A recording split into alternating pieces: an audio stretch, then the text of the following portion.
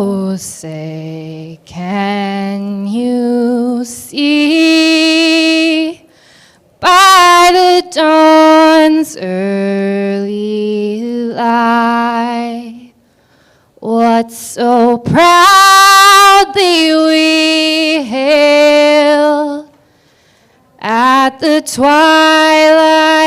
last gleaming, whose broad stripes and bright stars through the perilous fight o'er the ramparts we watched were so gallantly streaming, and the rocket's red glare, the bombs bursting in air, gave proof through the night that our flag was still there. Oh, say does that star-spangled banner yet wave o'er the land of the free and the home of the brave?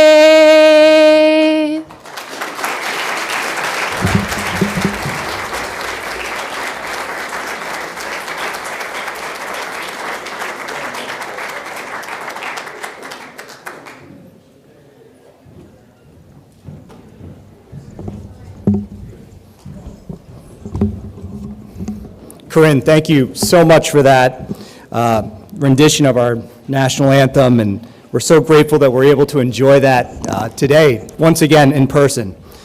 Good morning, everyone, and welcome to the 5th Annual National Citizen Leadership Conference here in Washington.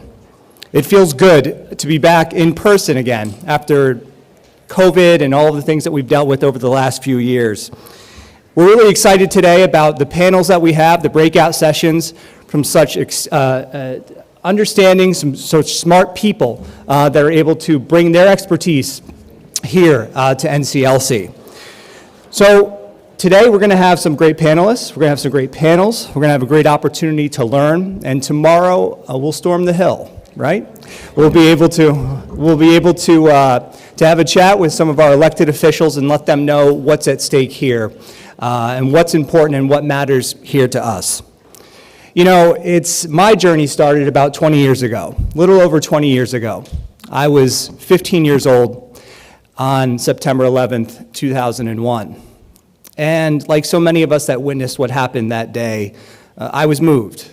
I walked home with my best friend that day, and I knew that we were going to war. And I said, as soon as I can join, I'm going to enlist. But I had 3 years left of school. I wasn't sure what to do between now and then. So I read in the school newspaper that I had a teacher who was running for office. I had never been involved in politics before, but I had to do something. I couldn't just sit around. So I knocked on his door, and I said, "Hey, Mr. Seabury, I'd like to help you out." And he said, "Well, come down to Republican headquarters at 9 a.m. this weekend, and we'll put you to work." And I did, and the rest is history. So throughout high school, the remainder of high school, I got involved. I knocked doors, and I realized that I couldn't write a check, but I could show up with 30 high school kids on a weekend. That was my political capital. That was my ability to make a difference. At 17, I did enlist in the Marines and did 6 years and did my tour overseas. Spent my 21st birthday chasing Somali pirates around the Horn of Africa. Not a bad place to be. But 20 years later, I think back. I think back to 15-year-old Billy Cortez, and I wonder, would he still be able to make that difference that he did in high school? With the avalanche of hundreds of millions of dollars that pour into our elections now, would I still feel like I made a difference? Does the 15-year-old now feel like they're making a difference? Do you feel like you're making a difference? Well, you do, because we're here today. And instead of talking about just the problems, American Promise has a solution. And we know that that's not an easy solution. Amending the Constitution, we know it doesn't happen often, but it has to happen now for the sake of our democracy and for the sake of everybody here. So I appreciate you coming here today. And I think when I think of what we have coming up with Dr. Jessica and the panels that we have, I'm really excited. It feels really good to be back here. It feels really good to just be around people again. And so without further ado, I'm honored to introduce to you our Vice President of Outreach, someone who brings her amazing talents and background in social work to our efforts here at American Promise. Please welcome Dr. Jessica Hare. Thank you, Bill. Good morning, everyone. Good morning. That was kind of weak. Good morning, everyone. Hey, so I am Dr. Jessica Hare, Vice President of Outreach here at American Promise. I am hailing from Atlanta, Georgia, by way of Manning, South Carolina. And so I am very honored and glad to be here with you all today. Thank you, each and every one, for coming out to our National Citizen Leadership Conference. Like Bill said, it is great to be back in person again after so many years of the COVID pandemic and being virtual. So, I look forward to seeing everyone throughout the conference. We have some great breakout sessions for you all. Of course, I want you all to be at the social work breakout session because it will be phenomenal. We have a dynamic lineup for it. And so, again, welcome to the conference, and we look forward to a great conference. I am confident in saying that, you all will leave feeling very inspired and empowered to take all the wealth and knowledge that we provide to you all back to your communities and your state. So welcome, and I will bring our president, Jeff Clements.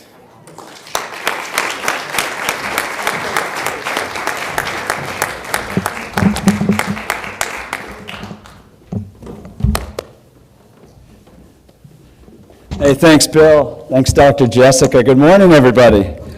That's how we start our day at American Promise. If we're not enthusiastic enough, Dr. Jessica reminds us. A little louder. Good morning, everybody. We're back in person. Isn't this nice? The last time we were here together at the National Citizen Leadership Conference was 2019. We did one virtual last year. I think everybody's a little tired of Zoom, and so it's awfully nice to be here. For those who aren't here, we are grateful for Zoom and streaming, so good morning out there to everybody who is joining us that way as well. People will be coming all day long. Some people are still arriving. We have probably 2/3 to 3/4 of the states represented here today at this conference, and including Alaska and Hawaii. Is Alaska in the house yet? Hawaii? Not yet. All right. We know they're coming. They have the longest way to go, so we'll see them soon. Let me just say a few logistics for folks, if you haven't already seen it, of course. The program on NCLC, that's National Citizen Leadership Conference, nclc.info, has been updated, so you will see current room assignments and places to be and the schedule and so forth. In your bag that you got when you checked in, there are cards for you. It'll be a fast-paced program, so we're going to enable interaction and questions and answers and comments by way of cards that you can all fill out. Liz Harvey, our development director, right back there, will be circulating, or her designees. So just hold up a card if you have a question or a comment you want to put into the conversation. They'll end up here with the moderator and get into the conversation and get your questions and your input that way. Of course, that doesn't substitute for connecting and talking, and that's going to happen throughout the day at breakouts, at networking opportunities. There will be a lot of places to do that. The District Ballroom has a community art project. That's a tradition at our National Citizen Leadership Conference. Please check it out. It's you will have a role to play in any way you want to contribute to that art project that will be a physical manifestation of some of the energy and spirit that's here today. An amazing bookstore up in the New Hampshire room. That's one floor up. Some of the authors will be coming through the day to sign books, so watch for those announcements. The Wi-Fi code, AP2022. AP2022. It's on the Marriott Conference Wi-Fi. Don't tell anybody because there's a limited number, so Since you're here bright and early, you get it. And it's nice to see some people out on the run this morning. We got to the Lincoln Memorial, got back, read the Gettysburg Address in the second inaugural, and reminded us that we have been through very hard times in this country, but we never give up. And we are the next generation and the generations coming after us that will take that mantle from the Gettysburg Address and make government of the people real. And so that's what we're here for, again. And it's been a hard few years for America, for the world. It continues to be, with war and hunger and injustice and democracy under serious challenge here at home and around the world. But we have some amazing new generation of leaders joining us, and if B can move us to slide 1, we'll get going on a little bit of sort of grounding background on where we're going here at American Promise, and I think in this country. This is not a stock photo. It looks too good to be true, but I took this picture of these amazing young people. They're high school students in Concord, Massachusetts. They led the American Promise Patriots Day Parade, carrying the banners, carrying the flags, filled with hope, filled with determination. And the Patriots Day Parade honors April 19th. For those of us in Massachusetts, I see Massachusetts in the house, and New England, it's a holiday.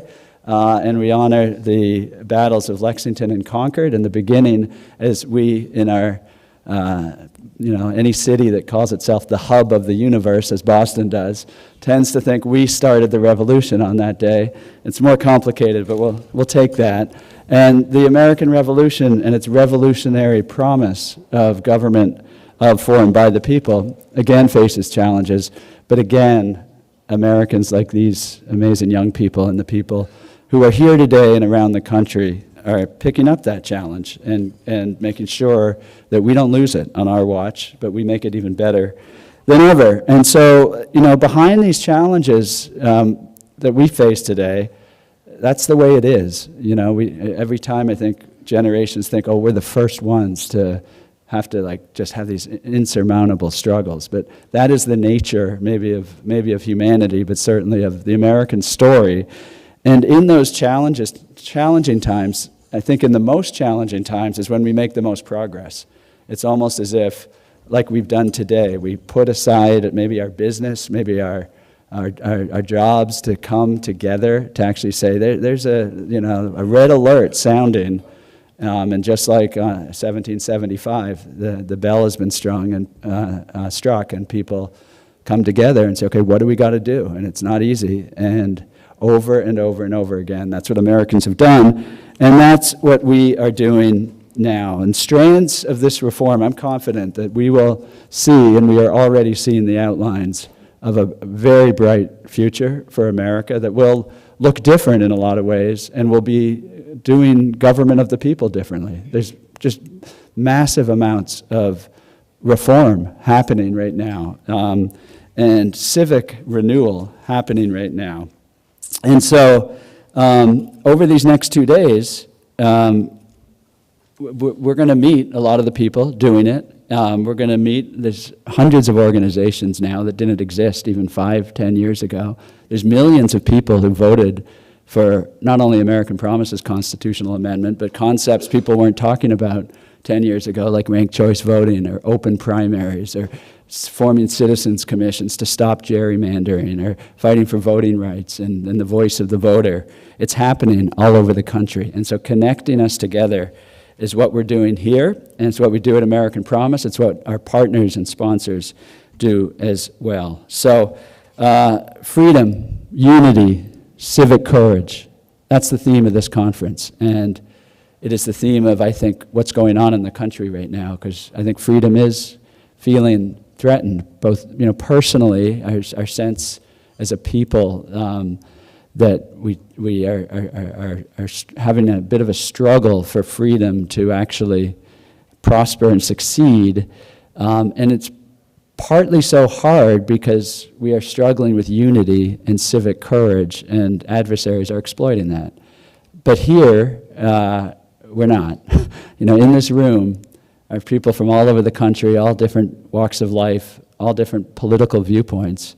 And so we won't have freedom if we don't have civic courage and if we don't have unity. Those will go together. So many of you are bringing those concepts together in your own work, in your own life. And we're seeing not only those kind of reforms that I mentioned that didn't even exist a few years ago being executed by many people and our co-sponsors and organizations that have come together to help sponsor this conference. But we're also seeing a growing movement with a new civics, a new commitment to civics in America, and a bridging movement, a movement that says, and we forgot to say silence your phones, and I realized that one's not me, but it could have been. I don't think I did silence. But this bridging movement is actually embracing something that we do at American Promise too, which is let's not pretend we agree. Let's not pretend we don't have serious disagreements. Let's not pretend we have the same politics or the same vision of every policy. And in that disagreement and debate, let's remember the things that connect us. Remember the things that bind us together, and remember how much we can do if we just, accept our disagreements, debate them, argue them out, but argue them out as fellow citizens and human beings on this earth. And that's what the bridging movement is doing so powerfully. So we thank all of our co-sponsors from across these reforms, across these civic and bridging movements, and across the business world and other civic life where people, as I said, and their organizations are stepping in to answer the call, answer the emergency. Now, there's a lot going on, but I want to say something about our constitutional solution at American Promise. Because, we do need freedom, we do need unity, we do need courage, but as always in America, it has to rest on a constitutional foundation. And it won't work to say that we stand for freedom for everybody, or that we put voters first, or that we even respect all Americans if we leave a constitutional disaster that strips Americans and our states of the right and the power to have effective anti-corruption laws. It won't work if we don't take on the challenge that there's a connected, elite, political donor class that is making the rules for everybody else. But that constitutional problem is exactly what the Supreme Court has created. We have a constitutional fork in the road if we want to actually have freedom, unity, and civic courage and continue the American promise.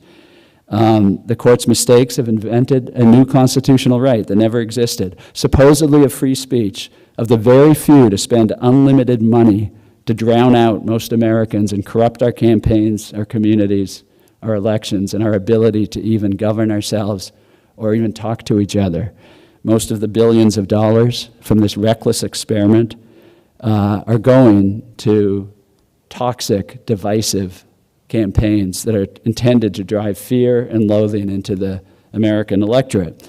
So let's look at some of the results of this experiment in a new constitutional right of free speech for the very few to dominate the many. Senate races are now topping 200 million as an entry level. Some of them are going to 500 million. That pink line that you can barely see, that was only 10 years ago of the most expensive races in America, and that was pretty surprising 10 years ago. Look where it's going now. Look at the acceleration, the velocity of this money system that we now have.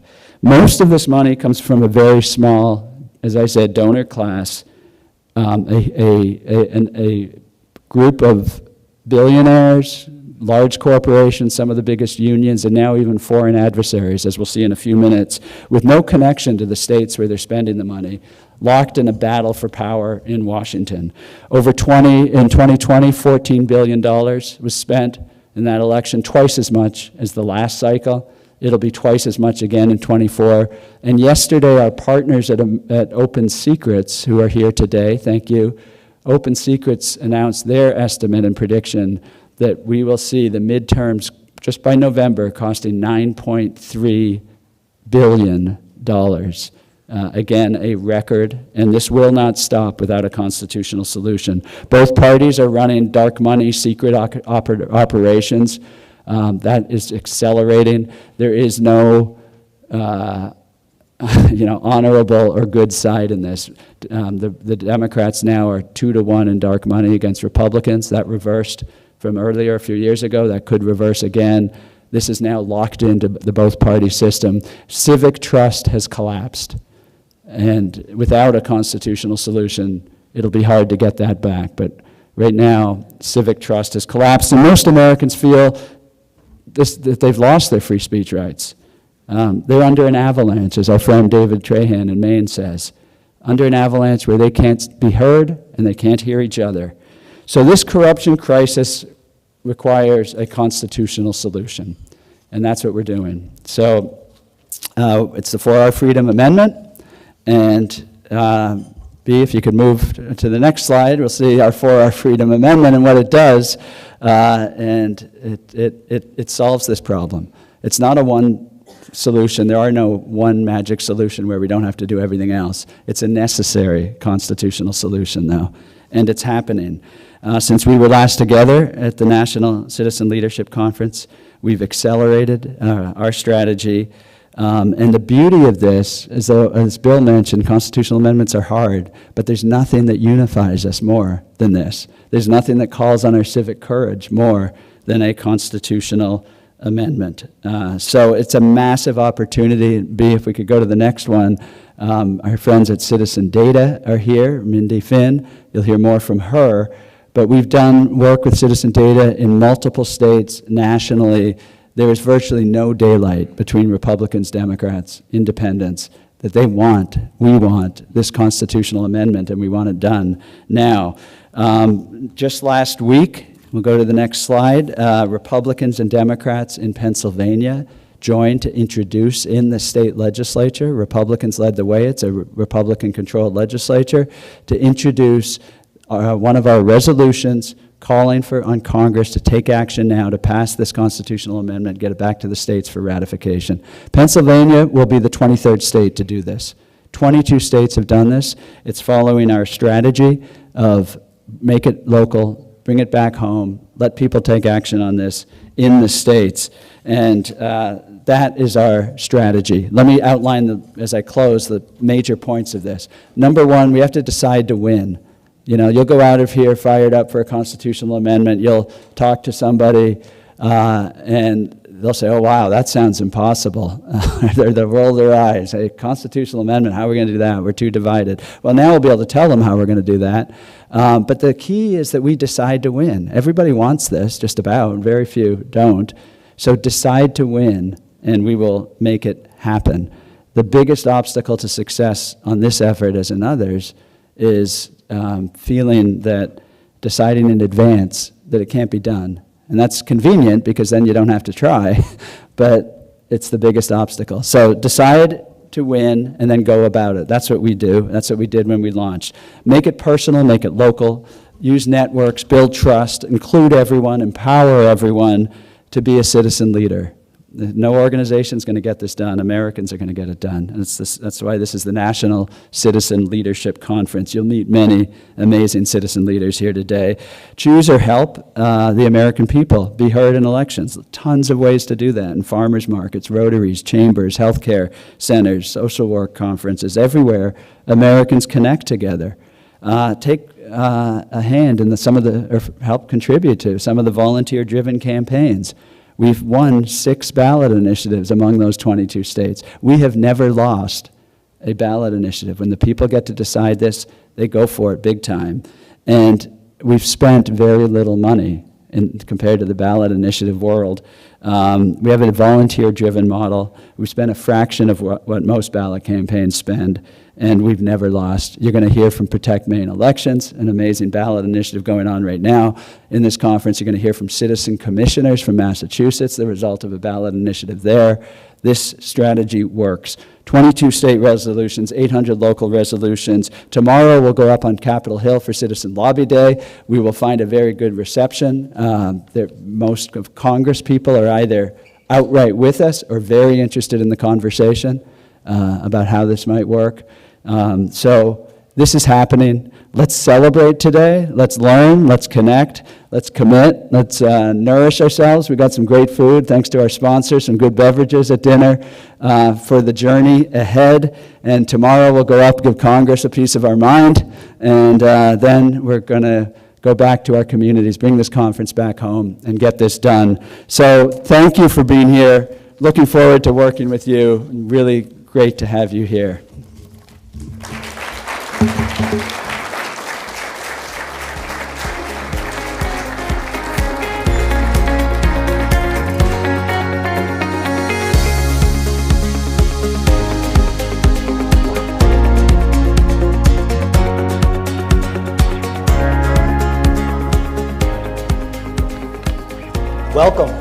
Welcome.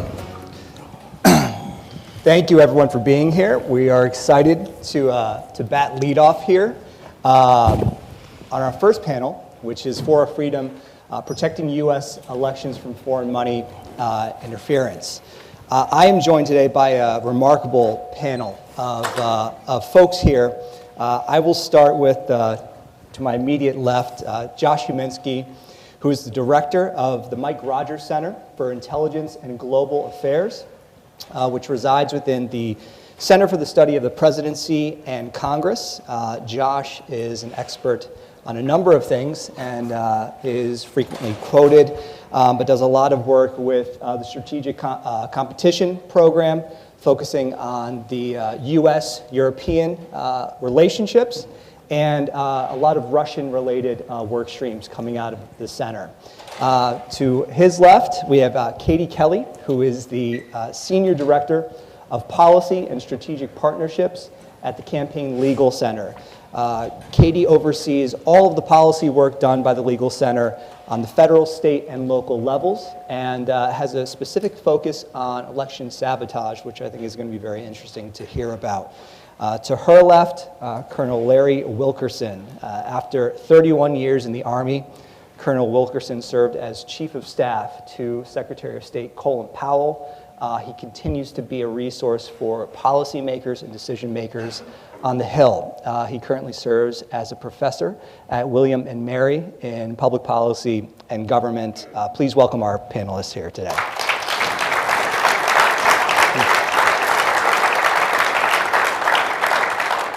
For as long as our country's been in existence, foreign countries have tried to exert their influence on us from the very beginning, militarily, economically, culturally. So this is nothing new. But what is new now is that the technology is now caught up that's made it a whole lot easier for them.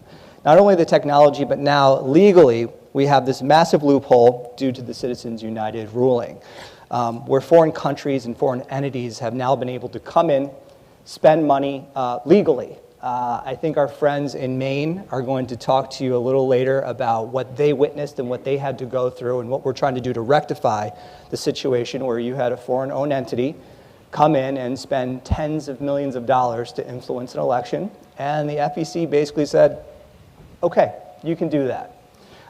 So that's going to be a very interesting panel to listen to later. Democrats and Republicans in Congress have both identified this issue. Everybody saw, I think, some of the hearings that came out from the interference in the 2016 election and in 2020, but it doesn't seem like anyone's taken any significant steps to address that. So we'll talk about that as well.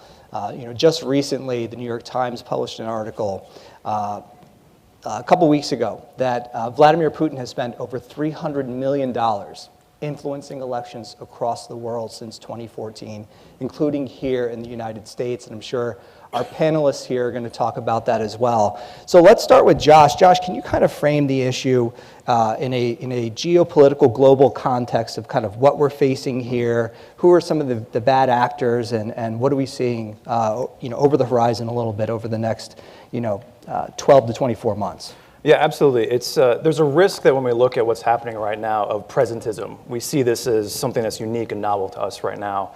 But if you have to go back and look at the experience of the United States and the Soviet Union during the Cold War, the Soviet Union was prolific in political warfare and active measures and undermining elections and attempting to influence the outcome of political debates and discussions. I mean, famously, they bought off 2 politicians to ensure that Willy Brandt in West Germany was reelected, so they survived a vote of no confidence. And so that's just an indication of what they do and how they operate. What happened is that when the Cold War ended, the United States took its eye off the ball, where we had a very well-developed apparatus to combat political warfare, to fight the sort of intelligence fight, the skullduggery, if you will, of that environment. That went away because we had won, in inverted commas, the Cold War. The Soviet Union was no longer present, and we were in a new environment, a new era. The reality of the situation is that the threat from Moscow in particular never really went away. I highly recommend people pick up Catherine Belton's Putin's People, book. It's a fantastic exploration of what happened after the collapse of the Soviet Union and the extent to which Russia worked to create alternative funding mechanisms to pursue its influence operations, as well as for personal and private gain of the oligarchs, but to create sort of black pots of money where they can influence global events and global affairs. Bill is absolutely right. I mean, we know about $300 million from 2014. That's what we know about. And undoubtedly, there's an amount that we don't know about, and we're not paying attention to it. The British government, the Intelligence Security Committee report that came out after Brexit basically said that they weren't paying attention to it, despite the fact that oligarchs were buying up Mayfair and the very high-end properties there. So when you look at the panoply of tools that Russia has, in particular, to influence global affairs and global events, it's buying off politicians, influencing far left and far right parties. There's been plenty of evidence across Europe, Western Europe in particular, of their efforts to do this. It is active measures campaigns. It is propaganda, as Bill had mentioned as well. It is the use of social media. And I think this is a situation that we found in 2016, was that the prior Obama administration, to their credit, was very focused and very concerned about the integrity of the election itself. How were the votes going to be protected? Was there a potential for tampering? And the prospect of actual influence operations via social media, Twitter, Facebook, Instagram, was not something that people were really paying attention to outside of certain communities. So if we fast forward where we are today, post-Ukraine, and all credit and the admiration to the Ukrainian people for their defense of their homeland against Russian aggression, the expanded invasion. Fast forward, I think there's a risk that we assume that Russia will not be able to mount these types of operations in the future. That's patently false. If anything, Russia will seek to use active measures, political warfare, information warfare, cyber operations to an even greater degree in the coming years, because their ability to influence Western activity, particularly Western European activity, and American influence is going to be markedly cut short because of sanctions, trade embargoes, political isolation, and what have you. Terrific. Katie, let's go to you. Foreign money in our elections is one of the number of ways that our adversaries look to destabilize us. The Campaign Legal Center does a great job at tracking the threats, the number of threats to our elections and our democracy. Can you give us a little view into sort of the threat landscape that you see in 22 and into 24, heading into the presidential election, that you've seen from the Legal Center? Yeah, sure. Unfortunately, the threat landscape is pretty much the same, because there has not been many successful efforts to address the problem of foreign money in our elections. And just to say a little bit about the legal framework of how it's coming in, there is a federal ban on foreign nationals contributing to our elections, and that's both contributing directly to candidates and spending to influence the outcome of elections. Unlike most provisions of federal law, this actually applies both to the state and local levels. Most federal campaign finance laws only apply to federal campaigns, but this ban in federal law regarding foreign national spending in elections applies to the state and local level as well. As Jeff teed up in his intro remarks, the Supreme Court, of course, has made the dark money spending possible to hide the foreign money that's coming into the elections. And so we have money going into, coming in from corporations that have foreign control, C4s that are funded by foreign entities, LLCs that are set up to hide foreign money coming in. So that's how the money is coming into the elections by and large. Another key piece of this is digital ads, and as Joshua was mentioning, Russia's ability to meddle in our elections mostly through digital ads, and there are not the same disclosure and disclaimer requirements as there are for digital ads as there are for TV and broadcast. So we have outdated laws written to cover campaigns run using TV, using radio, and Congress has not updated them to adjust for the digital age, and we're in desperate need to provide the same level of transparency for that digital political ad spending as we get in broadcast ads. So that's another way the money is coming in, is through digital ads, and so need for more transparency there. The other piece, as Bill mentioned, is foreign spending on ballot initiatives. Again, Supreme Court has put us in this mess. Congress has not acted to update the laws, but I can't be on any public speaking panel without pointing the finger at FEC as well, because they interpreted the federal ban on contributions to elections to apply only to candidate elections and said, it's fine, you can go ahead and spend foreign money to influence ballot initiatives, which is pretty crazy. You know, this is our means of direct democracy, the most immediate way for citizens to have a say in the laws on the books in our country, and yet we're allowing unlimited foreign money to come in to influence these ballot initiatives. So that's kind of the landscape of how the money is coming in. And again, a lot of it is illegal, but we don't have the transparency we need to uncover it, and the dark money is hiding the foreign money. So Katie, in terms of the outdated laws, right, so let's go to Congress. We have a couple of members that will be here later today, Dean Phillips, John Katko, who I think understand the threats and have tried to advance legislation to address some of these issues. The Disclose Act was voted down along party lines last week. Inevitably, politics gets involved in the political process. But do you have, from your standpoint, are there any champions on Capitol Hill that we can look to? And are there any other pieces of legislation that you think are important to advance? We're going tomorrow to meet with our members of Congress. What can we express to them? What pieces of legislation can we express, can we push in front of them that you think would address some of these issues that we can do from a statutory standpoint? Right. The Disclose Act is a great example, and I will say a little bit more about in terms of the process too, because I think that's important. And again, we have policy solutions. I think that's the good news, that there are ways we can address this, and there's some really thoughtful legislation that has been introduced that could help provide transparency and again update the laws to cover some of the foreign spending that's coming in. So good news there. Senator Whitehouse has been a real champion of the Disclose Act and was really committed to having a vote on that piece of legislation before the midterms. And you need 60 votes to open a debate in the Senate. Couldn't get the 60 votes to open the debate, and that's where it ended for the Disclose Act last week. So that's a big disappointment. Representative Spanberger has also been a huge champion of really pushing measures for stopping foreign spending in our elections. So there are champions on the Hill, and they're, I think that this shouldn't be a partisan issue.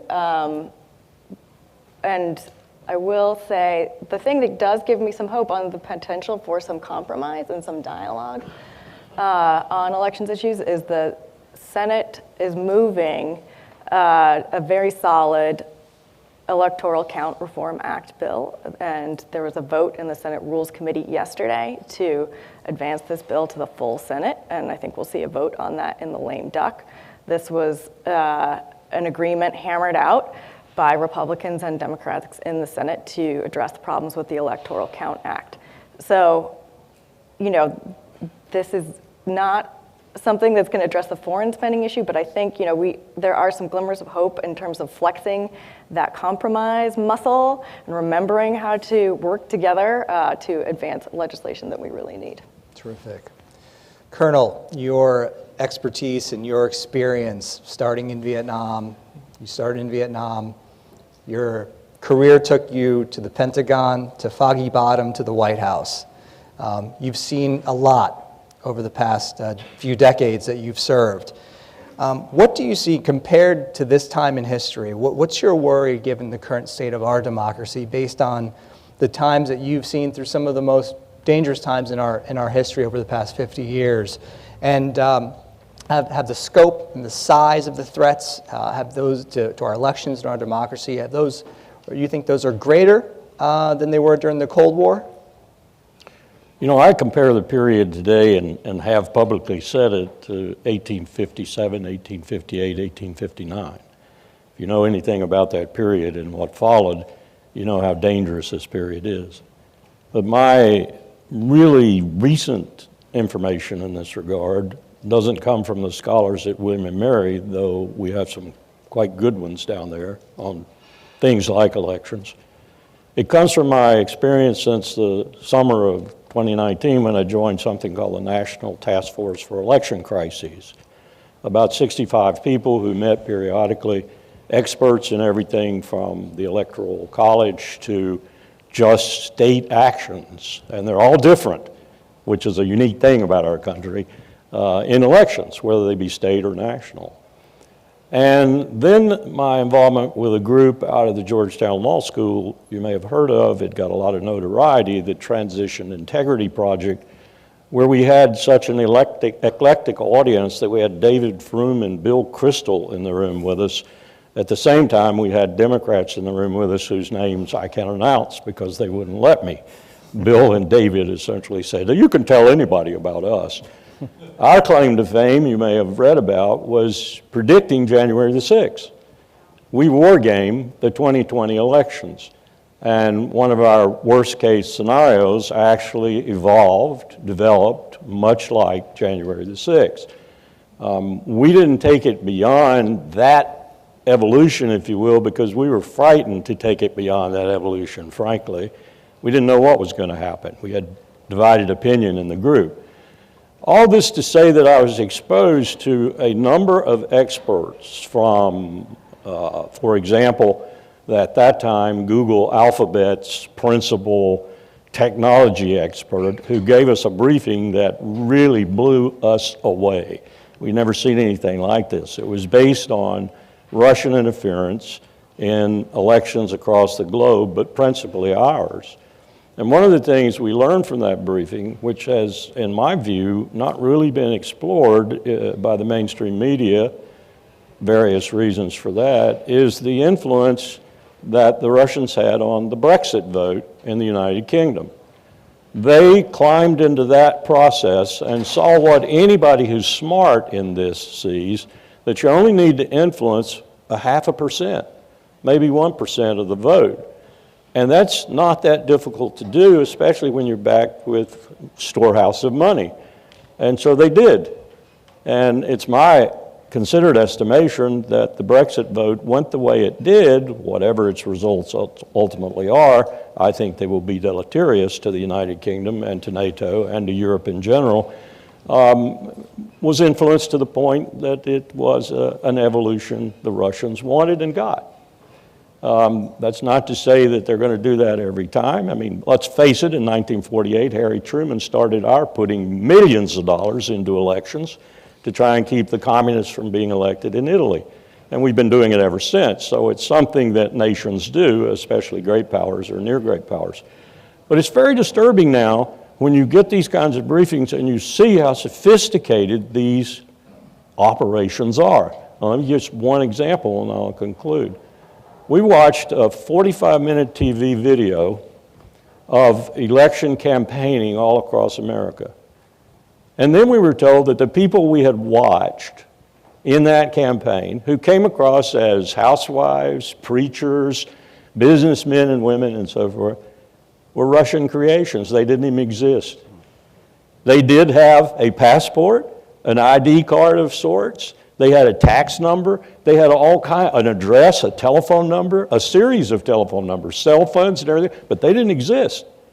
They were composite people made up by a very sophisticated program that then went into the American media and broadcast themselves in ways that were designed to cause dissension, to cause fighting, to cause votes to go one way or the other, and so forth.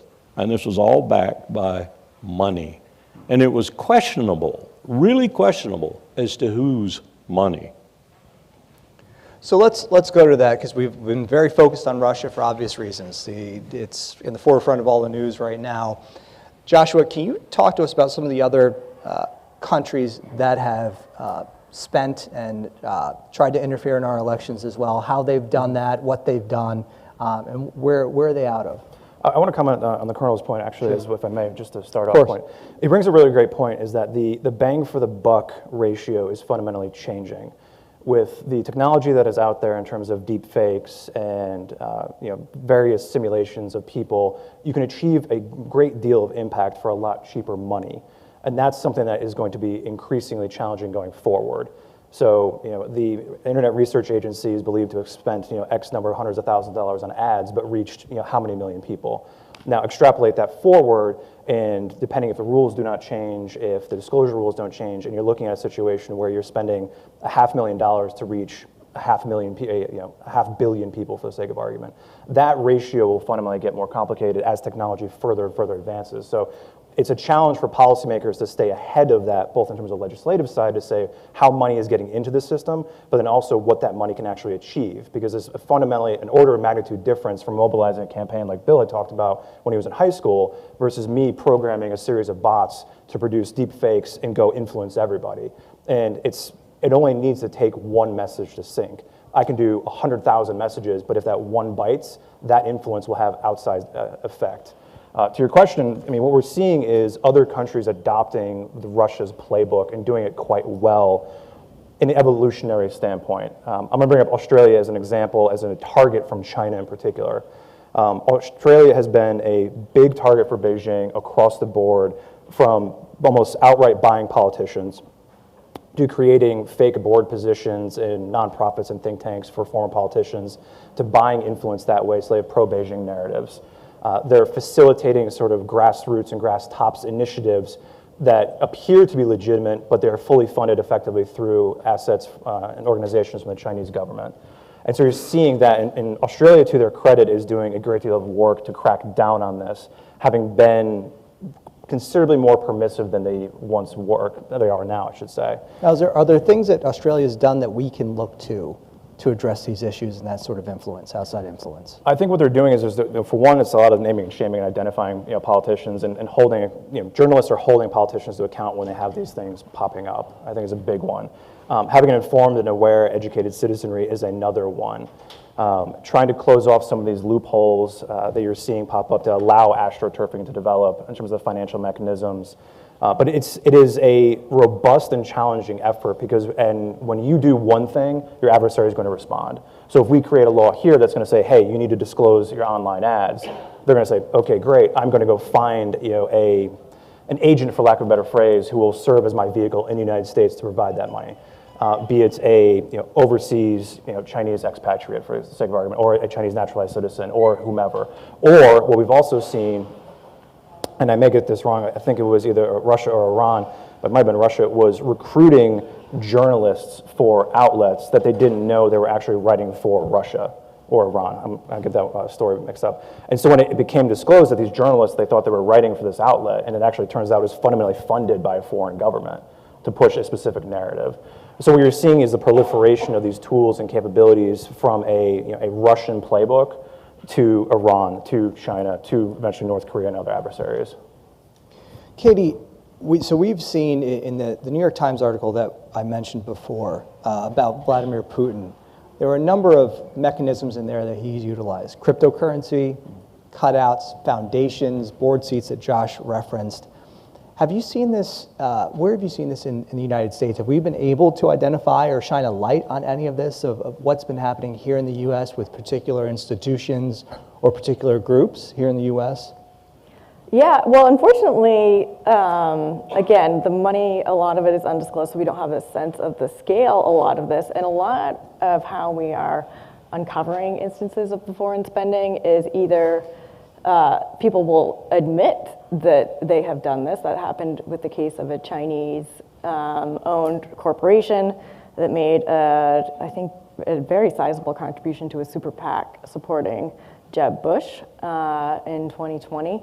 And the individual that made the contribution just said that he did it. And, so great, but we can't really depend on people admitting in print that they have done this.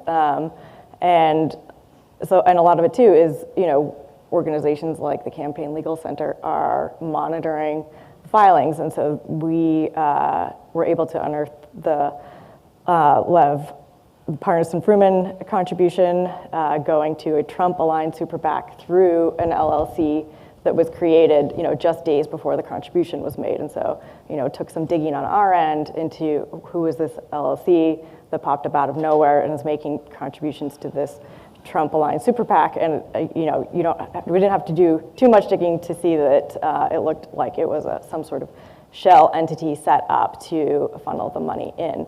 But, again, we can't rely on organizations who are, we don't have the resources to check all of these things, and we can't, again, expect people to be admitting it in print.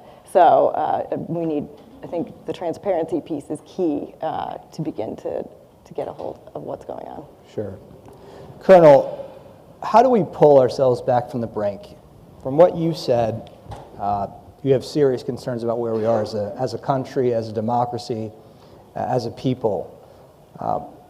With your time in government, your time with what you're involved with now, how do we, other than passing the 28th Amendment to ensure that we can keep dark money out of politics, how can we pull ourselves back together, Democrats, Republicans, unaffiliated? How can we do that?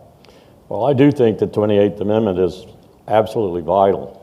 If you haven't read Nancy McPherson, the history professor at Duke, her book, Democracy in Chains, so that you understand how we got to where we are, how we got to Citizens United.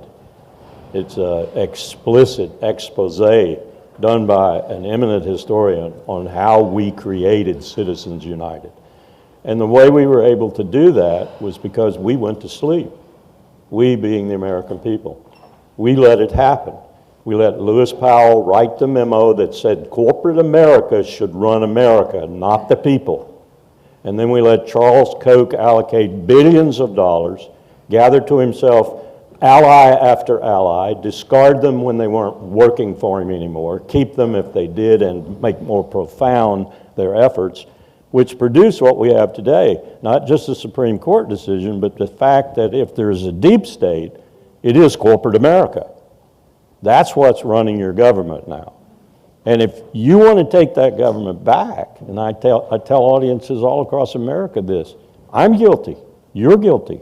We have gone to sleep on our republic. And if we don't awaken and take it back, at least as much as possible in this modern age, we're going to forfeit it. It's that simple.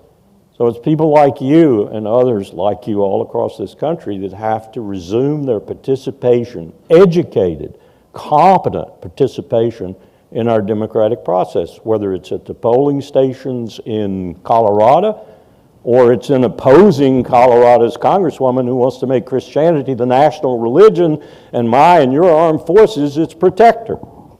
Lauren Boebert, listen to her sometimes. These are dangerous people. And they only arrived where they arrived at a position of power in your legislature. Read the Constitution. That's the people's part of government, the legislature, not the executive branch. For 4 years, they're on their own, really. Not the courts, as we've seen so clearly. It's the legislature. They're the people's representatives. They're where James Madison and Thomas Jefferson and Alexander Hamilton and George Washington thought the real people power resided. Well, they've gone to sleep on the job. They are corrupted and polluted with money. The only thing that's going to change that is you and others like you.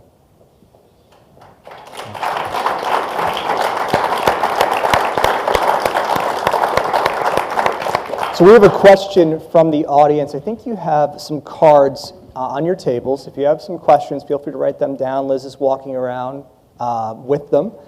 We have a question from the audience. Katie, we'll do this for you. Prior to an amendment, can we envision a foreign money carve-out that would get past the Senate 60 votes for a floor debate? Maybe that goes to the Disclose Act? Yeah, I mean, the Disclose Act had some really great foreign money provisions. It also had some transparency provisions. So maybe a bill just focused on the foreign money piece could make it. And there's been a lot of Republican opposition to the transparency pieces that were part of Disclose for many years. So I sure hope that they'd be willing to give that a try too. We need both, but I think that we all have to be realistic about incremental change when it comes to federal legislation right now, and it has to be bipartisan. We're not going to pass anything along party lines. So what pieces of this could we get done in a bipartisan Senate? So I hope that certainly extending the foreign national contribution ban to cover ballot initiatives is one piece that hopefully I think that the Senate could do. Hope that they would be willing to take a look at that and some of the other provisions of Disclose that would prevent these shell corporations from popping up to hide foreign money. Terrific. All right, here's another one we have coming in. I use factchecker.com to look into the validity of statements made in political ads. Are groups like factchecker.com free from outside interference? Is a really good question. Colonel, the concern could be obviously that our adversaries are funding these so-called fact-checking websites. Is there a website that you use to try to validate some of the statements that you see or some of the issues that you see presented to people? I mean, this probably is a valid concern to make sure that we're not going to any website because we don't really know who runs these websites. Colonel Josh, anything that you use or any concerns that you've seen? This is going to sound strange, perhaps, especially for a person who spent 45 years in the government. My sources now are my network. I don't pay any attention to social media, except if someone directs me to something that's particularly egregious that I want to see. 60% of the internet is sex and gambling. That'll give you some indication of what we're doing to ourselves. Anyone will tell you that too, whether it's Treasury, FBI, whatever. 60% of the internet, I think it's even more, is gambling and sex. I've got a network that I've built up over the years of trusted confidants, people I know inside the government and outside, and we email all the time. And that's how I get my information, and it's mostly reliable information. It's people I trust, it's people I've known for years, it's people whose views I respect, and they might be different political views from mine, but I know they're patriots, I know they're concerned about this country and its future. You cannot get the message, as it were, from media today. You just simply can't. Whether it's social media, it's on the internet, or it's in the New York Times. I don't even take the New York Times or the Washington Post anymore. Occasionally I read the Financial Times because I have some friends who write for the London Financial Times, and I know they write well and are usually right, especially about Europe, and I'm very concerned about 750 million people who have a GDP the equivalent of ours and can't get their political act together and are now featuring a war in their very midst. That's a real concern. I'm also concerned about nuclear weapons. We have no treaties left, period. They're all gone. The ABM Treaty, the Open Skies Treaty, the Conventional Forces in Europe Treaty, the INF Treaty, and ultimately New START, which we just renewed with Putin, and I'll give you two guesses, and the first one doesn't count as to what Putin's going to say to that. We have no nuclear arms control, and we are building in this country $1.2 trillion of new nuclear weapons. This is disaster. Disaster. And we aren't even paying attention to it. And then we've got the climate crisis. We really need to get our act together, fast. Josh? If I may, just to jump on that, not specifically about the veracity or validity of fact-checking organizations, but what this all speaks to is a fundamental erosion of trust in institutions. And that is a problem that is endemic to the United States right now at nearly every level in terms of the discussions that are taking place over the couple of days here. But it is something on which foreign adversaries fundamentally seize. Now, they will exploit whatever divisions that we have. They will not create them. And we certainly saw that in 2016, in 2020. We can anticipate seeing it this year, in 2024, and going forward, because it's what the playbook was during the Cold War and the Soviet Union in particular. What we can do is work to solidify the institutions here at home and try to find those common sense solutions, which Katie was outlining, in terms of working to address legislation, to close the loopholes, to rebuild faith in institutions and in the country. And the problem right now is that we are splitting out ourselves, and our adversaries are just kind of throwing little wedges in there that's kind of helping it. And working together to find common sense bipartisan solutions, to make bipartisanship not a four-letter word anymore, is a way that's going to kind of bring things together and close those avenues off to adversarial exploitation. They're never going to stop. I mean, we could be a perfectly whole society agreeing on everything tomorrow, and I guarantee Beijing and Moscow are going to be looking for those little divisions to try to split. Because what they want to do is undermine the institutions. They don't necessarily want a specific outcome, although they may have a preferential outcome. What they want to do is induce chaos into the system. And we are creating chaos on ourselves, and they're just stoking the fire along. What a way to kick off this conference, huh? How about that? Colonel Wilkerson, Katie Kelly, Joshua Himinski, thank you so much. Thank you very much. So I just want to bring something to everyone's attention. We have a bookstore up in the New Hampshire room on the second floor. You can find an array of books on government, campaign finance, law, and other topics. And we have a few authors who are here that will be signing today. Our fearless leader, Jeff Clements, has his book up there. He's always available for a signature. And we have a number of breakout sessions coming up. So I will run through a few breakout sessions that we have. You could always find them on nclc.info. So you can find them on your phone, and we have boards outside that are listing where, when, and what we'll be covering. So our first session is our first breakout session. One of the breakout sessions in this first breakout will be when social work and healthcare become political.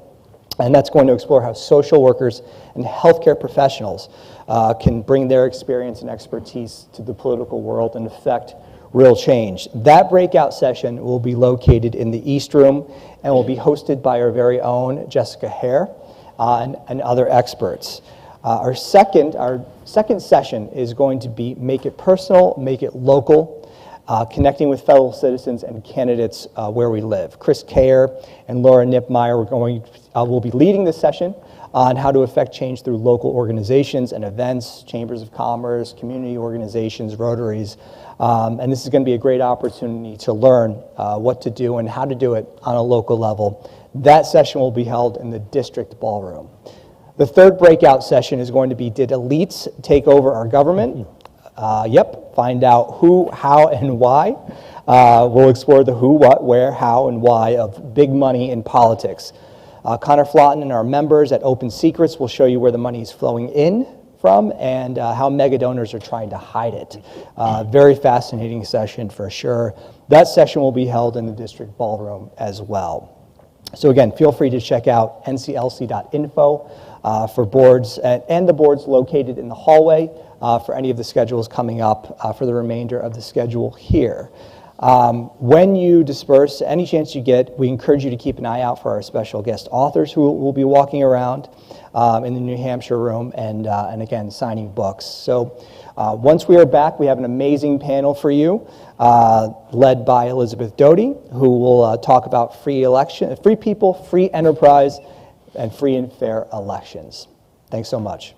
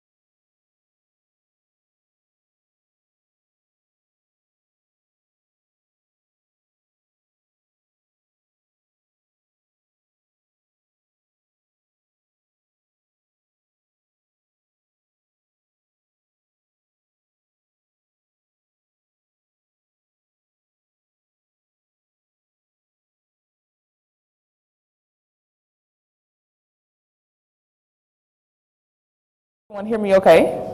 Good morning again, everyone, and welcome to the social work and healthcare breakout session, which will be a conversation with social work and healthcare professionals. And this morning we will be discussing when social work and healthcare becomes political. And so when I say political, I don't mean partisan, but I do want to emphasize that we have the need to embrace civic engagement as a part of our comprehensive approach to our caring professions.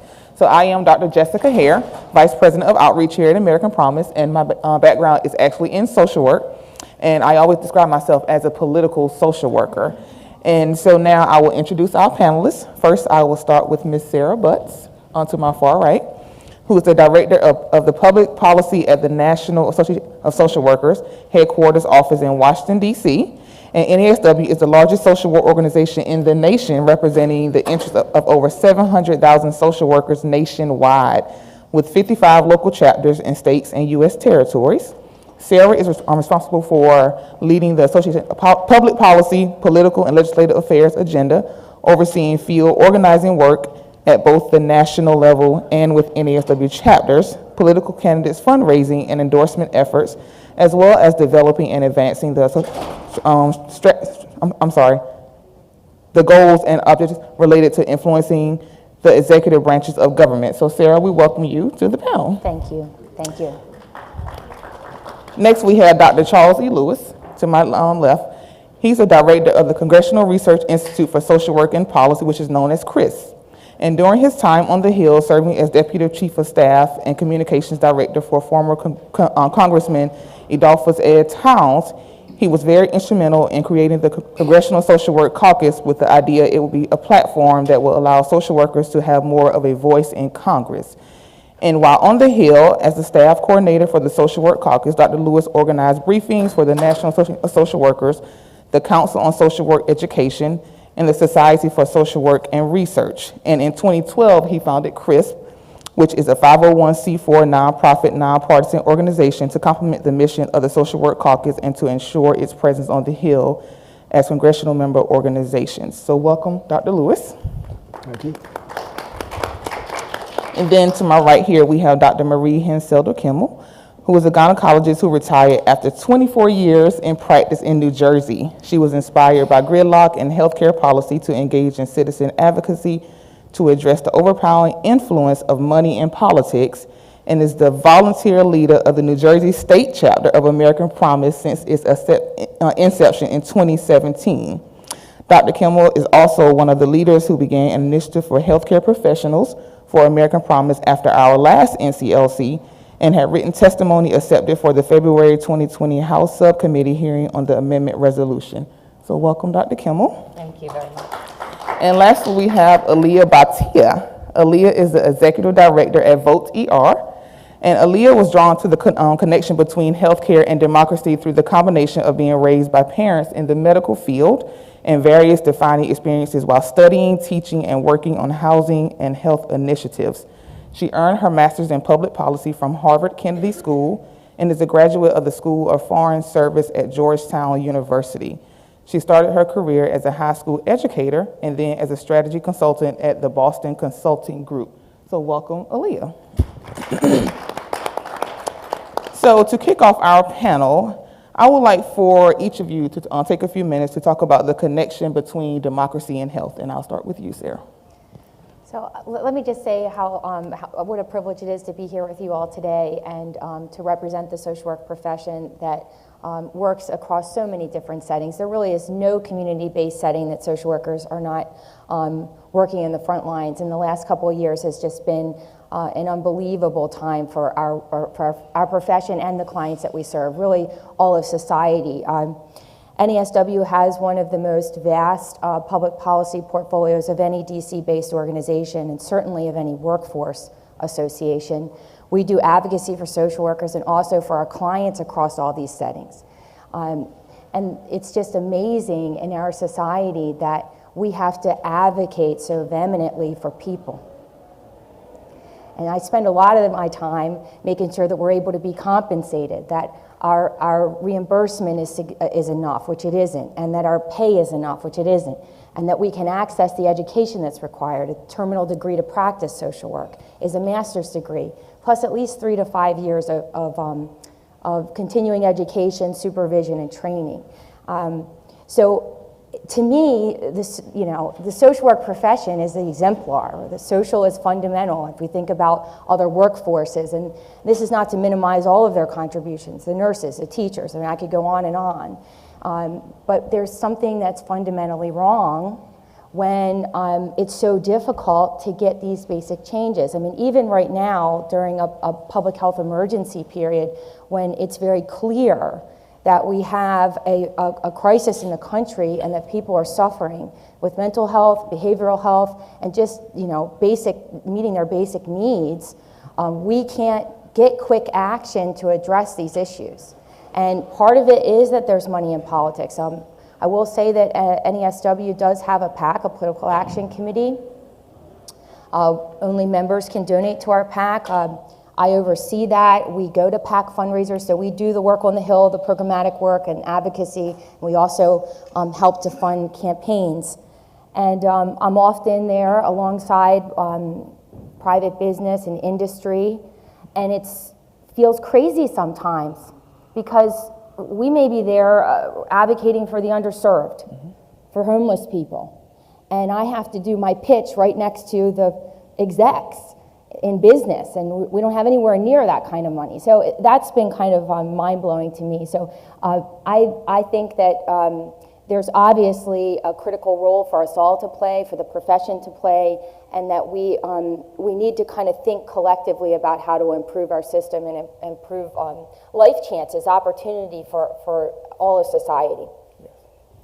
Thank you, Sarah. I'm going to take a little bit of a meta view, and that is, I think of democracy as everyone having a voice, and that voice should be equal, political equality. And when certain, as Sarah has mentioned, when there's certain segments of our population, whether it be industries or various different other special interests, let me put it that way, when their voices are heard more clearly on Capitol Hill than the voices of everyday people, then the access to the methods of maintaining health and achieving health once again are not equal. They're not equal across our society.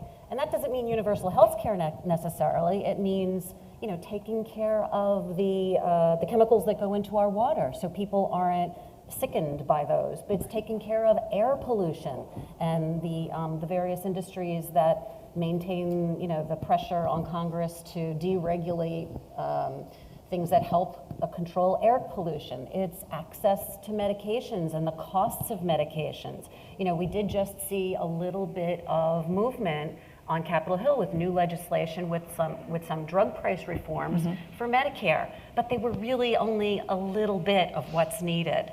And part of that reason is people are speaking up, so something got done, but not as much got done as possible because, believe you me, the pharmaceutical companies and the insurance companies are in there, just as Sarah said, with their money in the campaign funds and their pressure on Capitol Hill. So I think that there's a real, our health and our democracy are really intertwined, and if we don't encourage, as practitioners of healthcare services, if we don't advocate for our patients to speak up, because the more voices there are adds up to more pressure. We don't all have the money to put in there, and it shouldn't be the money that determines what happens on Capitol Hill. But the more that we advocate for our own health, just like we get a patient to buy into a treatment regimen, whether it be exercise or medication or whatever it be, we have to, I think, educate our patients to participate in democracy as part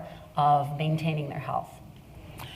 So Dr. Lewis, I want to come to you because I know that you do a lot of work on the Hill as a social worker, and then I'll get to Aaliyah. And so in what you're seeing on the Hill, and social workers, as you know, we advocate, and we educate. So how do you see democracy and social work and healthcare? How are you seeing all of that being intertwined? So I'll start by saying that most people, when they hear the word social work, they think about workers who work with families and individuals and communities to help them cope with the system and navigate the system, and to help vulnerable populations survive. And the vast majority of social workers are engaged in that kind of work. But there is another side of social work called macro social work, which looks at the systems and the resources that are needed. And a lot of those decisions are made in legislative settings, on the state level, local level, and in Congress. And so there's a growing body of social workers who are now engaged in legislative settings and actually now in the political arena, which is relatively new for social work. We've had social workers in politics for a while, but now it's a really focused effort. And so, yes, we're on the Hill. For example, Barbara Lee, who's a congresswoman from California, is a social worker. Started her career as a clinical social worker, worked and became a congressperson. So by her being on the Hill, she in bringing ideas from the profession to the Hill, we now have a new congressional caucus on social determinants of health.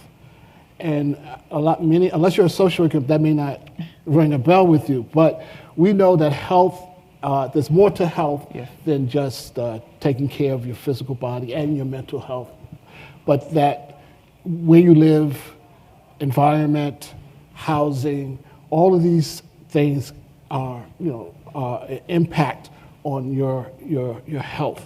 And so if you don't consider them, you won't be optimizing your health. So by having social workers on the Hill, we're able to introduce legislation, bring ideas that will help create a better, healthy environment for people. Thank you. Aaliyah? Yeah, I want to illustrate the concept, the social determinants of health concept. I work for an organization called Vote ER. Our founder is an ER doctor in Massachusetts. And in 2019, he saw a young lady who presented in the emergency room as having some severe and acute stomach pain. When they diagnosed it, what they found was that the thing causing that stomach pain was that her stomach was empty. She was starving and experiencing her body going through the process of starvation. And so Dr. Martin sits down with her, asks her what's going on, and comes to find out that her dad's medications are so expensive that she was making a choice between whether she could eat and whether she could take care of her father. That is not a medical problem. That is a social problem. That is a problem caused by issues related to the way that insurance works in the US. It's a problem related to the way that income and workforce development works in the US. And what he found was that so many patients he was seeing were exactly like her, where the thing they were presenting for was a compounded social issue. And what he also found was that the same people coming to the emergency room were amongst the groups less likely to vote or to be registered to vote. Often young folks, folks from lower income communities, folks of color. And what he wanted to do was make it so that he could help his patients even when they crossed outside the door of his emergency room. And that's how Vote ER started and was founded. Basically what we do is help patients in emergency rooms, community health centers, and other similar spaces get registered to vote, get their mail-in ballot, make sure that they're part of the political process to influence some of the same things that Dr. Lewis is talking about. Great, thank you, Sarah. Malia. I just want to add one thing to that. I think many people have heard that literally you can, there's I forget now what the link is, but you can put in a zip code and you will see that zip codes in the same region, that the life expectancies are different from one zip code to one that's 2 zip codes away based on these social determinants of health. That is not a democratic system giving health access to our citizens, and this is the problem. So, as you all know, here at American Promise, we are advocating to pass the next amendment. And, we're talking about, how money is spent in politics and how, that affects everyday citizens and just their basic needs for human life. So a constitutional amendment is definitely a solution to the power of money in our political system. And it's going to take action in every state, every citizen, every community, and, just for, Americans' everyday walk of life. So in your organizations and, in your, respective fields, what role do you all see in social workers and healthcare workers? What role do you see in, what role do you see take, as you all take efforts in making sure that, we advocate for what's, the dignity and worth of a person, advocate for, things like that, just kind of, and I'll start with you, Dr. Lewis. Okay, so one of the things that drew me to American Promise is this focus, singular focus on getting money out of politics, because, obviously we understand that it corrupts the political system.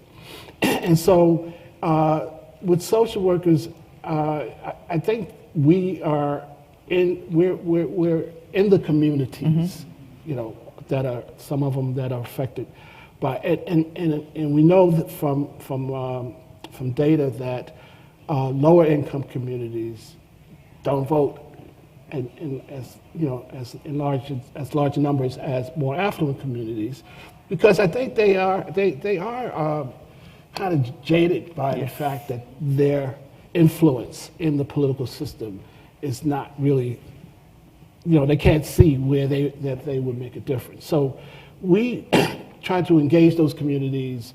We have a voting and social work initiative where we go into communities to try and get them to register to vote and then participate in the process. My organization, Chris, we focus a lot on young social workers because we believe that they need to get started and engaged, and so it's so being a part of the political system is not something that you have to think about, but it's like something that like I grew up, I've started voting at 18 and I never stopped because that's what you're supposed to do, but but a lot of young people are not convinced that their vote matters. But there's another thing that I've also been recently doing with social workers, to understand that while money, the dark money and unlimited contributions have corrupted our system, you need money in politics. You can't win elections without money. So I encourage social workers to give to their preferred candidates. Small donations matter. And so we have, because I think among, social workers, they say, well, money in politics is bad, so therefore I'm not going to, I'm not going to give any money because I'm contributing to the corruption. But that's, so that kind of misinformation we have to work against as well. Thank you. Olivia? Yeah, for us, the work with American Promise and thinking about the 28th Amendment is something kind of new for us. Transport yourself back to 2020, and in particular, so I mentioned we do health-based voter registration. We shipped thousands of these badges across the country, and we did that with the help of volunteers. One of the volunteers who worked with us back in 2020, when she explained why she was getting involved, I was in Georgia at the time, where I'm from. It was just before the Georgia primary. And her husband was immunocompromised. She could not go to the polls without risking his life and his well-being. And so she was sitting there waiting for this mail-in ballot that she was really hoping would come, but that she wasn't sure if it would arrive at her home. And she wanted to do something while she was waiting, so she volunteered to help send healthcare professionals these badges. In 2020, that was the link that our health professionals were seeing front and center. They had patients who really wanted to vote for their voice to be heard, where the number one thing getting in the way was that it could compromise their health. And as health professionals, they felt they were faced with a dilemma that they needed to solve. And by participating in VoteER, they were able to help their patients get their mail-in ballots or register to vote without being in person at a Department of Motor Vehicles, and then proceed to be able to vote in the fall. Well, that was 2020. We know how there was record turnout. That was incredible. Well, along comes 2022. And the panel right before us talking about foreign influence, the first thing that sort of jolted all of us this year was Ukraine. And then after that, with the experience of seeing people massacred in Buffalo, in Uvalde, our community is a community that treats people who experience gun violence. They see people in their emergency rooms who have been shot. They have to treat them and try and save them. And what we realized both as a team and throughout our VOTER community was that while making sure people could show up at the polls was a critically important part of our work, we were gonna have to figure out how to go beyond that, because that record turnout in 2020 hasn't addressed the fact that there is still such a prevalence of gun violence in America. And so for us, this is about an exploration of another important tool to help address some of the things that our health professionals are seeing front and center in their clinics. So I want to add one other thing. You know, the important thing to know as whether you're a social worker or you're a nurse or you're a physician or a physician's assistant or wherever you land in the healthcare profession, we are looked at by our communities as respected members of the communities, and we are strong messengers. We can educate person to person in a clinical setting, and we can educate our other professional colleagues. So, and I think education comes pretty naturally to most people that are in the healthcare profession. We want to help, that's one of the main ways we help our patients, right? So I think it's really important for healthcare professionals. When I first got involved with this, I thought, gosh, I really have never been in politics, and who am I to speak up? And then I realized when you go into congressional offices, usually, especially when you meet with a representative, they don't really know what you're talking. You are much more knowledgeable and have much more expertise on this particular issue than they do. You can teach them and you can lead them along. And so you have a really valuable role. Don't feel like, well, I've never studied that before, I can't help. You can help. You can help in the ways that you already have a wonderful skill set to help. And I definitely want to make note that Dr. Marie, she leads our healthcare network, and she's doing a phenomenal job with that. And so, you all can find more information about that on our website. But, with her advocacy efforts and her volunteer efforts, she is leading our healthcare network that we have here in American Promise. Sarah, I want to go to you. Sure. Well, I think, for social workers, many of us are frustrated with the system structure, with the inequality, with the outcomes that we're seeing, with the suffering. And there is a whole movement to change these structures in society. And what we need to encourage them is that we actually need to work within the system structure at the same time that we're advocating for these reforms. And Dr. Lewis kind of alluded to this. And so, there's about 700,000 social workers in the country. I can't emphasize enough how much members of Congress in both chambers want to hear from their constituents. They expect to hear this kind of message from myself or Dr. Lewis or others in the profession that represent these interests. But it really is powerful to hear directly from constituents, even if you don't have all the answers, even if you're just managing up problems. And then we need media coverage. In a prior role, I helped to set up an honorific society for the social work profession, the American Academy of Social Work and Social Welfare. Part of their mission is to inform Congress. These are the experts in our profession. Many of them spend a lot of time in their tenure process writing journal articles with this amazing research. But it never reaches the right decision makers. Or if it does, it's because of a really, hard process of trying to translate those findings. And so what we need to do is get media coverage. We need op-eds, we need pressure. The media creates pressure for action in Washington, D.C. And we're not doing enough of that. Collectively, we need to figure out how to do more of that, because it's amazing. If there's an article published in the New York Times or the Washington Post, a Hill staffer will call NESW or these other DC-based organizations and say, what do you think about this? To what extent is this a problem in our state? And do you have any data on this? It drives their agenda to some extent because they are trying to get elected and stay elected. So we need to think about this if we want to really use our power to really kind of leverage the democracy in our interests. So Sarah, you kind of led into my next question, and anybody who knows my story knows that I always say that I hate politics.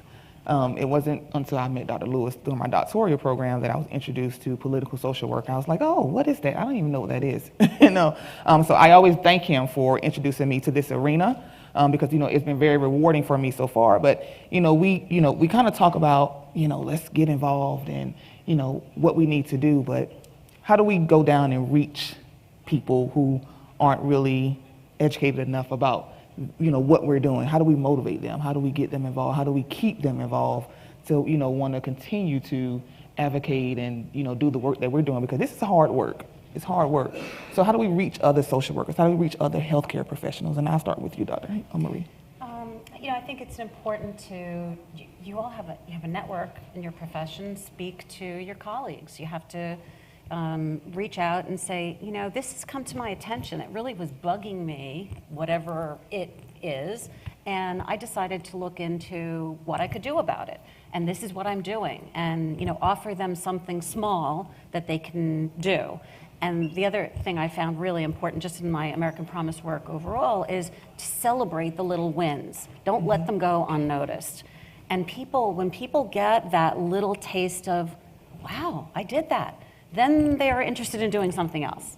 And then you have something else to offer them to do, to get more involved, to be, and to write a letter to the editor, to write an op-ed, to call a member of Congress, to meet with a member of Congress, to meet a local elected. Thank you. Would y'all like to add anything? Oh, I was going to share, it goes back to something that Jeff said earlier around preparing to win, right? When you're a health professional in today's day and age, there are things that are harder than advocating for changes in reform and democracy. Those things include trying to explain to your patients what are the best guidelines to follow when the CDC is talking out two different sides of their mouth, right? It is harder for them to explain to a patient why they can't afford their insulin based off of which insurance program that they have. Mm-hmm. It is harder to explain to a patient why in the world they should be worried about the costs of certain medications, life-saving medications, because of the influence of different companies, than it is to explain why it's important to get money out of politics. And so I think that for the communities that we work with, they're seeing this up in front. This is a proximate problem for them, and something that they can work on day in and day out as well, because they're seeing it play a role in their day-to-day work. So for me, it began when I read Nancy MacLean's book, Democracy in Chains. And it was an eye-opener, about what was happening in the country. And so I immediately thought about, well, what are we doing as social workers to address this? And so each March we have a gathering in D.C., and for one of the panel discussions, I raised the question, can social work help save democracy? We can't save it by ourselves, but certainly is there something that we can do that would be helpful in saving democracy? And out of it came what we now call a group, a 501c3, called the Social Work Democracy Project. And that project is to inform social workers about threats to democracy and what they may do, how they may be engaged to address those threats. So when I got the opportunity to connect with American Promise, and I heard about this idea to enact a constitutional amendment, I was skeptical. Are they for real? But it came from me, so come on, I'm just a student. But the more I listen to Jeff and I listen to what's going on, I'm convinced, right? But my democracy project, they're not convinced yet. But so I'm not yet preaching to the choir with them, but I am gonna try to bring them along, because I do think that this is something. I give you it's how we think about things, when I was doing therapy, I was a cognitive ecological therapist. It meant that a lot of things are out of whack because our thinking was not in line. So when I brought this to the board, I said, American Promise, man, we gotta, and it said, and I got an email from one of my members saying, but they got Republicans involved. You know what I'm saying? That's a good thing. We got to bring everybody to the table. So, we got to get, for me, it's getting social workers to understand the gravity of what's going on in our country and look for ways that we can connect and make things happen. Thank you. So as we kind of wrap things up here, I want each of you to take a few minutes to talk about some other issues that you are seeing and some other issues that you're advocating for within your respective organizations. Sarah? So one thought, and this kind of helped us transition into this part of the session, is just that what is the role of national associations that we affiliate ourselves with professionally, and what can we do to try to make sure that they're acting in the best interest of either the issues they represent or the workforces that they represent. I think young people, frankly, don't even fully understand the value of association membership anymore. Mm-hmm. And the criticism is probably maybe even deserved. Some of these organizations have been around for some time. And in my view, they really have a role around directing because they can pressure government in a different way. So if we have an organization and I can say to a member of Congress, we represent 700,000 people in the country, that's different than 1,000 or even, So we have to try to figure out how to get involved with these associations and kind of use that, leverage those organizations to work on these policy issues. These are not matters that usually yield income. They're not profit centers in associations. So we have to say these are the priorities and these are the things that we need to really work for. And then I think we can get young people to join and to work with us. In social work, there's many different social work organizations. I'm a member of at least 6 or 7 of them. That becomes costly. So it's challenging in our profession, but it's a little bit more streamlined in others. Still, I don't think there's an association out there that can't benefit from our participation and leadership. Get on the boards of these organizations to really kind of drive them. In terms of NESW's policy priorities, we have a blueprint that is about 40 pages long that really covers the issues. It's called the Blueprint of Federal Social Policy Priorities. So I encourage you all to look for that document and to support the social work profession in its advocacy. Yeah, Dr. Murray. I'm going to pass. Okay. So last week, we did our first in-person congressional briefing, and it was on the Indian Child Welfare Act. This is an act that gives tribal entities the jurisdiction on how children, Native American children who have to be placed in foster care or other out of the family placements, they give them jurisdiction because they're concerned that they be placed in in situations where they can maintain their culture and their heritage. So this legislation was passed in 1978, and it's been pretty effective, but now it's being challenged by a court case out of Texas, Burkeen versus v. Halen, and on November 9th, the Supreme Court is going to review the constitutionality of the Indian Child Welfare Act. So we were approached by tribal to help do something about it. So we convened a briefing so that we could raise the awareness of this, and because we now have a different Supreme Court, and we don't know for sure that they will, rule in favor of the constitutionality of this act. And so we brought people, and we had a conversation about what can Congress do should this act be declared unconstitutional. And so we've got several members of the House who have introduced bills to address this should this be written. So that's one way, we bring our social work skills to the Hill. Thank you. Leah?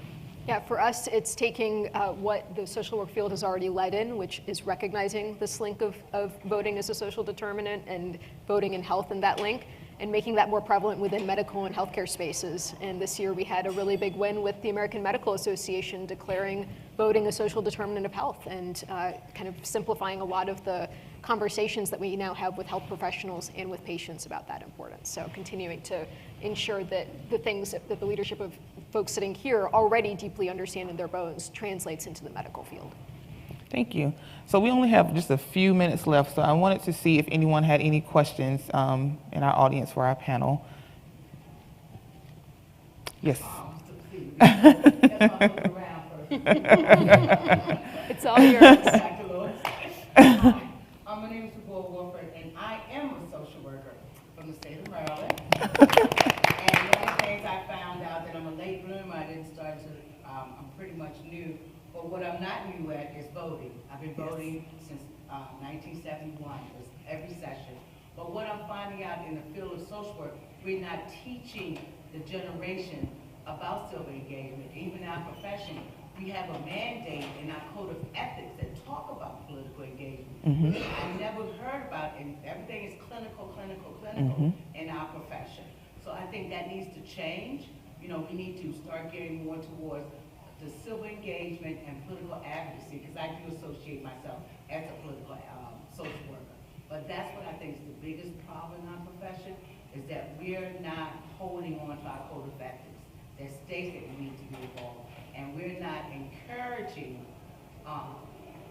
future students and people in the social work field to be politically engaged. They think it's two separate worlds they have to be in. So that's my concern is, how can we encourage more schools of social work to engage students in a political advocacy field and let them know it's okay to be a macro student, because most of the time it's, you know, you want to be geared towards clinical, but we're not encouraging our students to be macro students in the political advocacy. Well, every March is Social Work Month. March is Social Work Month, and we do a Student Advocacy Day. And we bring hundreds of students from all over the country to the Hill so that they get an opportunity to engage the government. And what we learned by doing this is that, you know, the excitement of visiting congressional offices, but what they really want is to get those advocacy skills. So we've been really focused on helping young social workers develop that advocacy. Well, I know. Yeah. So,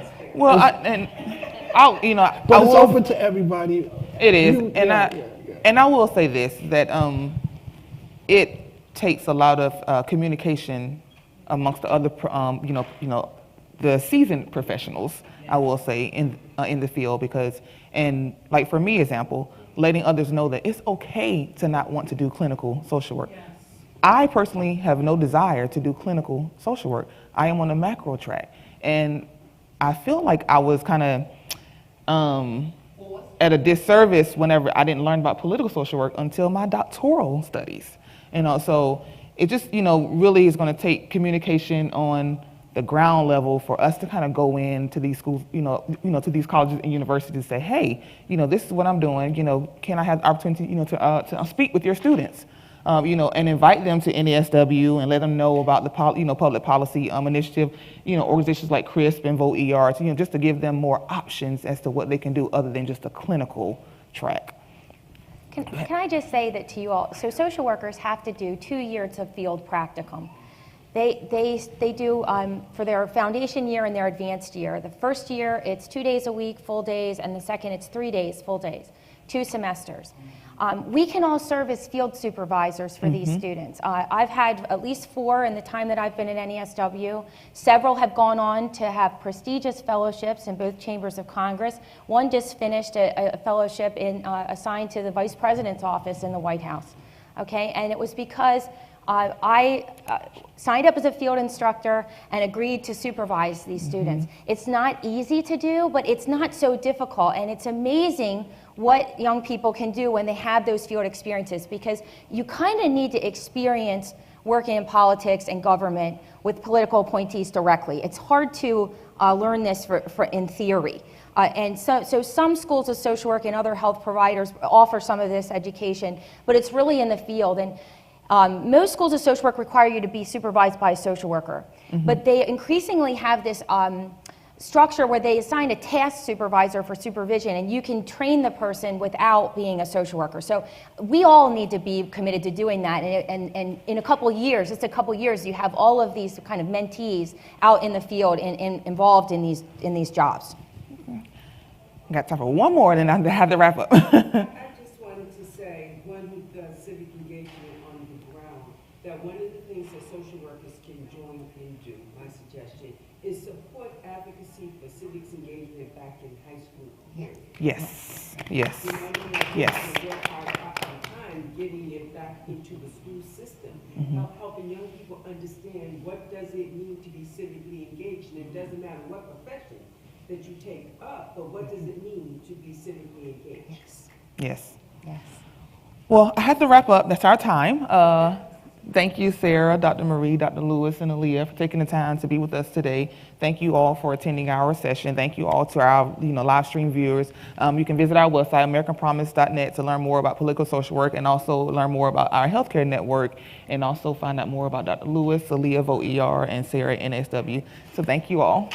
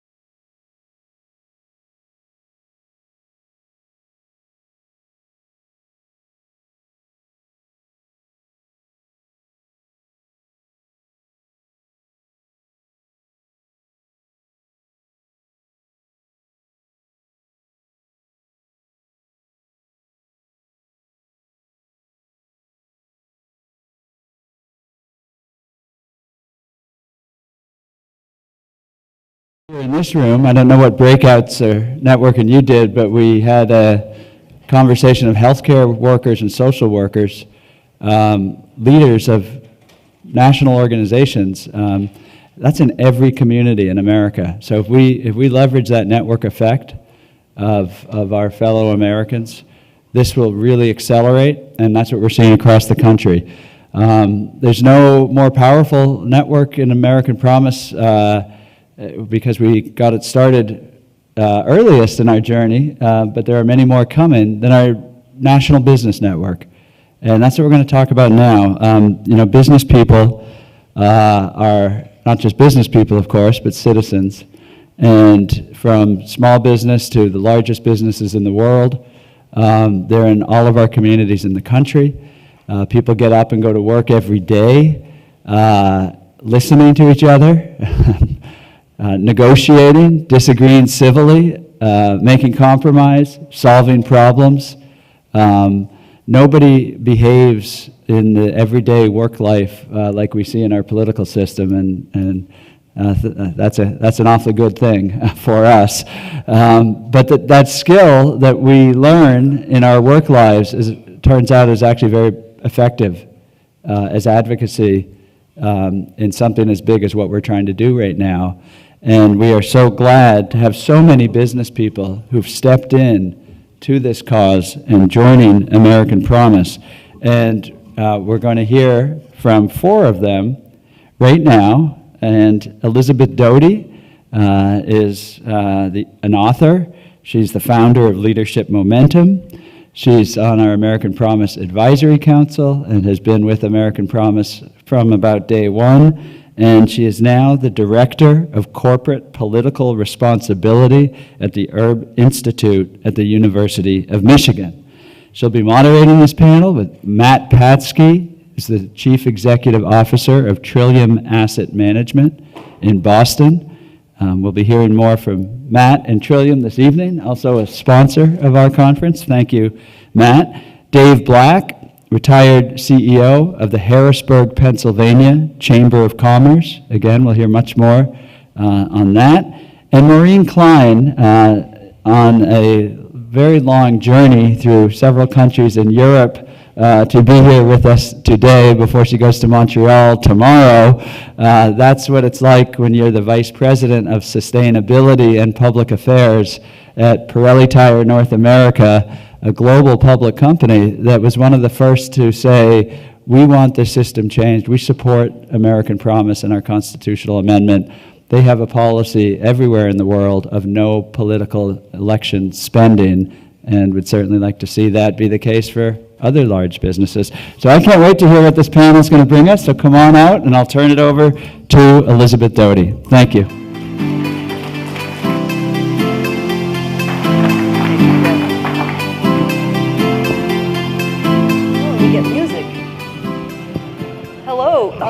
We were just talking in the green room and we thought maybe this panel could be really short, because if you ask the question of what can business do to help advance, address the problem of money in our political system, the answer might just be, just stop.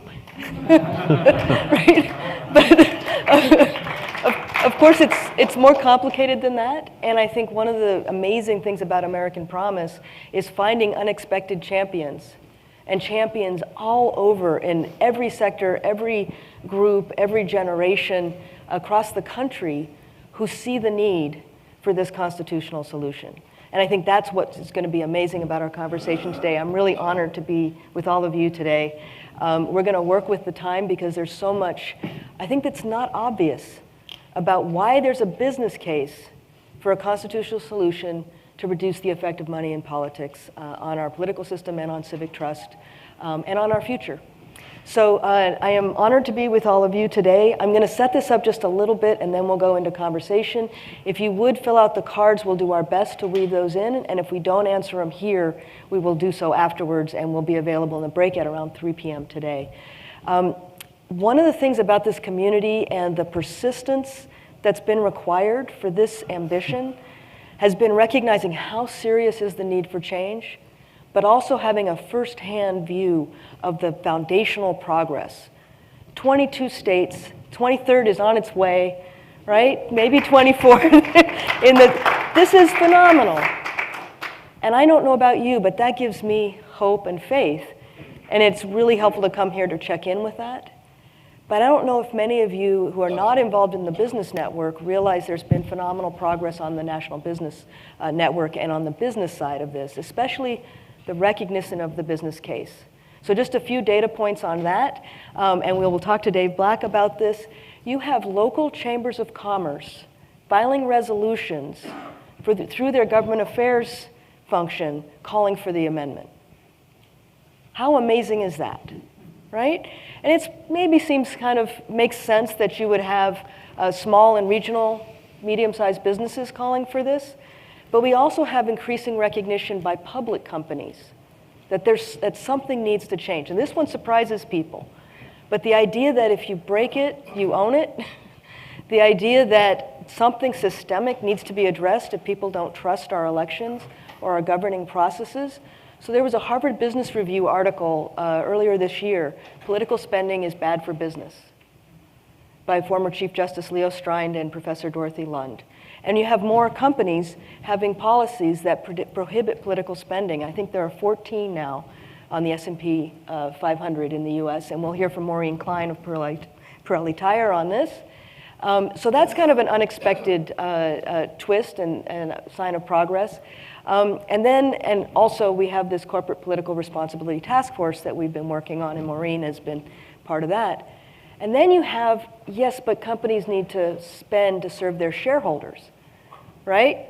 And so you would think that shareholders would like the political spending regime, but we're hearing more and more that this is actually bad. When you get to geopolitical instability, or inability to take action on the climate crisis, or fundamental distrust, or companies having to choose which side they're on in order to do business, that we'll hear from Matt Patsky why there's a really clear business case for addressing this problem from the investor perspective. So I hope that will leave you feeling clearer and more empowered as you reach out in your engagements with business coming out of here. One last thing before we dive in, how many of you run or are related to a small business, regional, mid-size business? Okay, great. Oh, some people I hadn't known and some I've seen before. When we end, we'll ask Dave to give 30 seconds of what you can do next. How many of you work for or have family that work for large public companies? Household names? Great. Good, thank you. Or own on the boards of. We'll have things from Maureen and she'll summarize the task force recommendations for what you can do coming out of here with taking some action. And then how many of you own stock, are investors, have a mutual fund, have a retirement account okay. This is one of the unexpected angles where you can take action. And we'll ask Matt to summarize that at the end. So an ambitious program, we're going to try and keep it brisk, but that's what we're hoping to cover today. Sound good? We'll get started? All right, great. Thank you. Dave, you are from Pennsylvania. Can you see me okay with the light in your eyes there? Yeah, my apologies for the glare off my head for those of you that yeah. So, retired CEO and president of the Harrisburg, Pennsylvania Chamber of Commerce for many years, made a huge difference in your state. Now retired, apparently taking it easy? No. Ask my wife, she'll tell you no. I heard great things from Shirley last night. So you have been working to mobilize chambers of commerce on this. And I know most of us think small business says, why should I get involved in political issues? Well, how does this affect me? So my first question for you is, why do you believe small and mid-sized businesses should be paying attention to the role of money in our political system? Well, let me start with the chamber end of things. Most small businesses join chambers of commerce to network. That's the number one reason. But once they get involved, sometimes they can find it really interesting and really addictive. And so what chambers try to do is educate small businesses and all businesses about what they can do and what they can impact. And so what we've done with American Promise, using the network that I established in Pennsylvania, is trying to approach chambers, as Elizabeth said, through their government relations functions. Most chambers do have a government relations committee of some sort, and they're not all the same, but it's a good group to get in front of, and generally these committees will run from 10 to maybe 50, 60 people, and pique their interest. And I've always started with anybody see those ads recently? In Pennsylvania, we've got a lot of elections going on this year, and we had a big Republican primary for the Senate, U.S. Senate, and so there were just ads upon ads upon ads. And does that bother you? Yes, And so that's how we open the door, and that's how we get them involved. And then as they learn a little bit more, and we've used a lot of the slides that Jeff used this morning, just to talk to them about where the money's coming from. And I think the thing that resonates the most is the foreign money. We heard the general talking about it a little bit earlier today. That is scary to a lot of people, and it tends to get them fired up. Gotcha. And how does it actually affect small business? I mean, other than the prospect that just seems wrong, how does it actually affect them? We were talking yesterday about the decisions on staying open or having to close during the pandemic, but I know there are others. Can you talk about their actual, the benefit to small business if this were to be reduced? Well, there's always the perception and the reality, I'll say, of access and money. And through the chamber, we've always had our elected officials in, but sometimes people feel like they don't have a voice, particularly small businesses, that, gee, I can't call my congressman and say, gee, what's going on here? And then they read about all this money going on and all the big contributions. Now, I'm not saying that is actually factual, and I've had a former congressman tell me, a good member of Congress is going to listen to a small business because that's how they learn. But there is that perception, and just the fact that all this money is pouring in, and you saw Jeff's slides on the senatorial elections. We're going to go way over $200 million in Pennsylvania this year, and so that goes. Well, how can I talk to my U.S. senator when I didn't give him a dime, him or her? Yeah, understood. And what you're pointing to in an interesting way, although it's also an asset for small business and medium-sized business, is the appearance of corruption can cause people to disengage, including in a time when small business needs help, needs clear policy, needs a level playing field, right? But the appearance of corruption would make it seem like I just shouldn't bother because I didn't give them any money. The irony is that small business, according to the Gallup polls recently, is the most trusted institution in the country. I mean, elected officials look really good if they can show themselves to be responding. So you'd want them to engage. One last question for you on this one. You're retired. You could be taking it easy. Why are you so concerned about this? You're working really actively architecting our chamber and even some of the Rotary engagement strategy for American Promise. Why are you putting so much of your time and effort into this? I think, and this is what we try to communicate, particularly to small businesses, that you can make a difference, and the We the People movement, and that we can, working together, move the needle. We can help to enact this constitutional amendment, and it seems like a big order, but if people look back and so much with small business, it's a day-to-day kind of thing, but this is a long-term thing, and everybody wants to be part of some kind of a positive legacy. I preach all the time that we want to leave things better than when we arrived, and that's what we use with small businesses. Yeah, you run your business. Hopefully, you have something good to pass on to who's ever going to be next. But this is something for the broader picture, and you can make an impact. And let's work together to get this. So that's what we use, and it resonates because people, particularly that are involved in chambers and Rotaries and things like that, they're involved in those because they care about their communities, and this makes a difference.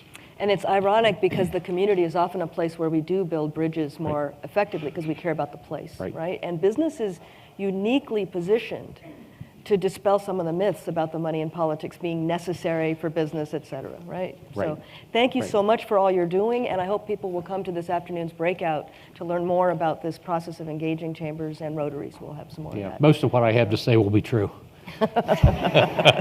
They know you're a business guy. Maureen, thank you so much, and thank you for coming directly here after your flight from Milan. Pirelli USA, based in Georgia. In which district there? And I'm a little under the weather, so I hope my voice comes through okay. You can let me know. Great. But you are safe to be in the room with all of us. Yes, I am COVID negative. I just did a test. Great. So we are based in, I personally am based in Northwest Georgia, in Rome, Georgia. Ironically, it's an Italian company. And even though the U.S. company is a separate company, I just want to say right off the bat, thinking about that first panel, I personally would have a hard time making campaign contributions with a foreign parent company. It just doesn't make sense to me. Well, let's build on that briefly there. So Pirelli has a complete non-political spending policy. And we're talking about, in the news you often hear about corporate PACs, but the Supreme Court rulings, including Citizens United, enabled corporate treasury money, so from the corporate checkbook, right? And that is where it's unique or rare for companies to have that non-spending policy. Why? And you also have a principled, proactive approach to lobbying, but let's talk about the spending. Why adopt such a policy, and why would it trouble you to? Yeah, so first of all, many European companies do have a policy like that, and also many companies that are making sustainability a strategic priority and integrating it into their core business also have that kind of thinking, go down that kind of that thinking direction. I would say, so one of the things that makes it possible for me to be up here on this stage is that I have both the public affairs and the sustainability roles, and also because I represent a European company. So I would put this under the G in ESG, governance, ethics, and my company has gone through a process of thinking about when you're a multinational company, you really have to balance so many geopolitical things. You're operating all over the world, and so it was just a very clear choice from the beginning. I don't know that we've ever had a time when we made political contributions. And then as part of our sustainability process, we developed a lot of policies, including this lobbying policy, which is based on the more European idea that essentially, we're here to answer questions, to engage, to partner with local communities when we go to manufacture in a new place. We're not here to manipulate, force things, and to get the upper hand in some way. And I would add, and Matt is the sustainable investing guy, but we have. I lost my train of thought because I'm really tired. Thank you. I have an easy one for you. Okay. While you wait for that to come back. Yeah. For those of us, these are really specific terms, but last time in 2019, someone asked me, what do you mean by sustainability as a business agenda? And can you refresh us on ESG? Because we'll mention that several times, and you may have heard this as investors, but just refresh us on those. And you helped me remember what I was going to say. So great. So from the corporate side, I think big corporations need to be focused on sustainability and to integrate it into the business. And the way I would define it is being on a path to net positive impacts on the environment and society, right? Somewhere along that path, and trying to move along that path. That needs to happen regardless of what investors are doing, regardless of backlash on what and misconceptions about what ESG even means, and so on. But companies are kind of moving in that direction. Mm-hmm. If you operate in the EU, there are all kinds of disclosure rules, and there is this new concept, which is maybe a technical term, double materiality. But what it means is, and this is where our lobbying policy goes, that what you're doing, your actions as a corporation need to be, if you're doing something that's in the self-interest of the company, but damaging to society, that needs to stop. That's unethical. And so we really try to work in that direction and to have all our disclosures and our activities to be, to put us on closer to that net positive impacts. Very good. Goal. Thank you very much. That was so technical. I don't know if I expressed that very well. Thank you. And more, we have plenty of time for more questions after. This is a really critical distinction. And just to go to the definitions and acronyms, ESG stands for environmental, social, and governance factors. And there is a raging debate with multiple parties having opinions on this, left, right, and center, as to how companies can consider this, how investors consider this, how all of us weigh our portfolios. One of the distinctions is that companies can think about how environmental and social impacts affect our returns, our financial income, and others are about how are we affecting the environment and society, right? And how ethical are we? And the US is a bit of an outlier on this. In Europe and in other places, thinking about that outbound impact is more common. So thank you for that. Thank you for explaining what I was trying to say. It's a really, because those are just 3 words. Right? Environmental, social, governance, you'll hear them, ESG. What do they mean? This is a key debate. And I know Matt is chomping at the bit to jump in, but I'm going to follow up with one other question for you, Maureen, if it's not too much at this moment. I can do it. Okay, great. So I have had the honor of working with you in this Corporate Political Responsibility Task Force. This is a Chatham House private group of decision makers in government affairs, sustainability, board governance of big companies, mostly big companies. So we can't name the members, but we're working on corporate political responsibility and those outbound impacts. I've had the honor of working with you there, and you have been willing to talk about it. Could you share briefly what you think could come out of such a task force? I think most people would look at it and go, nothing. But what do you envision we can accomplish? So first of all, thank you for your leadership, because I think in 1 year there's been a wonderful feeling in that group of coming together and that we can do something.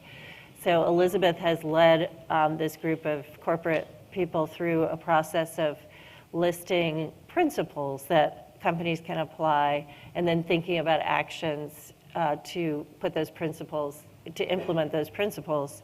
And those principles are divided into 4 areas: legitimacy, responsibility, transparency, and accountability. But then there are lots of, there are lots of principles, provisions within those categories. Yeah. And I would say that, for example, legitimacy, to quote one of the task force members, my CEO is not an elected official, so why would we have legitimacy to create policy?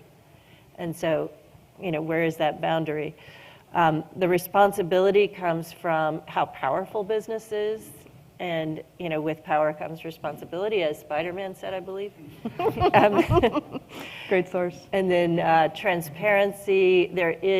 We're getting a lot of signals from the investor community to be very transparent about political contributions and lobbying. I mean the corporate sector in general.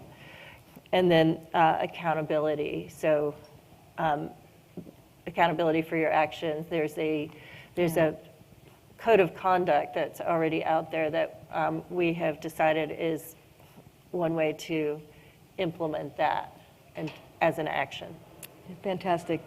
Thank you. And one of the reasons I'm so excited about this as a framework is it has companies do a thought process. They can engage multiple champions in the company with different perspectives on how should we and whether we should be influencing the political process, including how we respond to reform efforts, how we respond to the civic renewal. When should we back off? Should we obstruct this and or should we support this? And I think it will guide responses to things like the amendment. It's been a slow process of building up to having a basis for looking at reforms like the amendment. So we're excited about it. It's been a lot of groundwork, and we're just about to go public in a month. So thank you so much for the chance to work together and for telling the story from Pirelli's point of view. I will say there are one other task force member that has described their interest in this is IBM. So it's not just your European subsidiaries of European companies, IBM and several other longtime U.S. companies. So thank and you. IBM has a ban on political campaign contributions since the beginning. Right, and 14 other companies do now, and it's been increasing. So that's going to be one of the things you can call for. Matt, thank you so much for holding back when I started to talk about ESG. As the CEO of, well, starting with Lehman Brothers and then CEO of Trillium since 2009, think about that, taking over in 2009, and a leader in impact investing, shareholder active ownership, engagement with management. You've talked with CEOs of almost every public company you can think of. Matt has had a conversation with them. And I'd like to talk with you about the investor perspective on companies, say, implementing bans like this and not doing spending. Wouldn't shareholders hate that? No. It depends on who you're investing in and how you're investing. But if you're investing for the long term, and trying to, if you look at a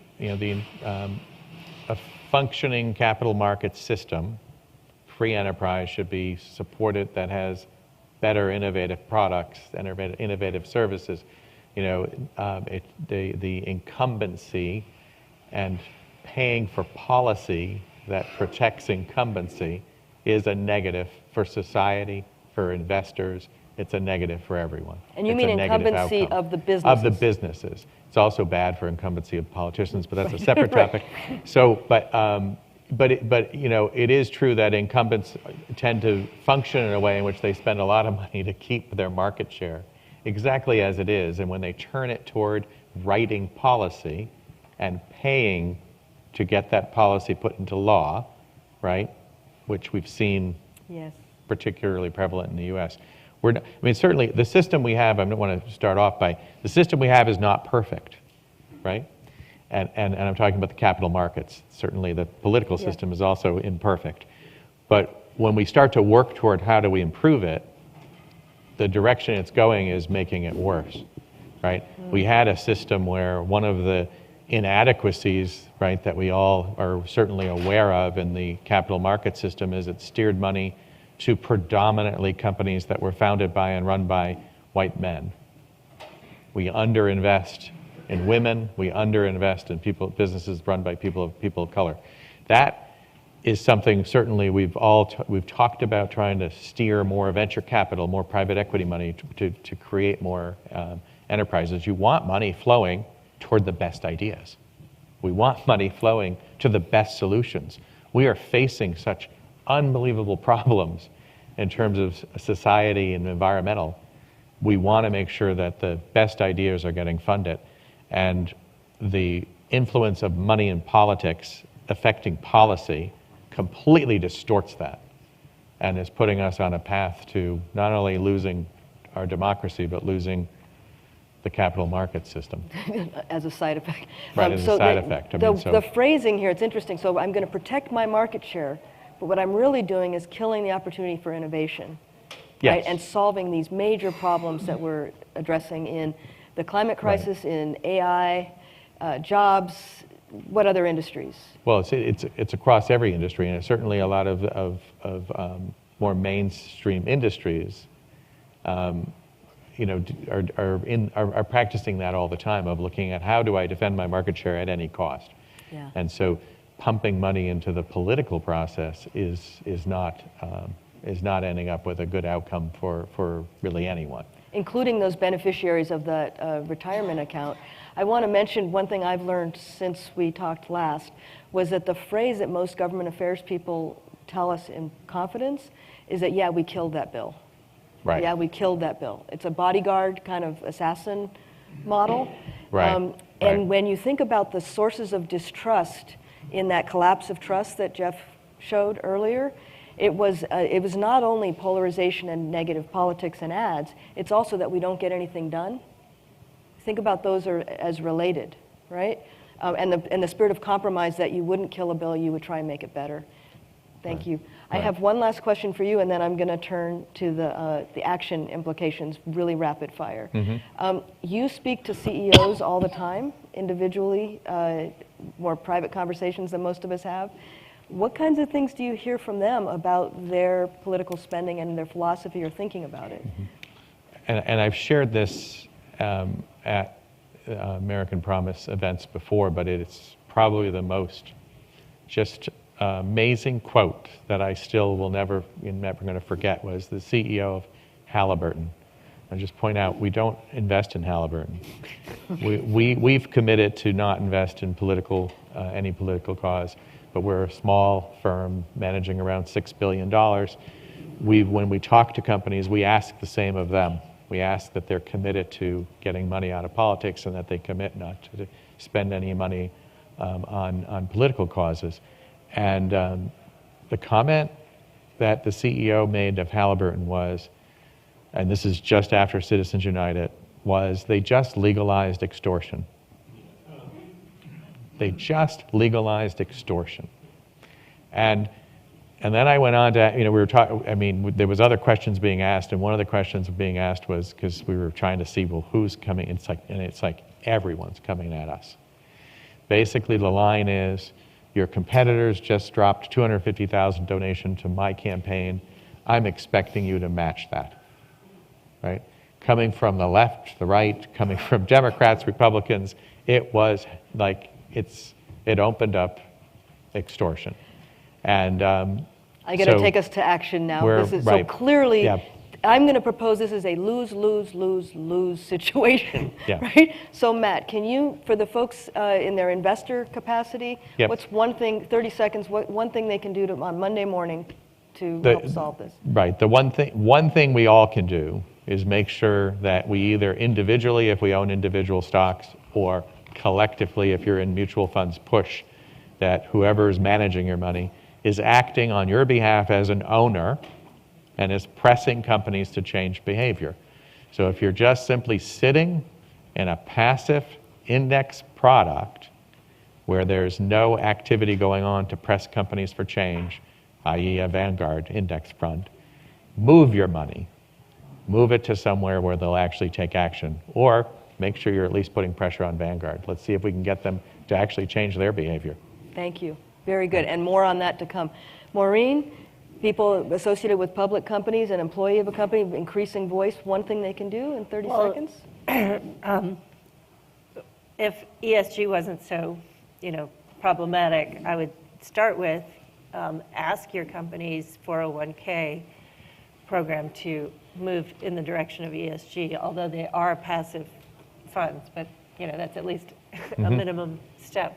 And then as an employee, I think, go to your leadership and just express the desire to get, if there's a PAC, to not have a PAC, or, just express your opinion on this, getting the corporation to go in a different direction.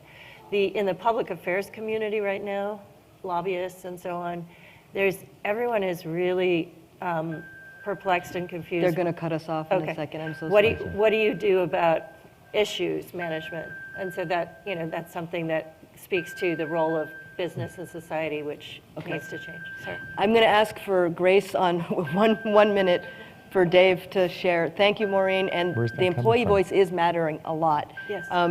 Dave, what can people do as relationship with running a small or medium-sized business, including this afternoon's breakout? Learn. Understand what we're talking about with dark money, understand the difference between dark money and kind of standard political contributions. If I give $100 to a candidate, that's fine. Understand the problem of dark money, understand it's coming from foreign governments, understand what the problem is. Thank you so much. I have one question here that I will answer, which is where to find out a list of companies that have a no spending policy. Thank you, and we'll answer more this afternoon. Thank you, Jim. If you go to the CPA Zicklin Index, every year, the next one's coming out, you can see the list, and it's been growing. They do a report every year, CPA Zicklin Index. Thank you all. Thank you so much for all that you're doing and for arguing the business case to get out of this lose-lose situation. Thank you all for being with us today.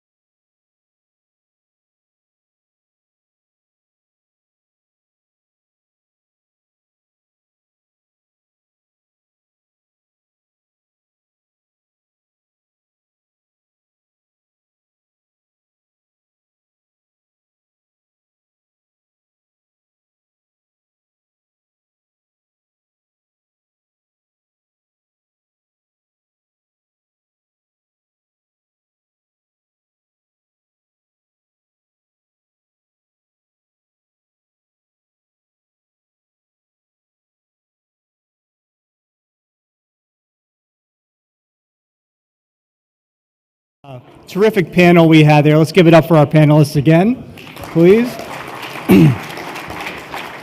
We're going to have another business breakout later in the afternoon. So if you have any questions, our panelists will be around for you to spend some time and ask some more questions and get some more answers, hopefully. So a couple of announcements before we move forward.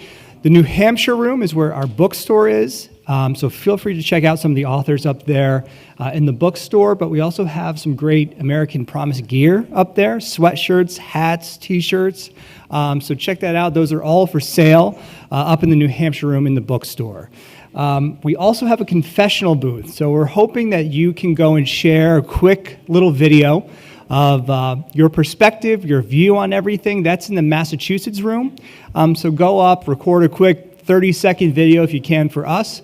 And so we'd love to see that, love to hold on to that and share that with those people that are watching and share that with our wrap-up of this conference. So that's in the Massachusetts room, and check out the bookstore in the New Hampshire room if you can. So moving forward, we have a few Citizen Leadership Awards we would like to hand out.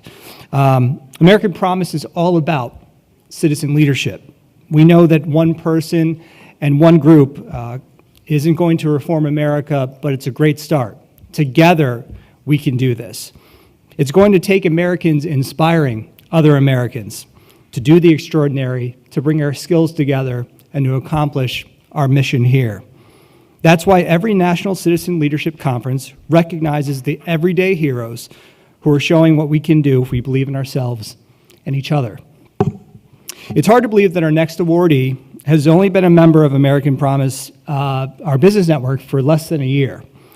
In less than 1 year's time, this man who hails from the Commonwealth of Pennsylvania has become the chief architect of our Chamber of Commerce strategy and advocacy program, which is now expanding nationwide. He's a citizen who has made a profound difference in his home state and with American Promise over the past year. With ample use of his decades of experience in the Pennsylvania Chamber of Commerce, he's gotten wide exposure throughout the state for American Promise and our efforts. As you may have guessed, the chambers have political muscle, and our hard work and advocacy has paid off. Within the next week or two, we expect to see the Pennsylvania State Senate pass a resolution supporting our For Our Freedom Amendment. That's going to make Pennsylvania the 23rd state to pass a resolution and the first Republican-led state to pass a resolution supporting our efforts. That's a big deal. That's a big deal. A big congratulations to Mr. David Black, the retired CEO and president of the Harrisburg Chamber of Commerce. Not that all of us here at American Promise are big sports fans of the black and gold, but nonetheless, we wish good luck to Dave, his Steelers, and his Penguins this year. So congratulations to Dave. Ladies and gentlemen, the Citizen Leadership Award presented to David Black.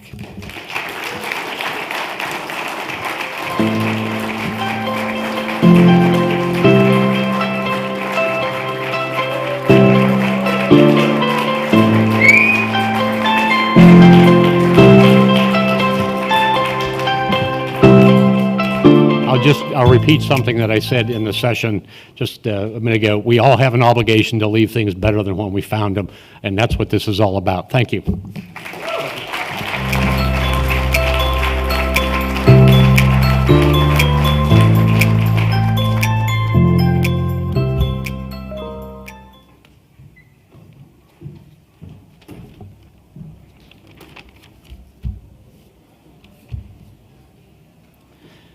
Hi, everyone. My name is Chris Kerr, and I'm the field manager with American Promise. As part of my role, I also serve as the field director for Protect Maine Elections. And I'm excited to give out this next award to a group that came all the way down here from Maine today, which is a big deal because we only get like 2 nice weeks a year where you're not getting buried in snow or eaten by mosquitoes. So it was nice of them to come down. And it's also a big deal because they are in the middle of a massive campaign right now. They're working for ballot access and in the final few weeks of that campaign to prohibit foreign government spending in Maine elections and call for the For Our Freedom Amendment. So nice of them to make the time. For those who don't know, I am also from Maine, and when I was growing up, I heard a lot about what people referred to as Maine values. Since then, I've learned that these values are not limited by geographic location. They're shared by a lot more people, but I wanted to share a few of them with you today. One is that you always help your neighbor. If you see a car on the side of the road, you stop and help. When it snows, and it will, you go and check on the family down the street. We try to take care of each other. And another value that we learn is that, we take pride in our work. We have aimed to have a good work ethic. And, something worth doing, it's worth doing right. And these are the values that we hope to see in the people that we work with, our friends and our family. I think the way that we do the work is just as important as what we accomplish.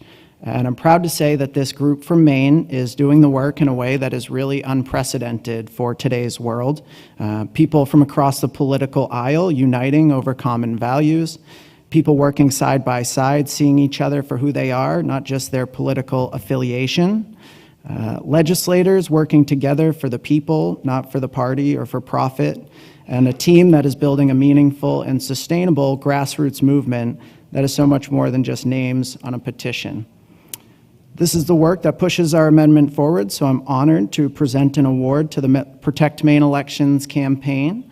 Here to accept the award is our campaign manager, Caitlin Lacasse, who's been vital in moving this effort forward and keeping us all on task. Republican State Senator Rick Bennett and Democratic State Senator Nicole Grohowski, whose bipartisan leadership has been vital and refreshing for this movement.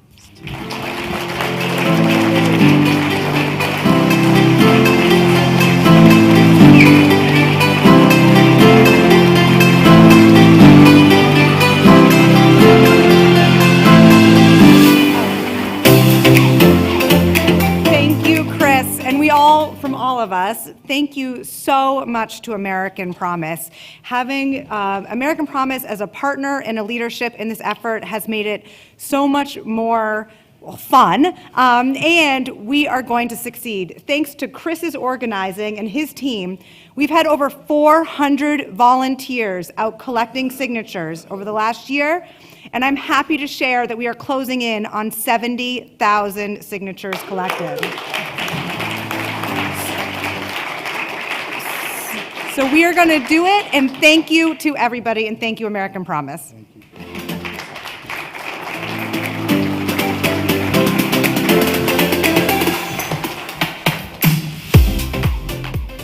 One more to go, and then lunch. Explaining how political reform can be civic engagement rather than just talking politics can be a challenge in any situation. Many civic and social organizations, as you can expect, are highly reluctant to allow political discussions in their general meetings. But a diverse group of leaders in Green Bay, Wisconsin, may have cracked the code on how this problem can be solved. The core group has perhaps written the book on how to bypass the reluctance to talk about amending the Constitution in Rotary meetings and in larger public presentations. It started when an inspired outgoing Rotary president with one political affiliation teamed up with an incoming Rotary president who came from the other political affiliation, if there are two. And they pushed past the partisan noise and the political aversion to get approval from their executive committee to present to the full Rotary group. Seeing how well received this was, the full Rotary then chose to host a very public forum, and with the help of a few politically savvy community leaders, a popular mayor or two, and some folks from American Promise, they were on their way. The Wisconsin American Promise team has been blazing a trail for quite some time now, opening up meetings and forums to not only citizens and leaders in the Green Bay area, but now all across Wisconsin, and they've even gotten the attention right here in D.C. with their delegation. The core team consists of Judy Nagel, Howard Hauser, Alex Renard, Gail Garrity-Reed, and Michael Product. Here to receive the Citizen Engagement Award are Judy, Howard, and Alex.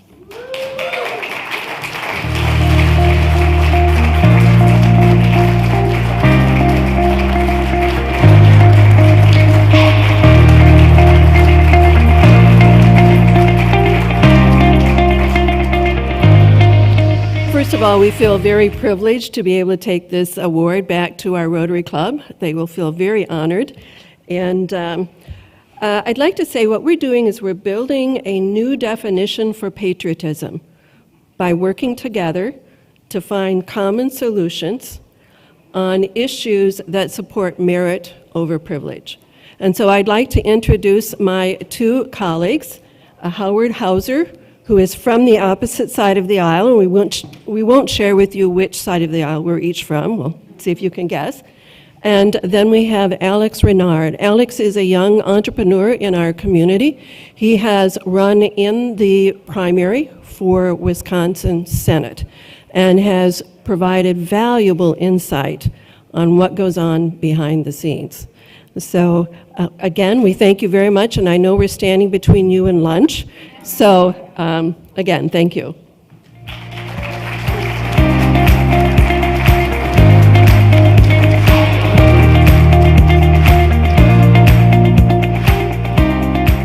As was mentioned, we're extremely delighted to be joined today by some incredible authors this afternoon. Our American Promise bookstore, if you haven't found it yet, it's located in the New Hampshire room. New Hampshire room is on the second floor, all the way down, all the way till you can't go any further, you'll see it. And there will be book signings, the bookstore is there. We've got American Promise gear, so take a look at that. The wonderful authors and their work will be there this afternoon at 3 o'clock. I want to give you a brief announcement of who's at 3, and these are during the breaks. Neil Simon, a candidate also, and the author of Contract to Unite America. Charles McNerney, the author of Dear Citizen, who the book was just published yesterday, which is amazing. And then Elaine Weiss, author of The Women's Hour, has graciously provided signed copies. They can be found in the bookstore all day. At our next break, which is at 4:05, please welcome Seth David Radwell, author of American Schism, Greg Moore, Beyond the Voting Rights Act, and then again at 5:15, very excited to announce, in the New Hampshire room, we'll have Andrew Young signing copies of Forward. Tomorrow, if you're staying tomorrow for the Lobby Day, and I do hope that you do, Diane Hessen will be at the AP Lobby Day headquarters up here on Capitol Hill, signing her book, Common Ground. So if you have any questions, just grab anybody with the staff. But lunch will be served where breakfast was, which is on the lower level. Never mind, lunch will be served where you are right now. Lunch, see, I didn't get the updates. Lunch will be eaten in this room, but you can retrieve your lunch in the hallway. Thank you all again for coming to NCLC 2022.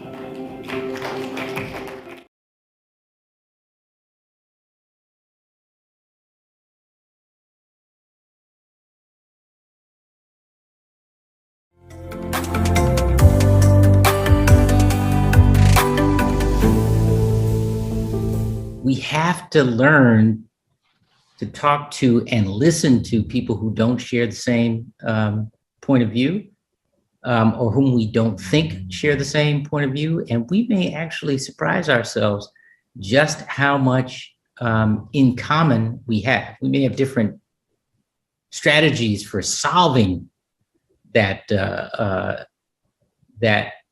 problem, but we begin to see the same problems, and that they are worth our attention, our collective attention. I think for better or for worse, every generation is going to have challenges. And I'm hopeful, ultimately, that young people can look at these occasions and use them as lessons to make our democracy ultimately better for the next generation. And to improve that, I believe strongly that it's vital to reject cynicism. Yeah. Cynicism is easy. If you're certain that nothing can improve, you don't necessarily feel a burden or a responsibility to improve it. That's not helpful for anyone. On the other hand, optimism that young people, that this generation can do lots of good, that in my mind is something to look forward to, and something that I think a lot of people will want to be a part of. One of the exciting things for young people is the use of technology. And so something that I remind people is that no matter how you send your opinion to your rep, whether it's picking up the phone and calling or doing it electronically, at the end of the day, it is going to be a tally mark. It's not like you get 10 points if you spend more time doing it. You don't get like 10 tally marks if you've had a phone call versus an email. And so that's one area where I think that, a lot of times we hear these calls to action to call your reps, but I would argue it's just as important to contact them in whatever way or channel you feel is, the easiest for you. The darkening picture, which is actually, I think, where we are in the United States right now, is a vicious cycle in which institutions begin to break down in their ability to govern and their ability to be responsive and fair to all the people. The civic culture itself becomes more cynical, more self-oriented, more short-term in its thinking, and more, as Tocqueville would have put it, egoist and hyper-individualistic. And then that bridging dimension of civil society, all the clubs and associations and ways that we, the little platoons of democracy where we actually build these habits of being with one another in a diverse, complex society, those begin to evaporate. From the Christian tradition and my tradition, Jesus gave us two great commandments: to love God and love our neighbor. And I think putting that into action, that loving God and loving the neighbor are really on the same platform. And how do we love our neighbor? It's not just waving at them as we go down the street. It's helping them if they're ill. It's those who are neighbors who are far away that are in need of sustainable jobs and cleaning up the foul pollution that in our environmental justice community is direct havoc in America. And so that's what I like to think about this idea of sustainable economy, that it's portraying that everybody has equal opportunity and equal viability into living in a place that has clean air and clean water and those good paying jobs. I think Americans should be hopeful, and I'm certainly hopeful. I mean, it's hard some days to be hopeful, right? When you see how dysfunctional our politics is, how unproductive it is, how divisive it is. But there are changes happening. There are real reforms happening in this country. We've had, I think in 2016, there were 23 different ballot initiatives passed around the country, different types of reforms, some around campaign finances, some around independent redistricting to counteract political gerrymandering.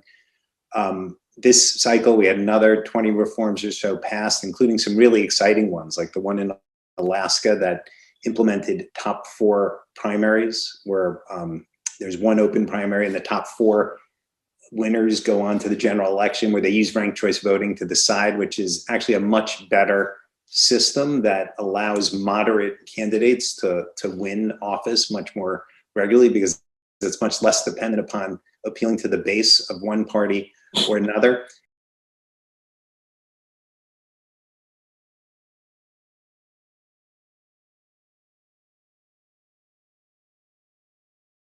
The country is not full of hyper-partisan warriors. Like, regular Americans, regardless of where they stand politically in terms of how they vote, they care about most of the same baseline things, like are their kids going to have a better life? Are their kids going to be properly educated? Is their family healthy and safe? Do they have work with a purpose and with dignity? Like, and we as Americans, we share that, and we're optimistic about the future and the possibility of our children having a life that's better than ours. That's what makes us American.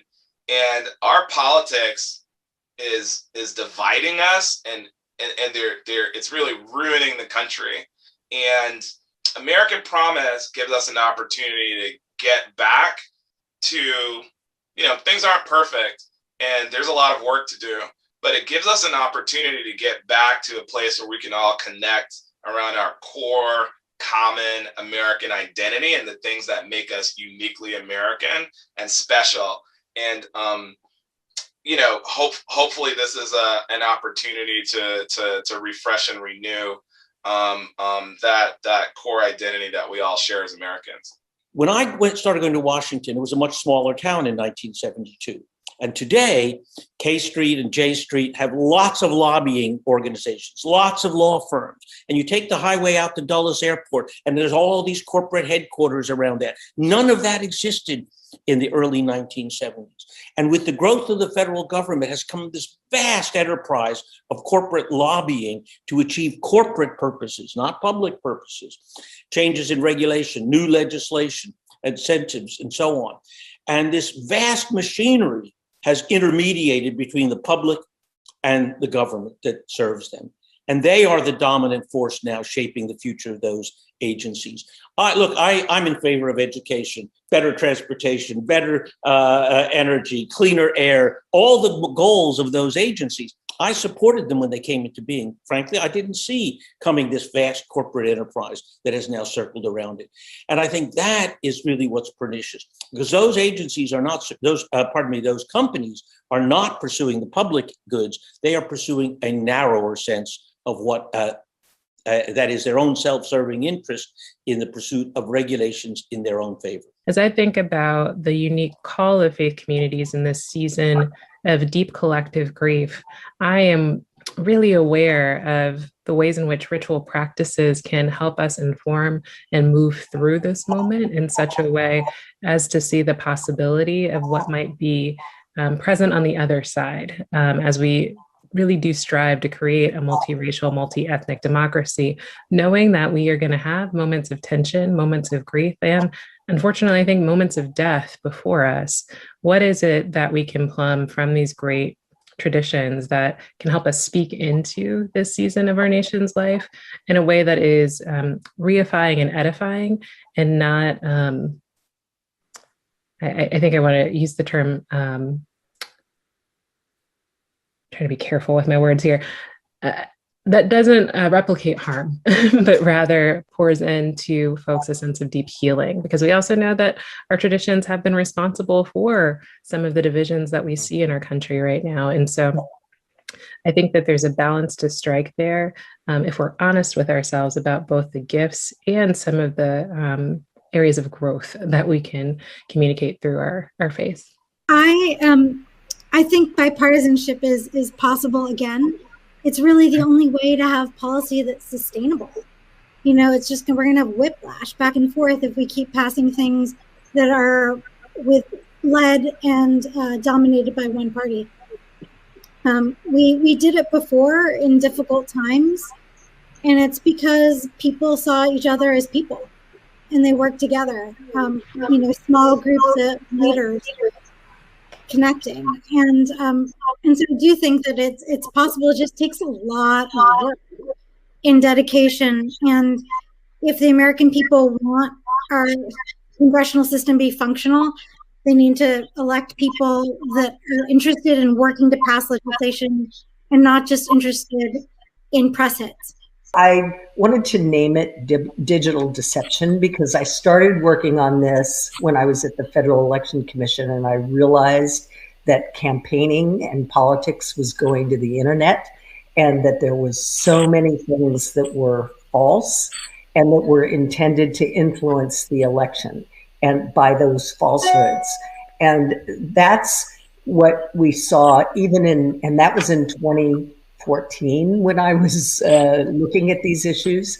And what I ultimately realized, and what we now know, is that disinformation has ballooned so that a lot of it comes from political figures or others who are influencers on social media, and it gets spread in an incredibly fast way, both organically, that is, people spread it to their friends and others, but also there are a lot of other ways that it gets spread, as well as targeted and micro-targeted to individuals based on their biases. And as a result, we have seen, because what gets spread and what people like to get on the internet in particular is the most inflammatory, most vitriolic kind of information, that is what they tend to spread. And they don't know the truth of it,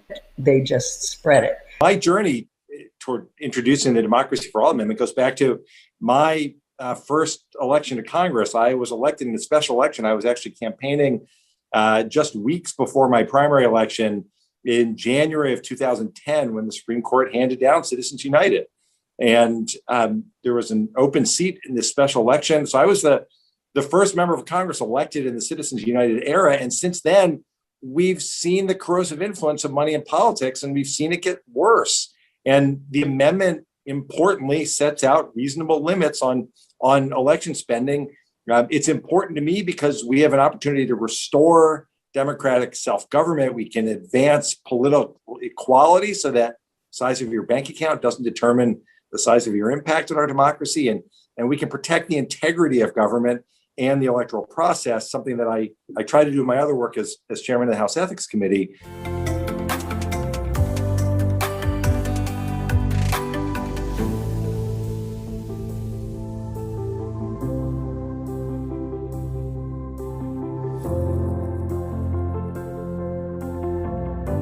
Integrity of government. Hi, my name is Evangeline Lilly, and for those of you who don't know who I am an actress in the Marvel franchise Ant-Man and the Wasp. Right now I play the Wasp, and I really wanted to be with you today, and I am not with you today, and I lament that, and I wish I was. But I want to be there with you in spirit, so I wanted to send along this message to thank each and every one of you who has showed up in DC, for the time you have taken out of your life, for the sacrifices you have made to be there, for the effort you have made, for the money you have spent.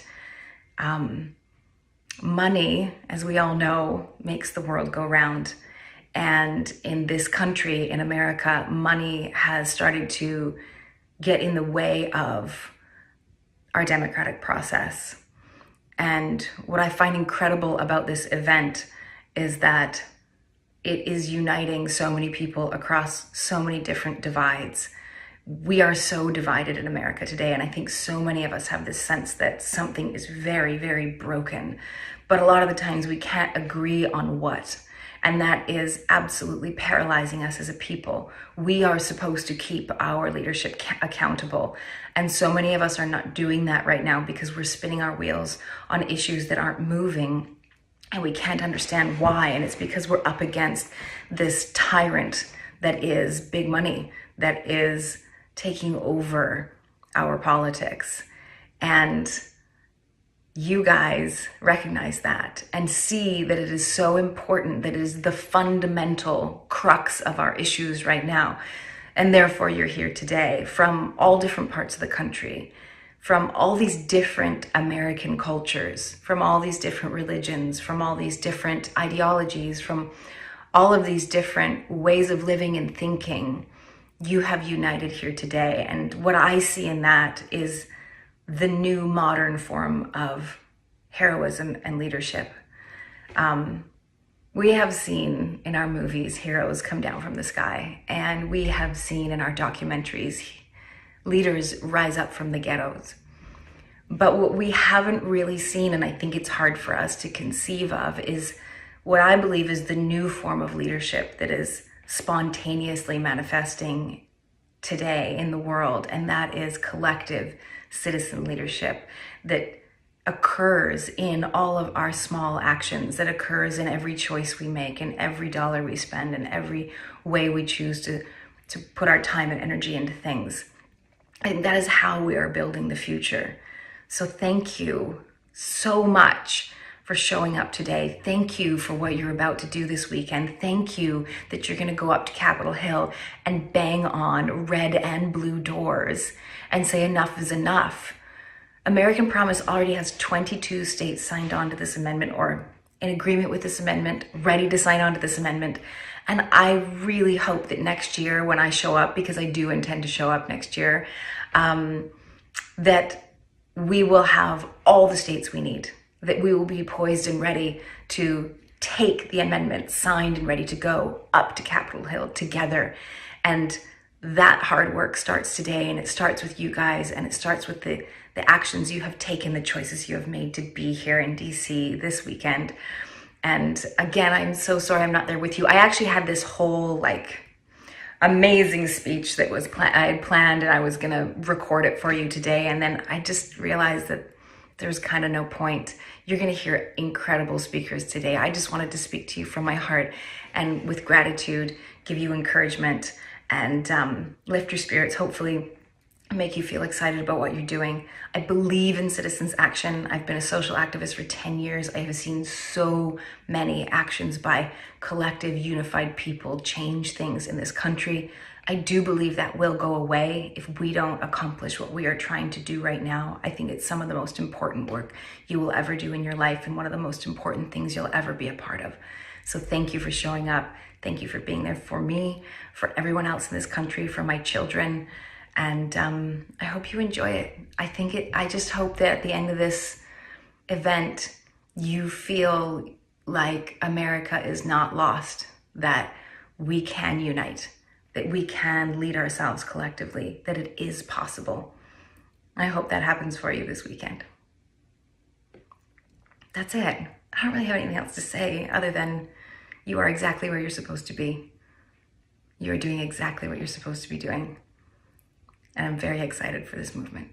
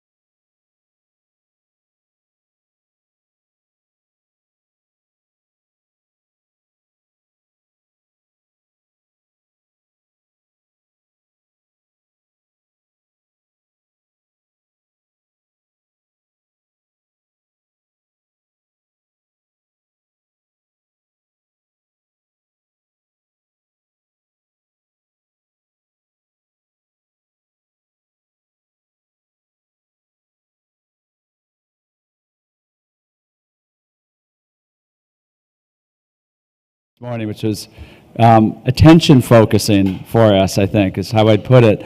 I wanted to just give a couple of updates. We are going to have the author signings that Alan LaPolice, my American Promise colleague, described right across the hall here at 3 o'clock. So we'll be able to just go right over there and meet some authors, buy some books. I just got back from doing what we're calling the confessional, but it's actually kind of fun. You're going to get 3 or 4 questions about the state of America, yourself, freedom, whatever you want, and you're just talking to the camera. And if you can go try it at the 3 o'clock break, it's kind of cool. And it's a little bit like the community art project that Nancy Heselton is doing, where you can, and where is that, Nancy?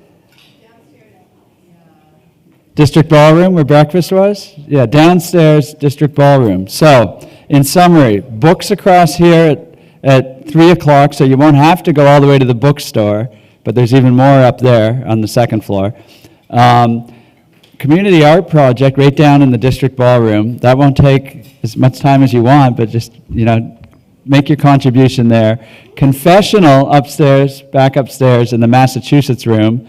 So just go up the elevators over here to 2, or there's elevators to the left this way, up to 2, and you'll see signs that'll take you down there. So we're about to begin the afternoon program. You can continue eating your lunch, and it's going to be a wonderful afternoon. And any questions before I leave here with possibly some answers about logistics or anything? Okay?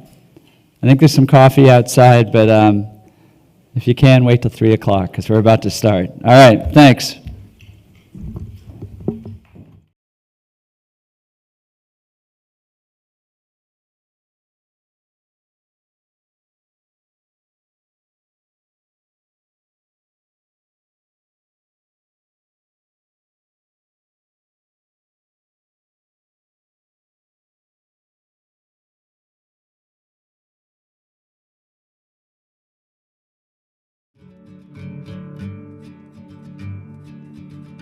Hi, I'm Caitlin, and I'm with the Protect Maine Elections campaign. We're working around the clock and across the state to collect the signatures necessary to get our initiative on the ballot and to ultimately protect our elections from foreign government influence and from dark money special interests. There is projected to be a record-breaking $27 million spent in Maine's midterm elections this fall, mostly in the form of negative attacks paid for by outside special interest groups. It will be nearly impossible for the voices of real Maine voters to break through this dark money messaging. And it isn't just an issue in Maine.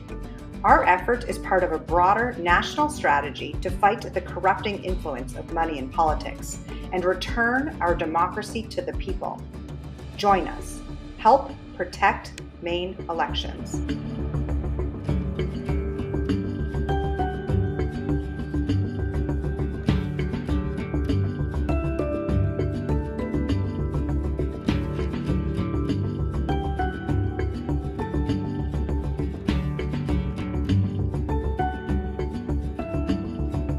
Help us to protect Maine elections. Help us protect Maine elections. Help us protect Maine elections.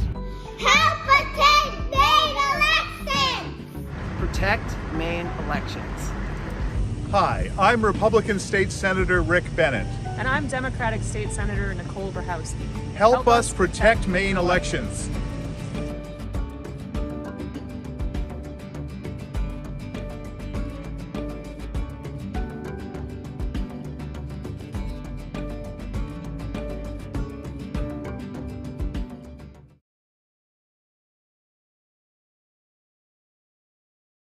My name is Brian Boyle. I serve as Senior Legal Counsel here at American Promise. Hope you're all feeling well fed after lunch. And I think that video is awesome because it really shows what's happening on the ground. As you know, one of the themes of today's conference is how do we keep things local and personal? And why is it important to do that? And so our panelists today each have a unique take and some perspective that they can share about how to make the work that we're doing together more effective. Before I introduce them, though, I just wanted to say, kind of zoom out a little bit and talk about this problem that we're facing nationwide. So we all know, and we can see reflected in one of the slides coming up, that big money is overwhelming our system. The volume of money that's being pumped into our electoral system is growing by leaps and bounds every year. I don't know if you guys can bring up that slide. Yeah, so you can see, like, just in 4 years from 2016 to 2020, it's crazy. And I think somebody said this morning, Open Secrets thinks that it's going to be maybe closer to 22 billion for the upcoming midterm. The problem, though, isn't just the volume of money, it's also how difficult it is to trace who's spending. And on the next slide, you'll see that that's a problem that both sides are taking advantage of and guilty of exploiting. So it used to be the case that people thought that Republicans had the dark money and big money advantage, but now Democrats are outspending with dark money 2 to 1. And the way that that filters down, as you can see on the next slide, to the state level, is that this is a slightly older data, but if you look at the dark red, what the dark red there is showing you is undisclosed money. And over time, the volume of undisclosed money is really overtaking even the transparent money. So our ability to know who's trying to elevate certain issues to the front, who's trying to elevate and prop up certain candidates, we just simply don't know. And that is polluting the electoral environment, not just at the national level, but at the state and local level. And so today's panelists are going to touch on that. I just wanted to quickly say a little bit about our ratification strategy, though, because I know we don't always talk about our ratification strategy, but the local and state component of that strategy is absolutely critical. You probably all know that there are 2 basic ways to get an amendment proposed and ratified. So far in our nation's history, all of the amendments have done proposal by Congress, followed by ratification by the states. American Promise has embraced that strategy for multiple reasons, but perhaps one of the most important is that the dynamics that you need in order to get that done, the cooperative dynamics between federal and state officials, between state officials and their local constituents cycling back up to their federal officials. It's that sort of cyclical intercommunication thing that's the type of politics that we want to become more common after this amendment is ratified. So in a way, our ratification strategy embodies the mode of politics that we hope is more the norm after the amendment is in place. And so today's panelists all have great experience. I'm going to start directly to my left. We have Senator Rick Bennett from Maine. Senator Bennett is a Maine native and former president of the Maine State Senate. In his 12 years of public service in the Senate and House, he's earned a reputation as a reformer and a staunch advocate for fiscal discipline, balanced budgets, term limits, governmental accountability, and of course, if you've ever been to Maine, you know how precious the outdoors culture is there, and he's a big proponent of that. He's also a business innovator, and he's led the turnaround of several Maine-based enterprises, so we're really pleased to have you with us. Thank you, Brian. Next up, we've got Judy Nagel from Wisconsin. Judy is a retired vice president investment officer at Wells Fargo Advisors. And as you heard earlier, when the Wisconsin team received their award, she's a member of the Green Bay, Wisconsin Rotary Club. And in that role, she's been incredibly successful in bringing together folks of different partisan viewpoints and finding commonality on that, and doing it in a way that focuses on personal connections at the local level. So thanks for being here, Judy. Next up, we have Layla Zayden, and it was great to actually have a chance to chat a little bit more with Layla last night to hear more about the work that she's doing as president and chief executive officer of the Millennial Action Project. So Layla is a nationally recognized expert on youth engagement, and she represents Millennial Action Project as a spokesperson and ambassador, and she's been featured in a bunch of outlets, including the Washington Post and the New York Times. And one of the things that she's so great at is effectively mobilizing folks to pursue their political, legislative, and public policy goals. So thanks for being here with us, Layla. And then last but certainly not least, we've got Dave Black from Pennsylvania. As you heard, he retired last year, but he's been staying busy. So although he's no longer CEO of the Harrisburg Chamber of Commerce, he's been a huge leader of our efforts in Pennsylvania. Before that, Mr. Black served in Governor Tom Ridge's administration as Deputy Secretary for Community and Economic Development. And he's a native of Clarion, Pennsylvania, where he served in elected positions, and he's here with his wife, Shirley. Shirley, thank you for joining us. And they're the parents of 2 children and proud grandparents of 3. So big welcome to all of our panelists. Thank you for your work. So what I'd really like to do is kind of just get into a real back and forth conversation, but to start out, I have a question for each person individually, and I'll start with you, Senator Bennett.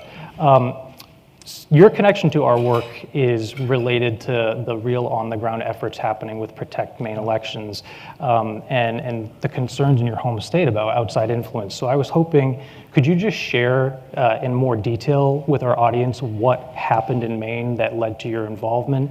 And also, if you want to say, everybody here likes to think that constituent input matters, and as a former elected official, could you share a little bit about how your interactions with your constituents shaped your approach to this issue of money in politics? And a current elected official too. And I just want to say that, first of all, thank you very much, Brian, for and Jeff and the whole team for organizing this event. It's fabulous. I've so much enjoyed finding American Promise as an ally for the work.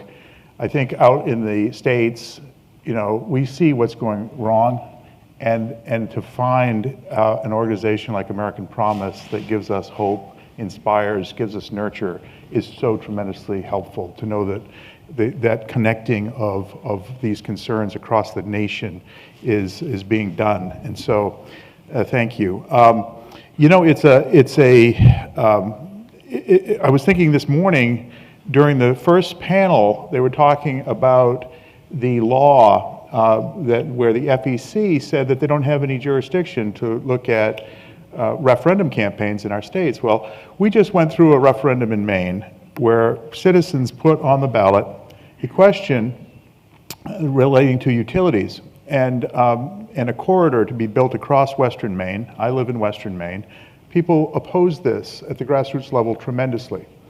However, we learned that because of this loophole in state law, a foreign government entity, an entity 100% owned by a foreign government, in this case, a friendly foreign government, the province of Quebec, Canada, which owns Hydro-Quebec, spent in that election $22 million to influence that election.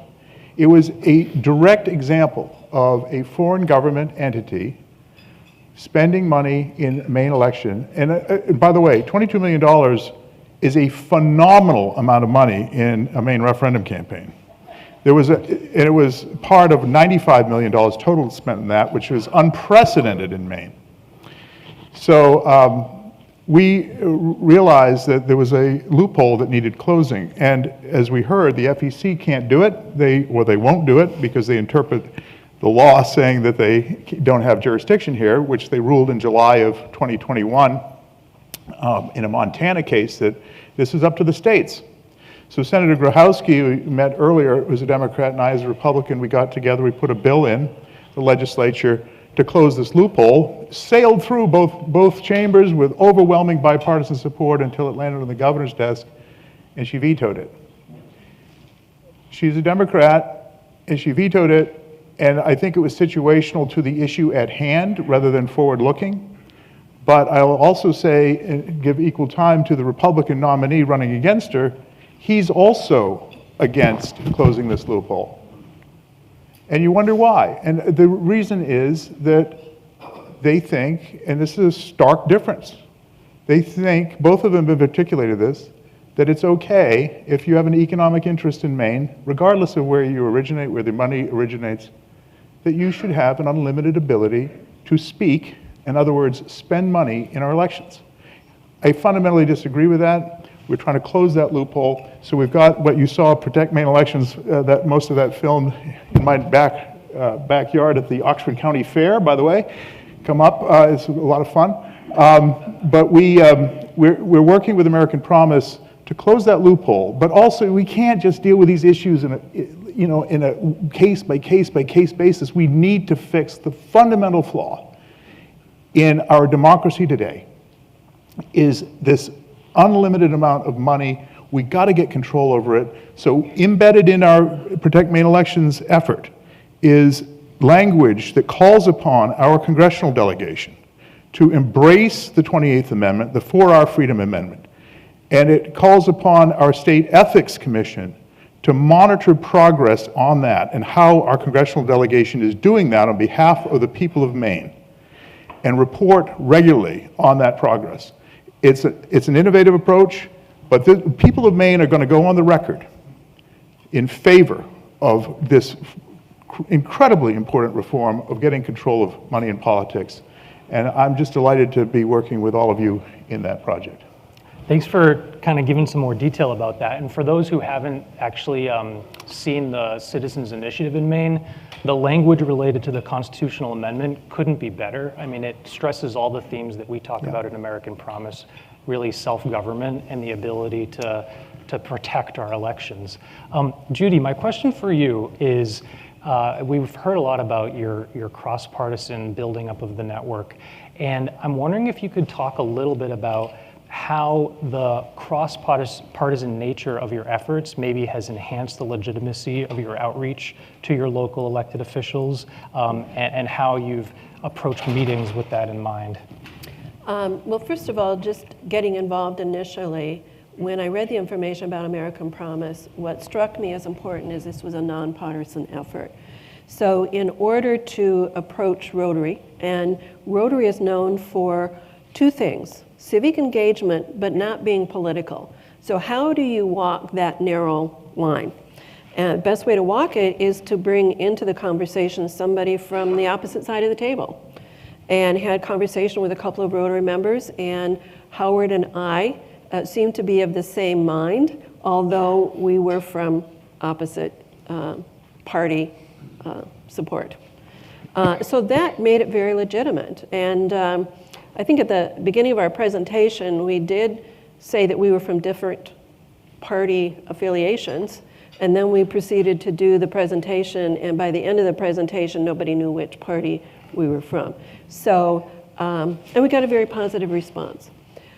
What we have found in our community, and this was after we did our presentation, that this issue with campaign financing is now seeping down into local elections.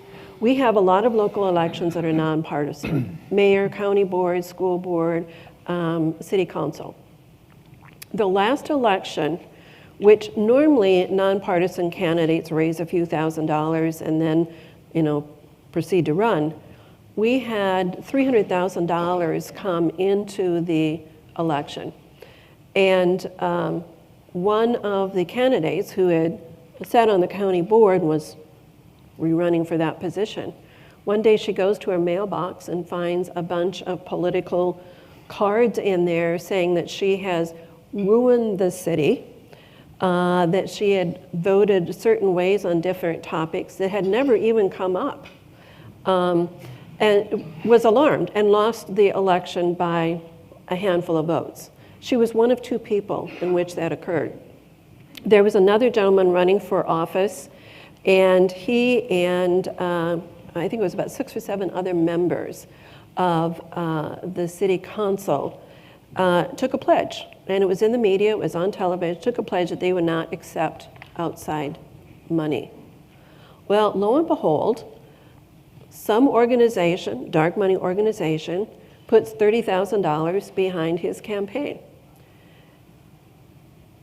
And they make him a liar because he said he wouldn't take outside money, which he didn't. But once that money financed his campaign, over which he had no control and couldn't give back, all of a sudden, the integrity with which he had approached the campaign completely went out the window. And so those are the things that are now seeping down into even our local campaigns. So as I said before, I think Howard and I are working on trying to give a new definition to patriotism, which is working together to find solutions to common issues. Just have a real quick follow-up. Was it difficult to get your Rotary initially on board with the idea of kind of taking this issue on? I anticipated it was going to be difficult. So the first thing we did is we brought it up to the Rotary Board, and we got their blessing. And we approached it from the perspective of the 8 pillars of positive peace, which is part of the Rotary agenda.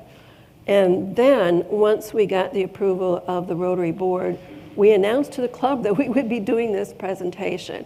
And so both Howard and I were, somewhat hesitant. How were the members going to approach this? How are they going to feel about it afterwards? And American Promise had done a really fantastic job of putting together a slide program with script, focused around the Rotary 4-way test and the 8 pillars of peace. So it really meshed very well. After the presentation, people said, what can we do to help? They didn't even mention their political affiliation. It's just, what can we do to help? And I have found when I've had conversations with certain people and they say, well, what are you up to now? I says, well, I'm working on the 28th Amendment. And their face just kind of goes blank, don't talk to me about politics. And I give them a few moments to have that reaction. They say, I'm working on campaign finance reform. They say, oh, great, boy, somebody needs to do something about that. Thanks for sharing that.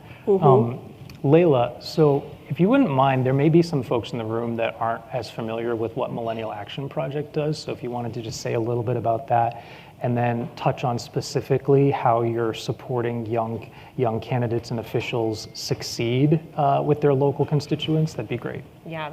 Well, just echoing Senator Bennett and Judy, thank you, Brian, for having me, and Jeff and the whole team.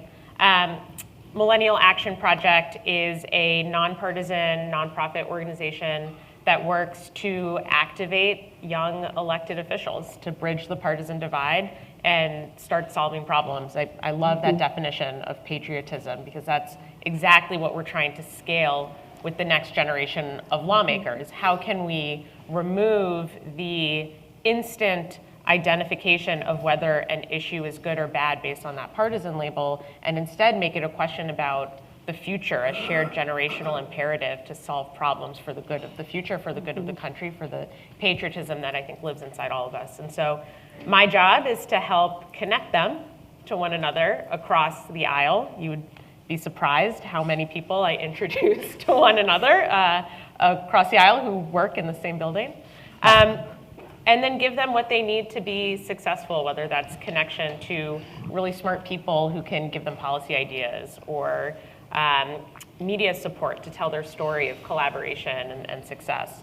And we think that if we scale that, we can create over a generation a new culture of problem solving within our institutions, in conjunction with many of the structural changes I think that we've spent some time today talking about. The two things I would say that I've noticed from my work and what relationship building means, and what building relationships with your community really does for that culture of problem solving. One is that when you invest in building those bipartisan relationships without a necessarily transactional request at the end of it, but truly just to build that relationship, you now have prepared yourself to respond in emergency moments and crisis moments. You have that pre-built coalition that can respond to heat moments, to national conversations. I think one example of that, is anyone here from Mississippi? A few years ago, our Mississippi caucus launched, and one of the first things they said that they would not do is talk about the state flag, which at the time still had Confederate iconography on it. Felt very personal, and so that was something they took off the table. They worked on a whole bunch of other issues.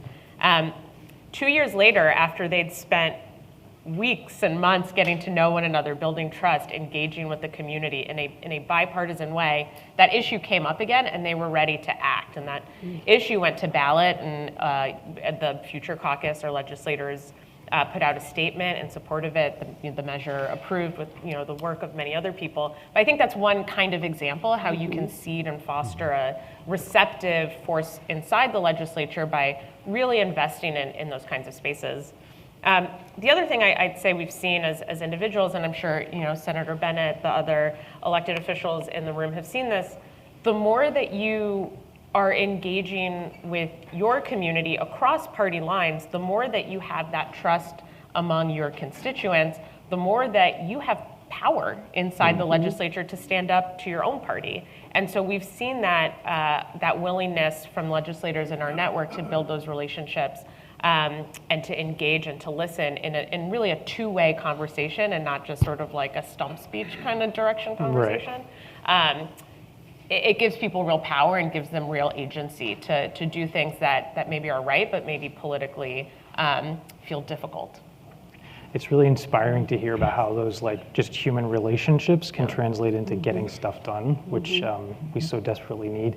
So Dave, you've actually been doing in Pennsylvania something similar to what Judy has done, only you're going through the chambers of commerce.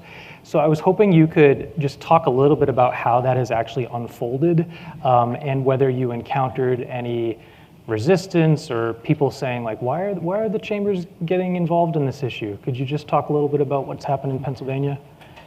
Sure, and I'll start with having a built-in network. We've been able to do this so quickly because, if you heard my bio, I was an elected county official, so I had relationships in every county in Pennsylvania. Then I worked for Governor Ridge, and I made more connections with chambers and economic development corporations, and then 20 years in the chamber world. So I used my Rolodex, and for the younger people in the room, that's what you call your contacts. But it was you know what I'm talking about. So you had it in, and just as a piece of advice, if you want to work with the chamber, find somebody that's involved, or find a spirit guide, if you will, that can guide you through the local chamber and how they operate things, and that's basically what we did. So we reached out to the presidents of other chambers. Do you have a government relations committee? Would you be interested in hearing about this? You know about dark money, and sometimes you have to explain that. Get the president of the local chamber on board. Get the chairman of the board, the volunteer chair. Much as Judy did, kind of build these coalitions. And we started with the larger mid-sized chambers in Pennsylvania, and we've talked with both Philadelphia and Pittsburgh. We haven't gotten in front of them yet, and that's part of our goal for when we get back. But it's just a matter of kind of chipping away at it. And keeping your nose to the grindstone and keep pushing away. I think with you've heard Jeff and Bill talk about the resolution that's probably going to get through our General Assembly. I think that's going to create some interest. So we want to, and anytime there's an opportunity to seize on something, and then the final thing that I'll add, as I get junk mail in my mailbox, because we've got a big U.S. Senate campaign, big gubernatorial election, as I get junk mail and it comes from some organization that's not affiliated with the candidate, like America for Americans or something like that. It sounds really patriotic. I keep those, and there's an opportunity to say, did you get this trash in your mailbox?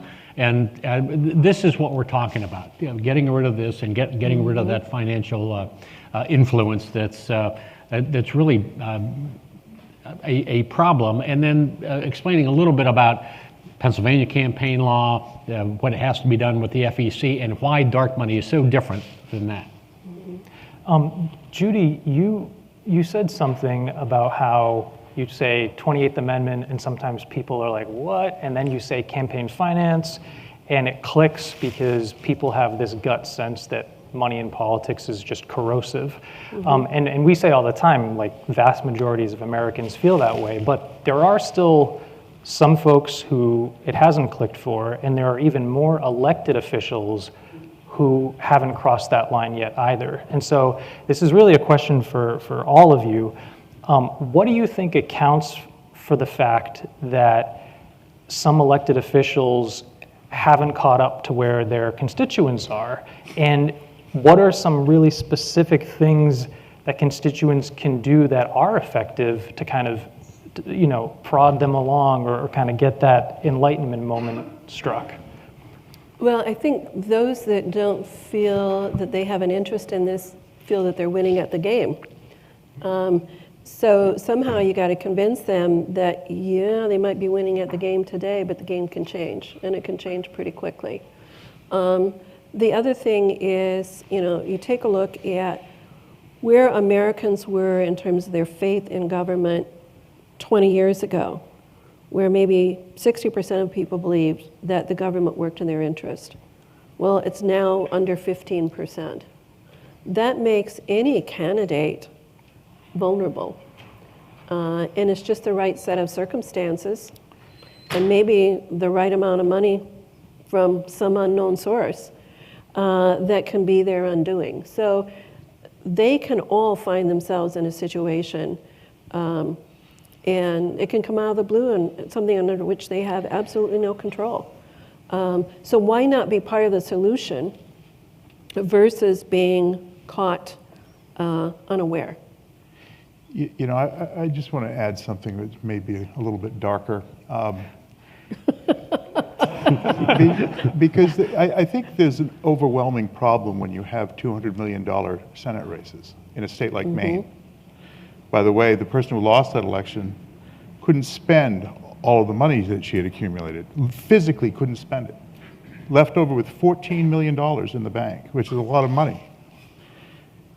The cash flows are so vast that we've created, you remember the military-industrial complex Ike used to talk about?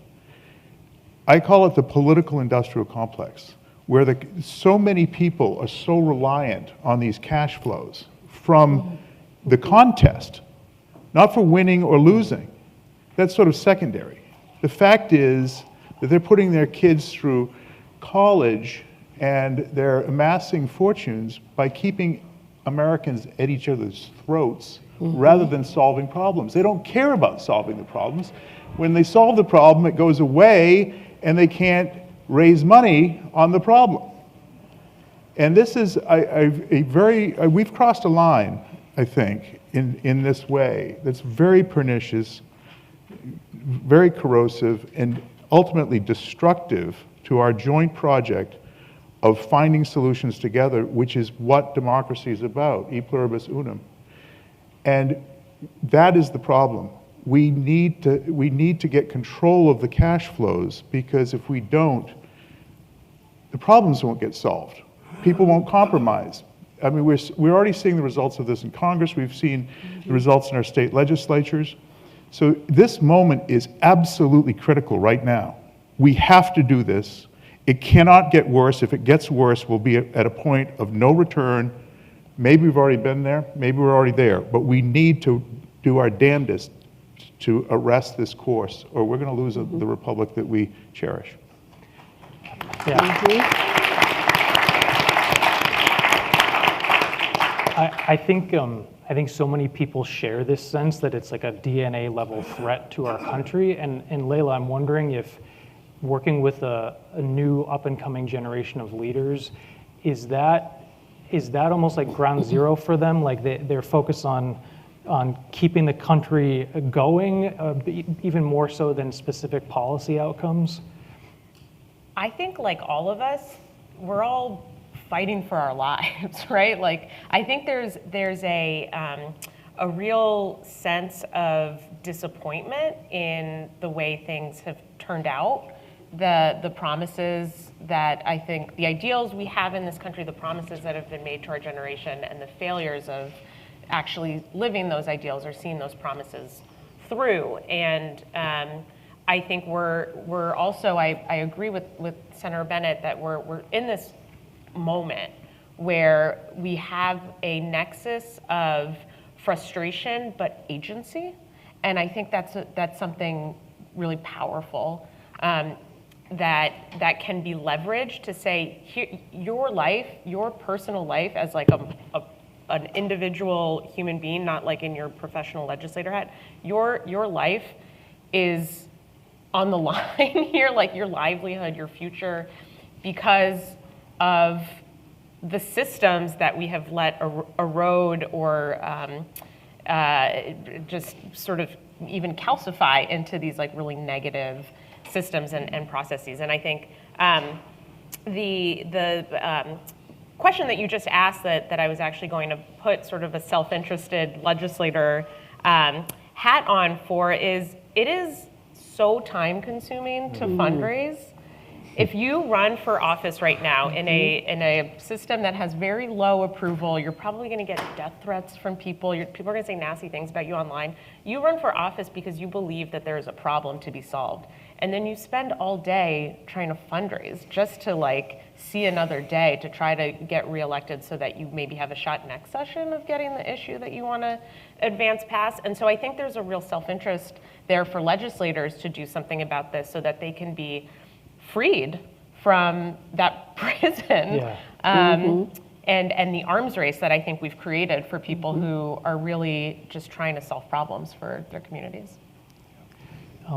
Dave, I was wondering, Pennsylvania, I know when it comes to lobbying, they like to experiment with some things that are different from the rest of the country. I know that their campaign finance system is pretty unique. And have you encountered questions or skepticism from people that are concerned that the For Our Freedom Amendment is gonna sort of impose some sort of one-size-fits-all solution, or have you been able to kind of effectively show them that it's giving them flexibility back?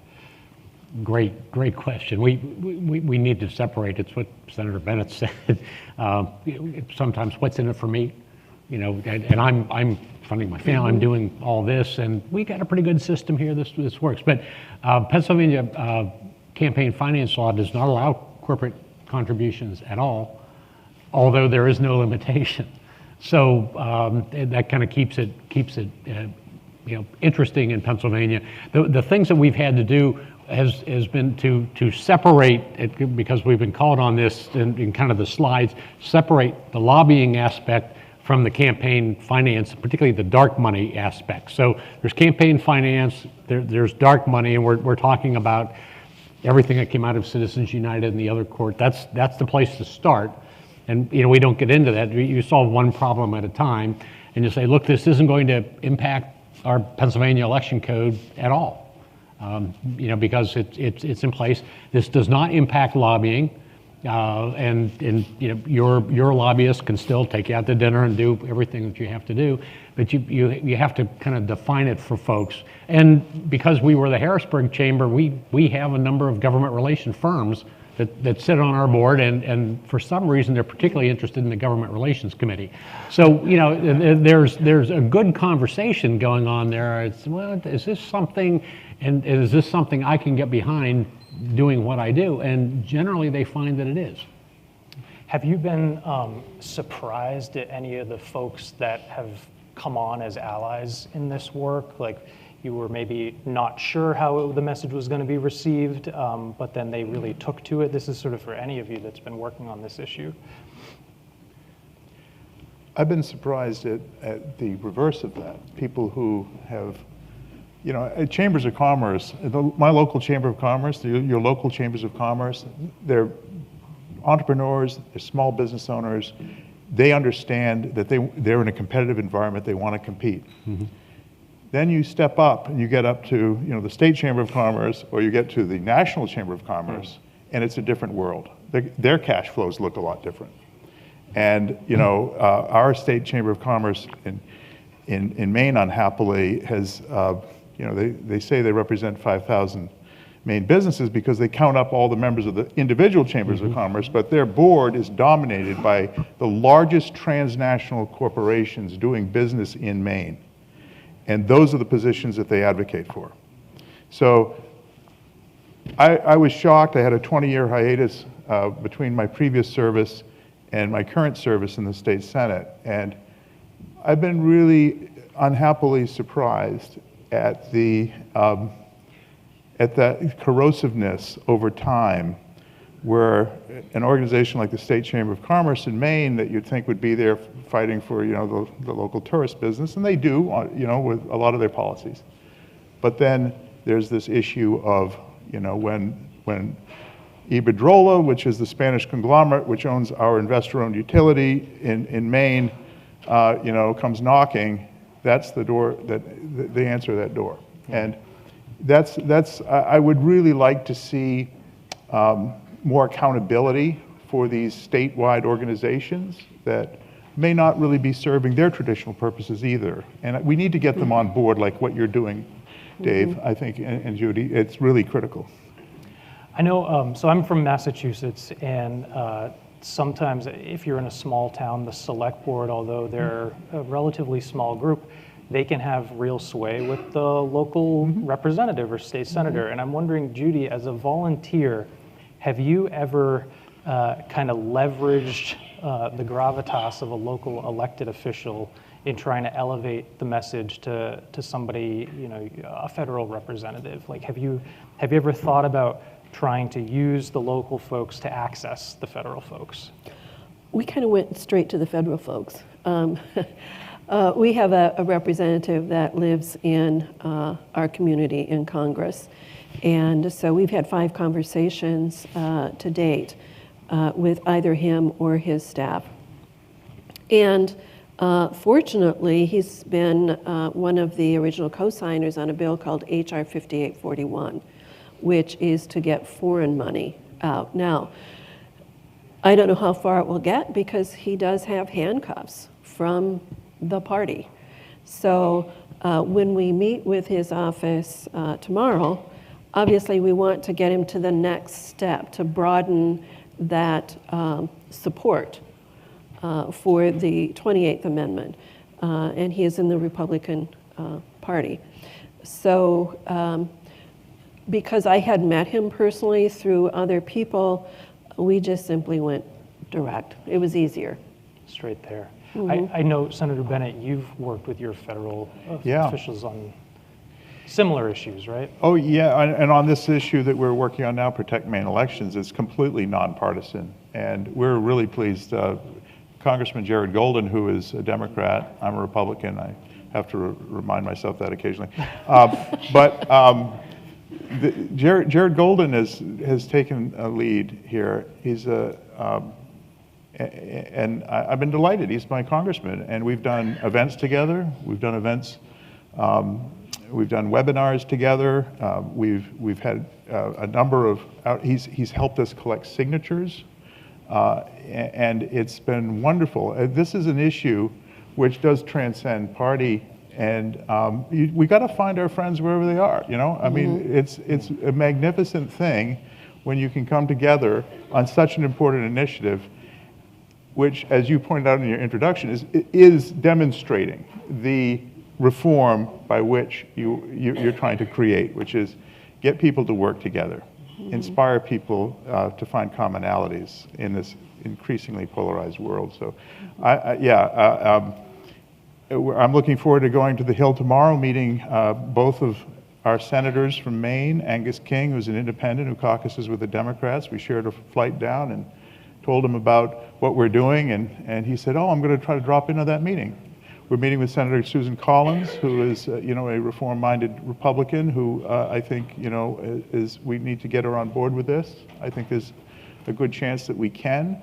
So we shouldn't make assumptions either. We need to, as Judy pointed out, everybody knows that the system isn't working. Even the people who seem to be winning in it know it's not working. We need to find the better angels of their nature to get on board. Dave, I know you mentioned the resolution in the Pennsylvania legislature that's been introduced, but as I understand it, and you can correct the terminology if I get it wrong, I think the chambers of commerce have also been signing statements of principle, or could you just talk a little bit about how those documents came to be and how you're sharing them with the folks that you want to know your position? Sure, I used a draft document that we used to use. Chambers of Commerce will typically take positions on certain issues, and normally it's things like taxes and regulation and whatever. So you know, I used the template that we used at my old organization, and did this, and it said very clear draft. It said this is some suggested language we're going to give you, and if you would like to pass something and then send it on to your elected officials, both state and federal, saying we're on board, and it kind of gives them. Not only learning about the issue, but an action step that they can positively take on the issue.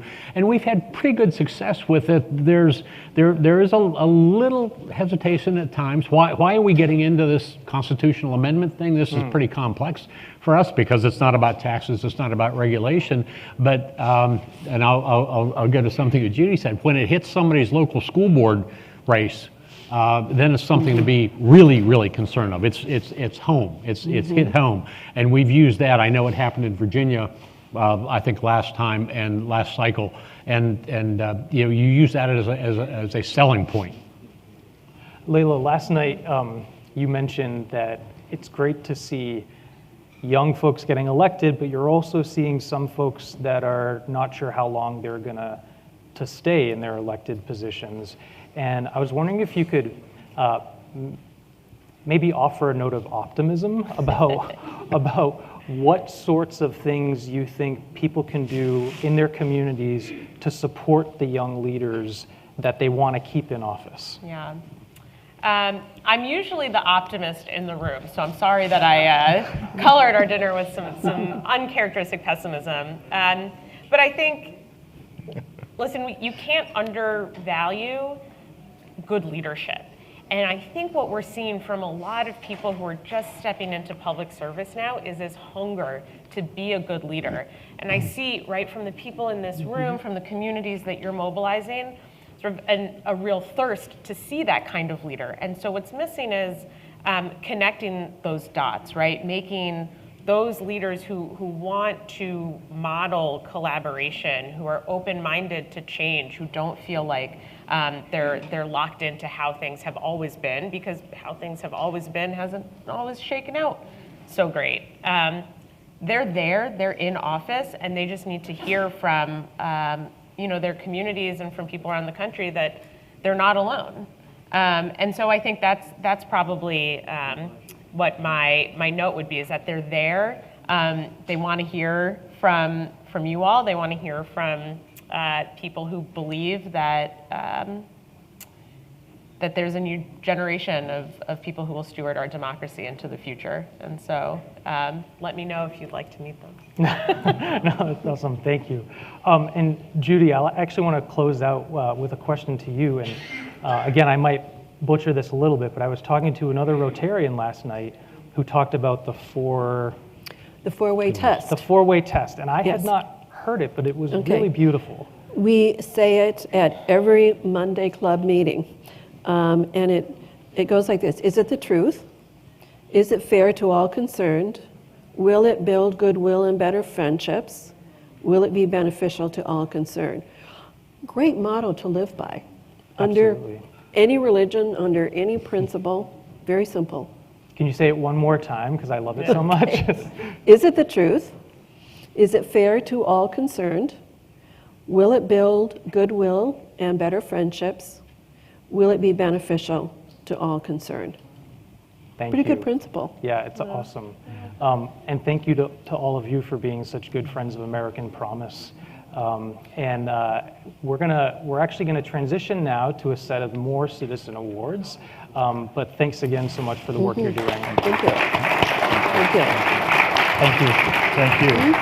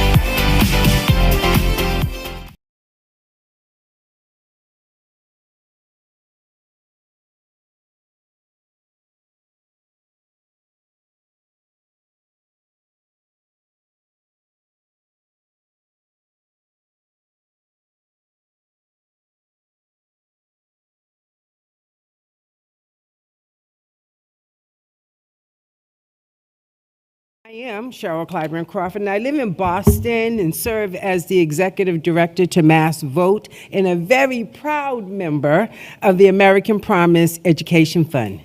So the Massachusetts Citizens Commission was created by a supermajority win in a 2018 ballot initiative with 72% of the vote. And after a ballot process where 1,000 volunteers collected more than 120,000 signatures and earned nearly 2 million votes, over 100 people completed public applications to serve on the Volunteer Citizens Commission. 15 members, including me, I am very proud to say, were appointed by a cross-partisan group of elected state officials. The voters charged the commission with investigating the problem of unlimited money in elections, examining constitutional solutions, making recommendations as to constitutional amendment language and process, and determining methods of engaging the public and elected officials in advancing the constitutional amendment to ratification.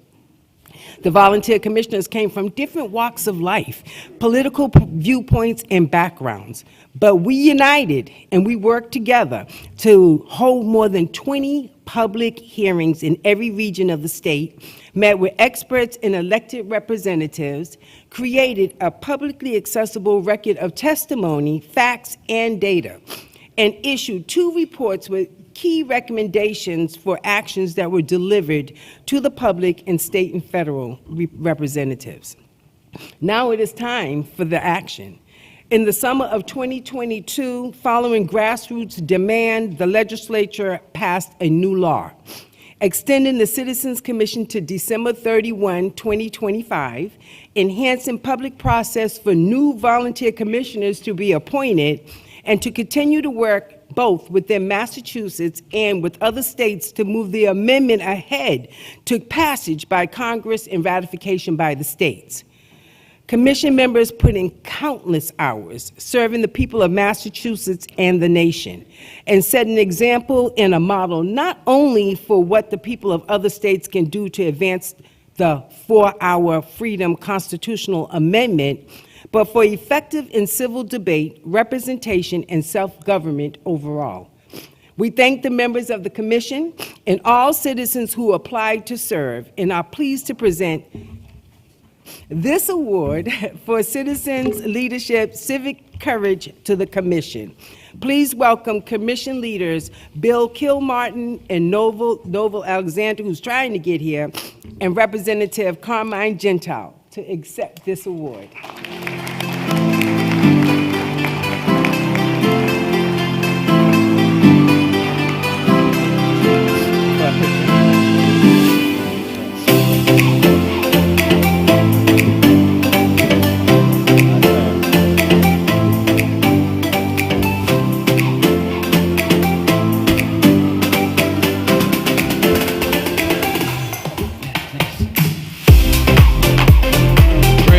Cheryl, thank you very much. On behalf of the commission, happy to accept this. My co-chair, Kostas Penagopoulos, came down and couldn't make it. Naval is stuck on the subway. And Cheryl did forget to mention that Jeff is also a member of the Massachusetts Citizens Commission. What can I say? So we took a 2-year hiatus. To use a sports analogy, I'd like to think that the original manifestation of the commission, we made a first down, but our work is not yet done. If you wanted to type into your search engine the Massachusetts Citizens Commission, it'll bring you to mass.gov, which is the state website, and we have some pages there, copies of our reports and our membership and so forth.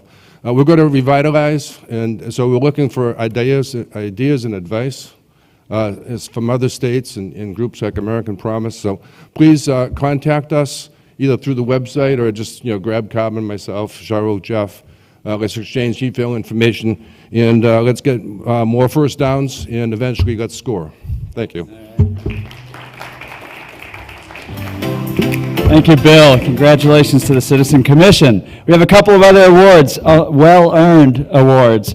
The next one is for our friend who could not be here today, Leela Means, and we're proud to present this award. Joining me, this is not Leela Means, this is another great friend, and friend of Leila Means and partner in the California American Promise work, Laura Nittmeyer, herself an award winner at a previous National Citizen Leadership Conference.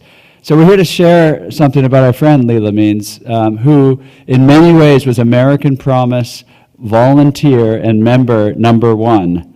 You know, it's not quite as lucrative as being Google employee number one, but it is the same kind of vision and good luck, I would say, that she was the first one to answer the call.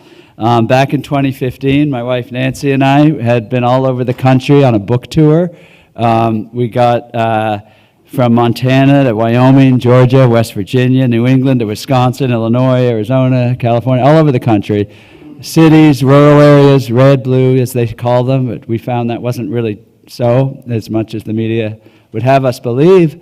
And wherever we went, we were finding the same kind of thing we're seeing here today, which is Americans knowing there's something seriously gone wrong, and this is back in 2015, and finding a vacuum of a place to go to help fix it, where we could unite.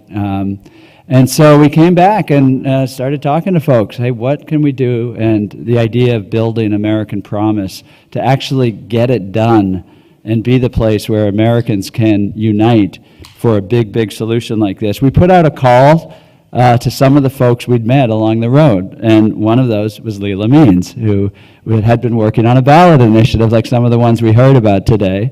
We met her in California. She had a full-time job. She was raising kids. She was doing an accounting certification. She was organizing responses to the climate crisis. I remember she had a biodiesel vehicle running on restaurant waste. So she was pretty busy. And she was gathering signatures that made California one of the first ballot states to get behind this constitutional amendment. And yet, when we put out the call for people to come across the country from her perspective to Concord, Massachusetts, to kind of kick the tires. Is this something that they would get engaged with? Is it something that would work for them? And again, it was a wide mix of people. The first call we got to say, absolutely, yes, I'll be there, was Leila Means, and she flew a red-eye flight there and a red-eye flight back. And it was the beginning of the great work she has done. And my friend Laura Nittmeyer is going to tell you a little bit more to bring it up to date from 2015.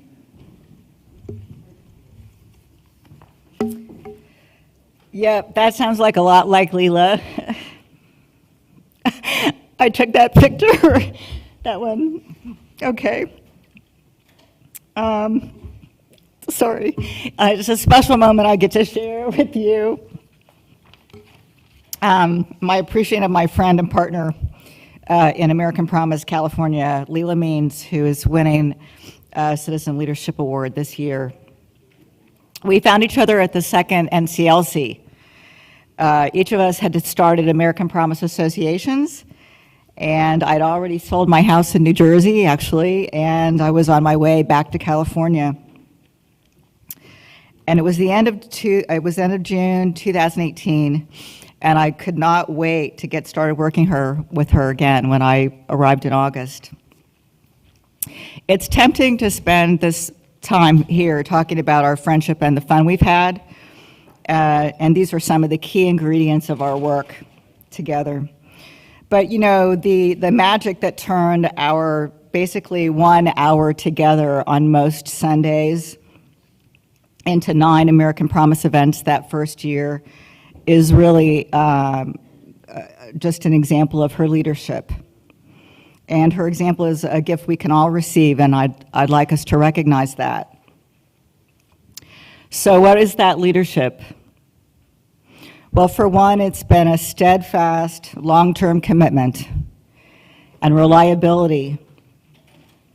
Who among us hasn't had more stops and starts and interruptions of our activities on mission lately?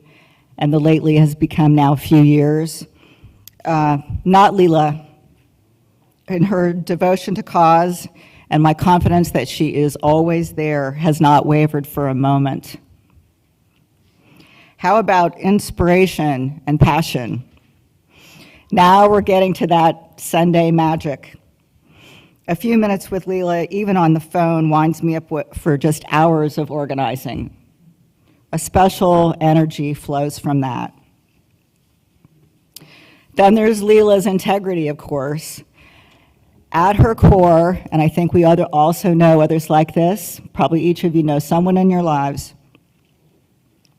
At her core, Leela sees through today's immeasurable filters of party and place. But the ideals that we all hold for people are clear in her mind with the balance that she shows to all of us. And from that, it's trust that easily follows. And then there's creativity and vision to reach for higher, ambitious goals. That's really important if your state has 52 members of Congress. Can we reach these goals? Yes, we can, because we can see them.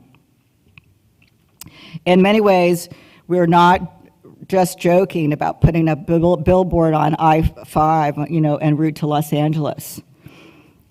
So thank you, Leela, for our 4 years together, but even more for your long-haul leadership on an incredible mission, amending the U.S. Constitution. May all of us be so inspired. So I'm sorry she can't be with us today in person, but we know you're watching on the live stream. So thanks so much, and I'll see you soon.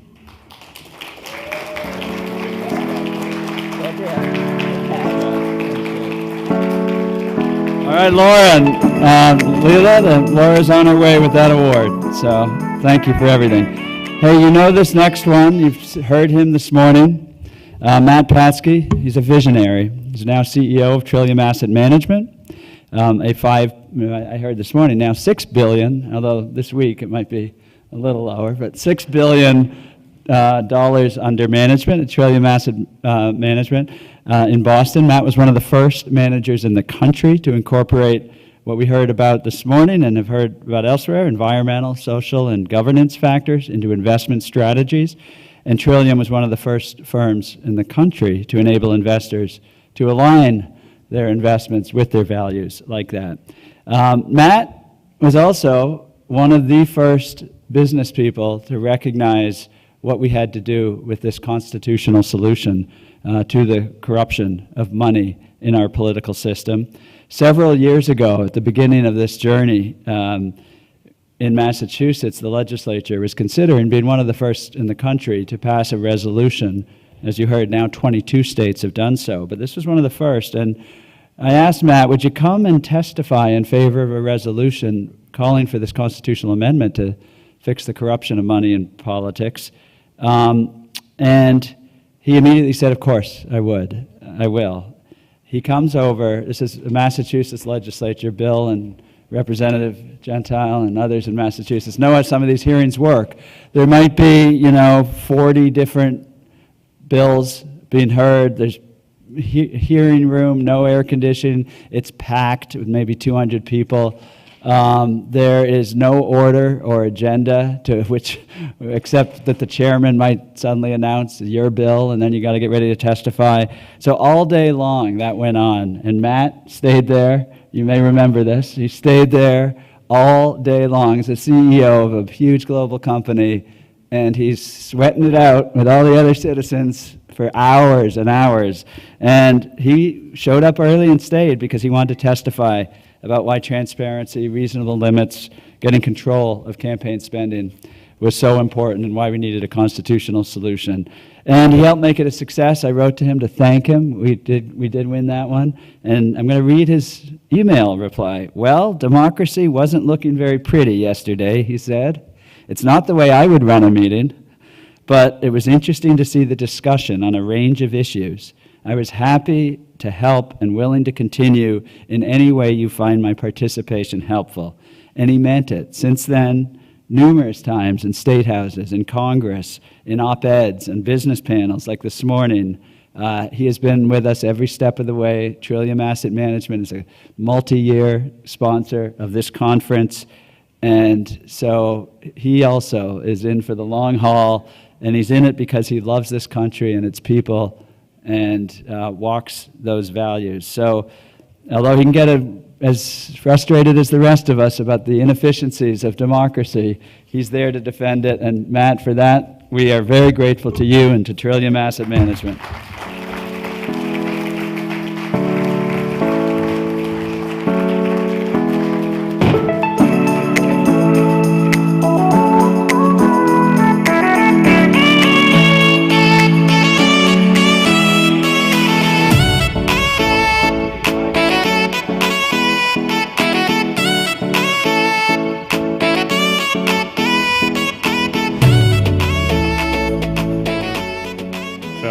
Thank you, Jeff, and thank you to everyone from American Promise. The visionary leader actually who started Trillium was Joan Bavaria. So over 40 years ago, Joan founded Trillium looking to invest people's capital for their financial needs plus social and environmental impact in alignment with their values. And Joan really was working for that entire time from 1982 on trying to get money out of politics. Unfortunately, she lost her battle with cancer at the end of 2008. She would have been, I think, appalled at the Citizens United decision, but I know that she would have been incredibly proud of Trillium's partnership with American Promise in protecting democracy. So thank you all. All right. Thank you, Matt. And hey, stay in your seats a sec. We're going to get a photo from this way. There's been lots of photos coming this way. But you and we are all in this together. So our good friend here is going to snap some shots. And then we're going to go straight to our next, you won't want to miss this one. We're going up to Lobby Day tomorrow. And we're going to see how it's done with this next panel. And Jeray is going to tell me something else to announce. Hey, good idea. That's Jeray Halligan, our digital director at American Promise. Thank you, Jeray.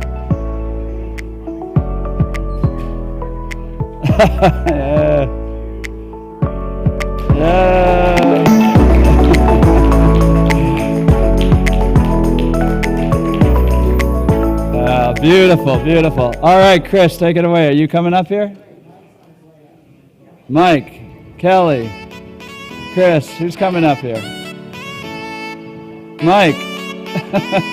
Please welcome Mike Mineta, Vice President of Advocacy and Volunteers at American Promise.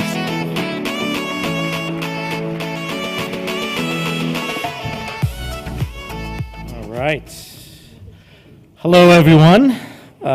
Excuse that. We're just going to set up we're going to do some mock meetings here. So we're going to set up the stage while I'm talking because we're going to try to stay on time as much as possible here. But welcome to the citizen empowerment portion of this conference. My name is Mike Mineta. I'm the VP of Volunteer Advocacy and Training here at American Promise. And I'm really thrilled to be here with all of you today. We're all here for the same reason, to pass a U.S. constitutional amendment that will permanently end the dominance of big money in our politics and change the course of history, change the course of American history. As citizen leaders, we've taken on an extraordinary responsibility to solve this problem. And tomorrow, a lot of us in this room are going to head over to Capitol Hill to meet with members of Congress and to advocate for the For Our Freedom Amendment. And this section is designed to help us prepare for these meetings, and it's going to be divided into two different parts. The first part, you're going to see two mock legislative meetings with a member of Congress, and you're going to see an example of an effective meeting and an ineffective meeting. The ineffective one's going to be kind of fun.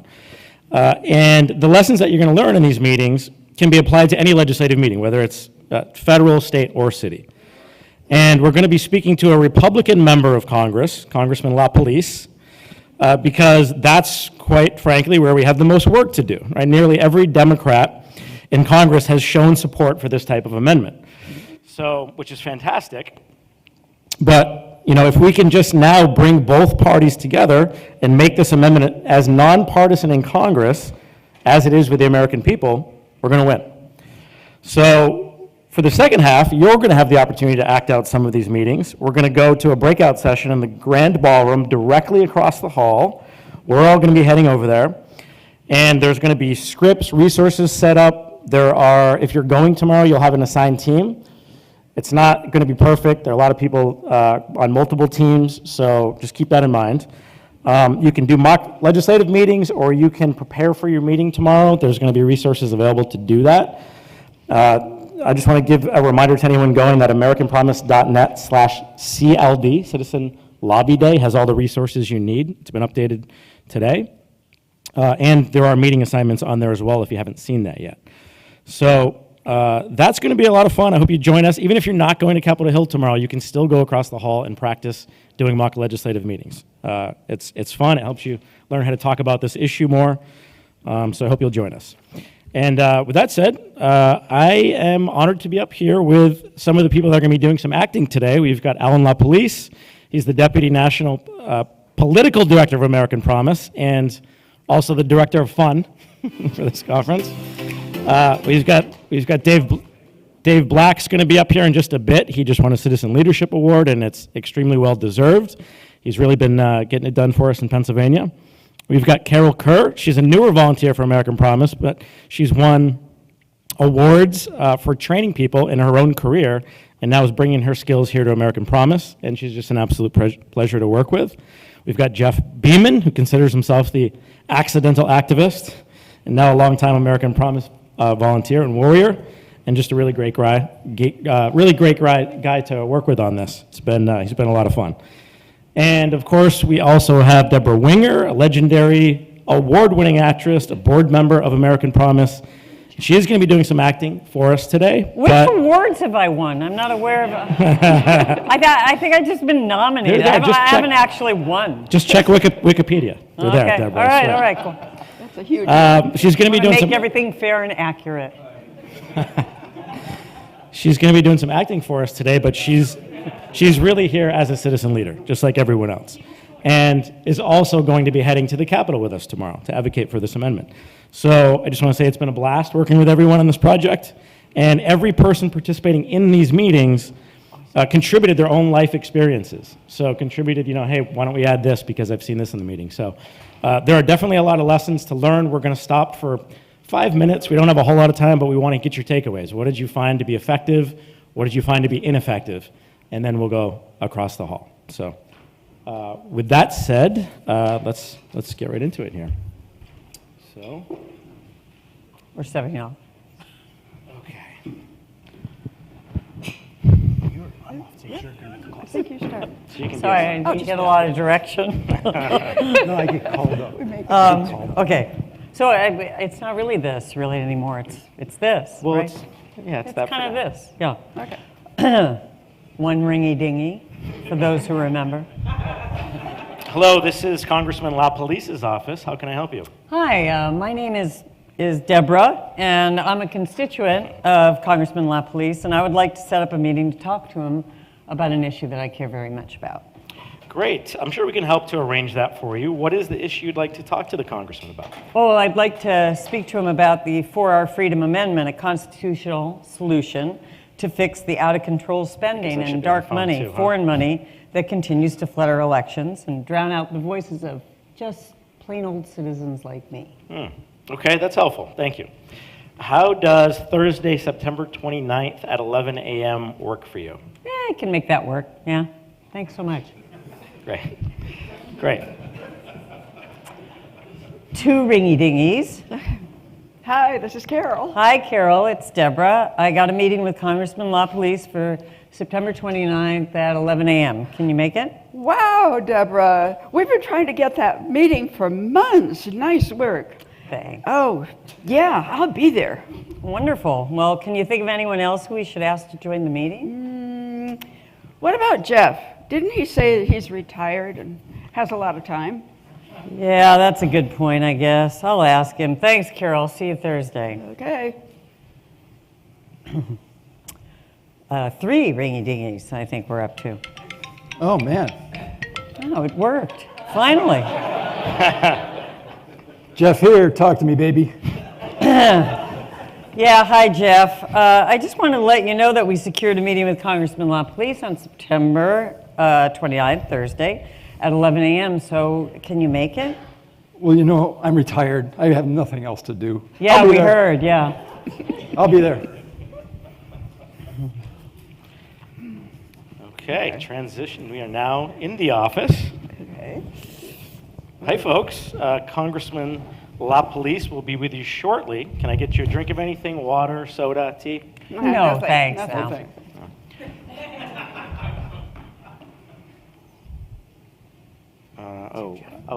Yeah. Oh. So I'm kind of in a hurry. How much longer do you think this guy will be? It should be just a couple minutes. You know, we're just wrapping up another meeting right now. You guys always start meetings late around here? Well, we try our best to start them on time, but, you know, we're working with a lot of factors around this building, you know. Yeah, we all have a lot of factors going on.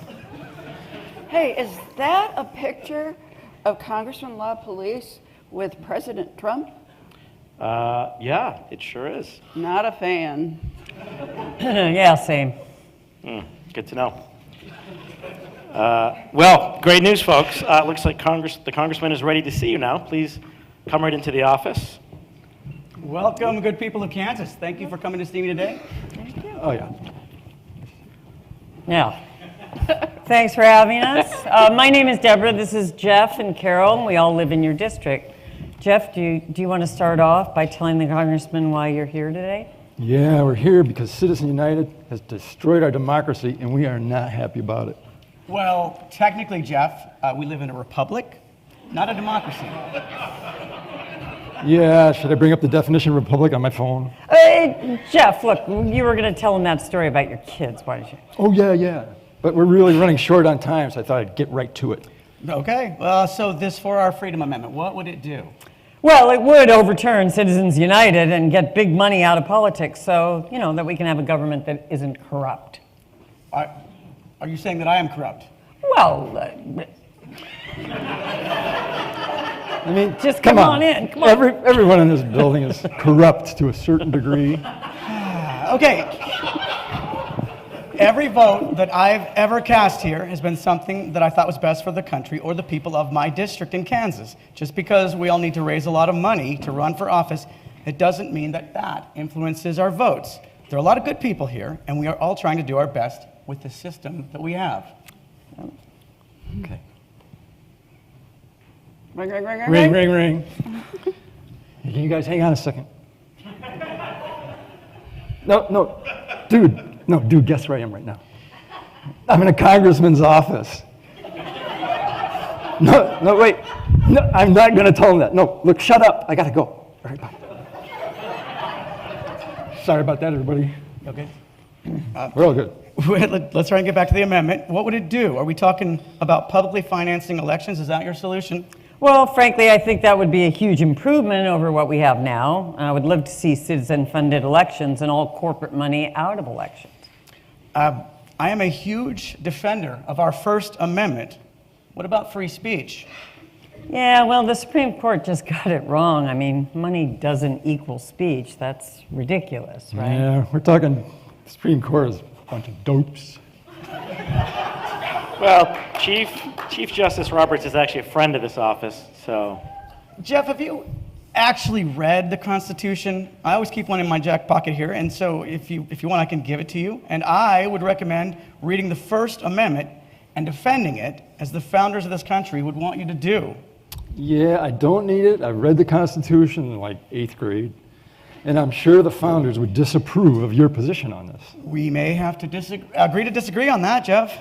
You know, speaking of the founders, have you seen that documentary HBO did on John Adams? Wow, that was really good. I haven't seen that one. Actually, I'm into action, personally. I've been watching Fast and Furious movies from oldest to newest. You guys into action movies? Yeah, I forgot my Netflix password, and I haven't been watching anything lately. Yeah, documentaries for me. Well, it looks like we're out of time today, folks. Congressman's next meeting is starting in just a few minutes. Alrighty then. I appreciate you all coming in here today to let me know about how much you care about this issue. I do not believe that I'll be supporting you at this time, but you know, I'll take a look at literature that you leave me. Well, thank you, Congressman. We'll go through our notes. We'll make sure we send you any material you requested. Carol, the Congressman, asked for some follow-up, so you took notes, right? I was supposed to be taking notes? All right, Jeff, did you take the notes? Wait, no, I was supposed to take notes. Okay, look, we'll get back to you on this later. We'll figure it out. We'll get you the materials you requested. So thanks again. Goodbye. Great work. Great, I'll see you. Yeah, great. Okay.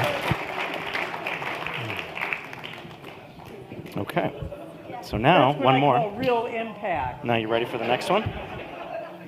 You Just good? happen to have it here in my Okay, pants.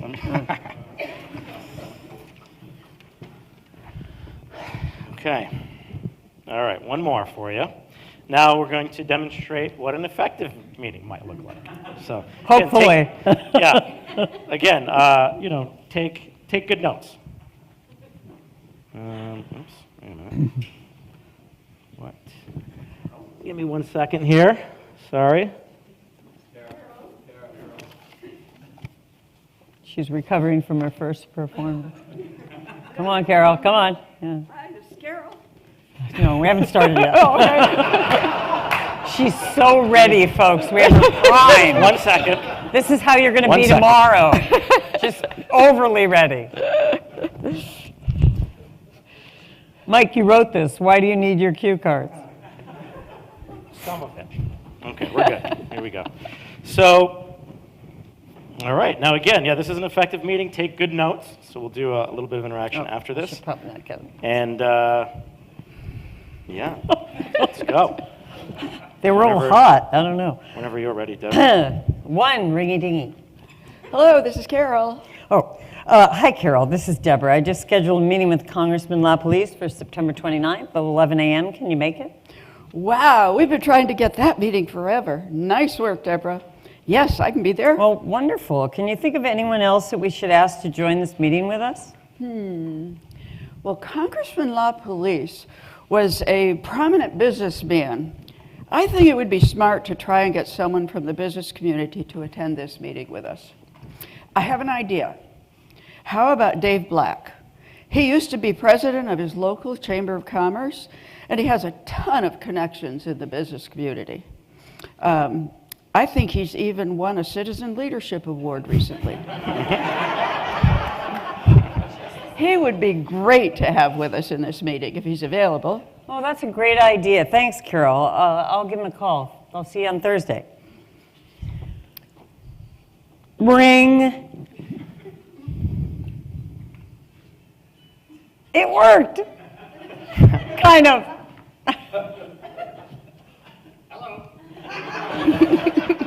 Hi, Dave. I just wanted to let you know that we secured a meeting with Congressman LaPolice on Thursday at 11 a.m. With all your business connections throughout the state, we thought you'd be a great fit to have at the meeting with us. The congressman is a businessman too, so he might relate to you. Can you join us? Well, let me see. I've got some things on Thursday, but this is really, really important. So I'll move some things around and I'll be there. I'll see you Thursday. Fantastic. Thanks, Dave. Okay. Now we're going to transition back to our office setting. Unfortunately, we have the same congressman.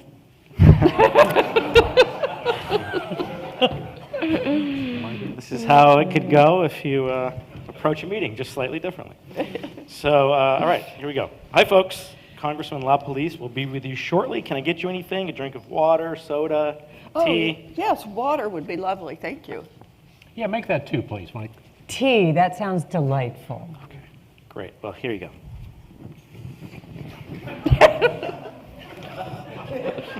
All right.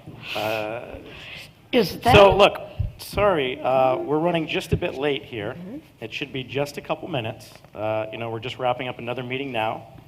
Hey, no problem. It happens. We understand that. Is that a picture of Congressman LaPolice with President Trump? Yeah, sure is. Interesting. Where was it taken? That was actually from a fundraiser last October. Oh, those fundraisers. They have to spend a lot of time doing that, don't they? Oh, way too much. We all hate it around here. Oh, that's why we're here. We're out to solve the problem of an insane amount of fundraising that our elected officials are forced to do. Oh, really? Well, that sounds pretty good. Where do I sign up? We can certainly help you with that. Wait, what did you say your name was? Mike. Mike, nice to meet you. How long have you worked here? Oh, God, almost a decade. I've been around here longer than a lot of these congressional members. Ah, so you know all the secrets around here. I know a few. Well, let's connect on this later, and we all know it's the staffers who really get the stuff done around this place. What's the best way to contact you? Well, text usually works best. You know how it is. Well, what's your number? I'll text you right now, and you can make sure to get this info to you. Okay, it is 555 555 628987. Great, thanks. No problem. Well, it looks like Congressman LaPolice is now ready to see you. Step right into the office. Welcome, good people of Kansas. Thank you for coming to see me today. It's nice to meet you all. Well, thank you for having us, Congressman LaPolice. My name is Deborah, and this is Carol and Dave, and we all live in your district. And can we just confirm, how much time do we have for this meeting? I think about 15 minutes. No, 14 minutes. Right, good to know. First off, we would all like to thank you for sponsoring HJR 77 to get more support for local farmers here in Kansas, there in Kansas. That was so helpful for us. Thank you so much for standing up for the people.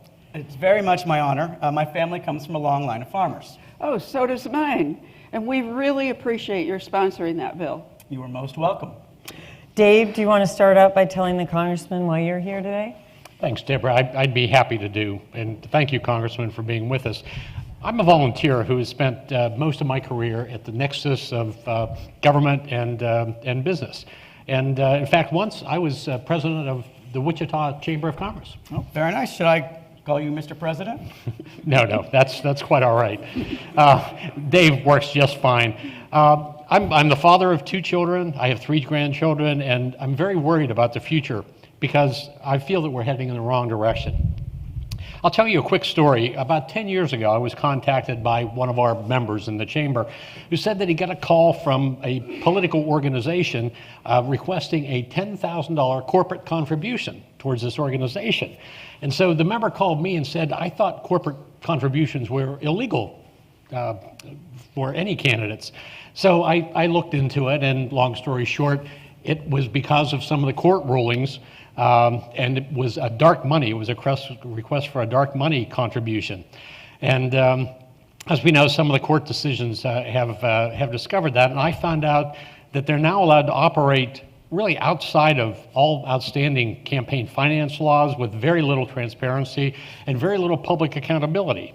Since then, the asks to this particular person who did not give them money have only increased. Okay.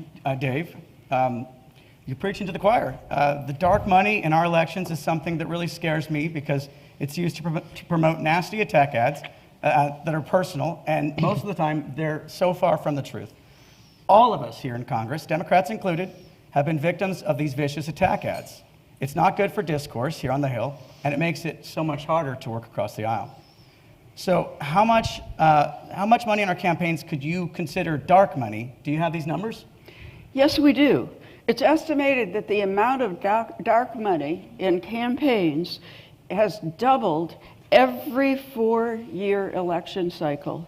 It was $15 billion in 2020 and could be $30 billion in 2024. That is outrageous indeed, Carol.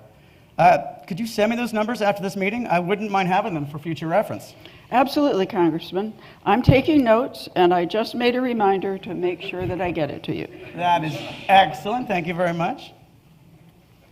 So, Congressman, this money that we're talking about, this dark money, it comes from corporations and unions, as you know, but I'm much more personally concerned about the money that comes from these uber-wealthy billionaires and foreign interests. In fact, I just heard this morning that Vladimir Putin is putting $300 million in non-Russian elections. Those of us at American Promise don't believe that they should be able to buy or influence the outcomes of our elections. And there is good news, though. Thankfully, because our founding fathers gave us the ability to amend the Constitution in order to correct inequities and, quite frankly, mistakes. So that's why we're here talking with you today. We want to preserve the American dream for our kids and our grandkids by adding the For Our Freedom Amendment to the Constitution. And we would appreciate your consideration and hopefully your support. Wow, it's impressive. Thank you, Dave. You've got my attention, and I myself have small children, and I'm also worried about their future. Unlike you, I'm a businessman, and I can certainly relate to this perspective. So tell me, folks, what exactly would the For Our Freedom Amendment do? Well, the amendment would allow Congress and the states to set reasonable limits on all the power and money in our political system, ensuring that the voices, contributions of all Americans will count. So it's that simple. Yeah, I mean, that doesn't seem so bad to me. Would you be so kind as to send me the text of this amendment so that I can take a look at it for myself after the meeting today? Yes, Congressman. I have a folder with the text of the amendment right here, and I will leave it with you today. Fantastic. Thank you, Carol. Another question. Could this infringe on the First Amendment rights of free speech? I'm a huge defender of our First Amendment. Oh, we are too. This strengthens the First Amendment for everyone. No one that I know feels that money flooding our elections has helped give anyone more free speech. So many good people who live in our district and state, even the candidates, are just being drowned out by it. It's not free speech, really. It's paid speech. So regardless, the For Our Freedom Amendment doesn't dictate any limits. It simply allows Congress and the states to do what they think is best in order to defend the republic from foreign money, dark money, billionaires from buying our elections, like Tom Steyer and Zuckerberg, for example. Oh, Zuckerbucks. Exactly. I'm with you on that. So, but first, tell me about small business. Would this amendment prevent local Kansas businesses from donating to my campaign? No, this amendment says that the state of Kansas and its citizens can determine that for ourselves without being dictated by the Supreme Court. Let me ask you, Congressman, do you believe in the concept of federalism? Do you believe that the states should have the authority to decide what's best for them in regard to protecting the integrity of elections? I do very much believe in this concept of federalism. I always have. So let me get this straight. You're saying that a state such as Vermont could experiment with their own laws to address the problem, while back here in Kansas, we could try a different approach, and so on and so forth across the country. Is that basically what we're talking about here? Yeah, that's exactly right. The state of Montana, for example, it had 100 years of common sense campaign finance laws, and now, because of the Supreme Court, Montana is no longer able to decide what's best for their own state. Yeah, that really irks me. Deborah? Me too, Congressman.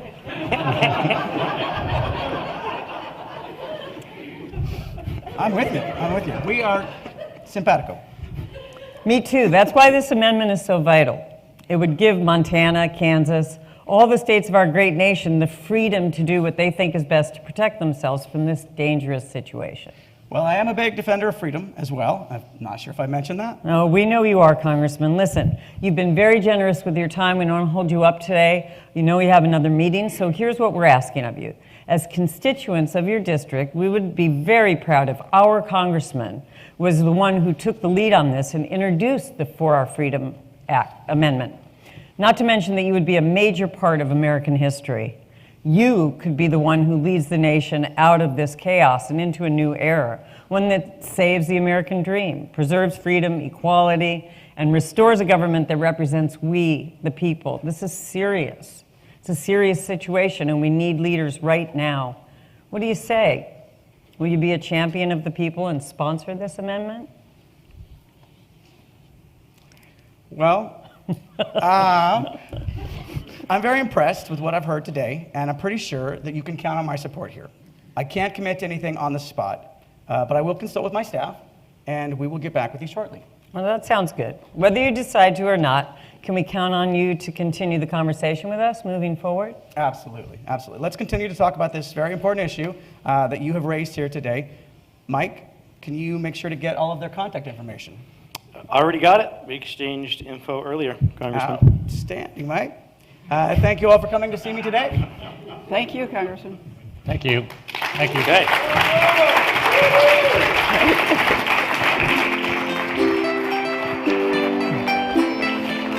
Okay, so we're just going to take a few minutes now, 5 minutes. Chris over here has got a microphone, so he's just going to walk around. I know we have limited time, but we just want to get a little bit of feedback. We'll start with ineffective, which was more fun, you got to be honest, right?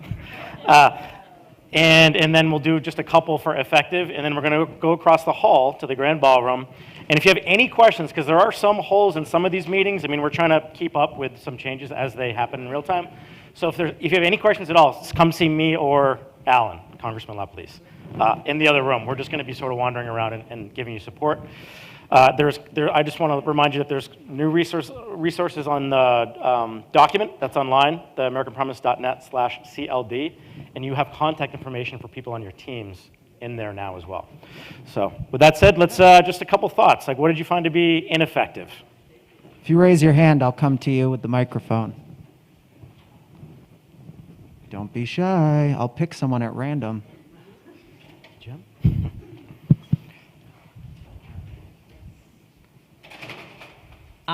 Don't bring along any clownish people.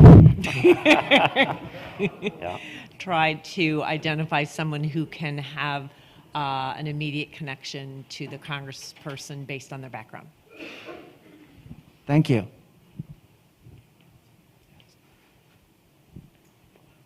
I guess this is a mix of the ineffective and effective. I think it's about clarity, making it relevant, remembering they're a human being with a job. They do have to get reelected. Their staff does have to deal with fundraising and making it relevant to the issues that they face day to day. Yeah, absolutely. Thank you, Maury. Okay.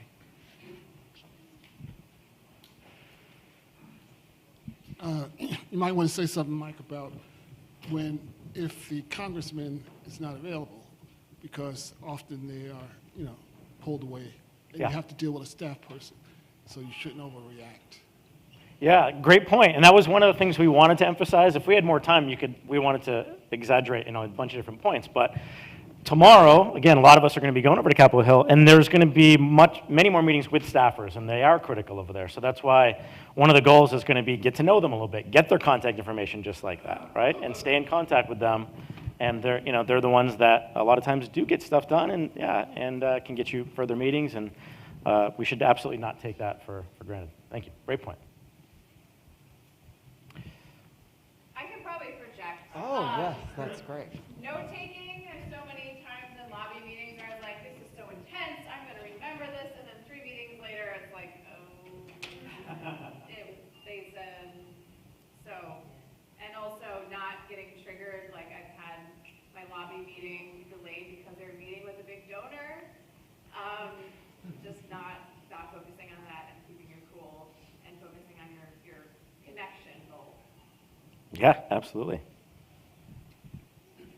I could probably talk loud as well, but just being careful. I think Carol mentioned, is that a picture with you and Trump? Yep. Right, and being careful in how you judge things in the office because you don't know what to do. Yep, absolutely. And that's something that's extremely common, all right, going into these offices. So something to be very conscious of. Yeah, thank you.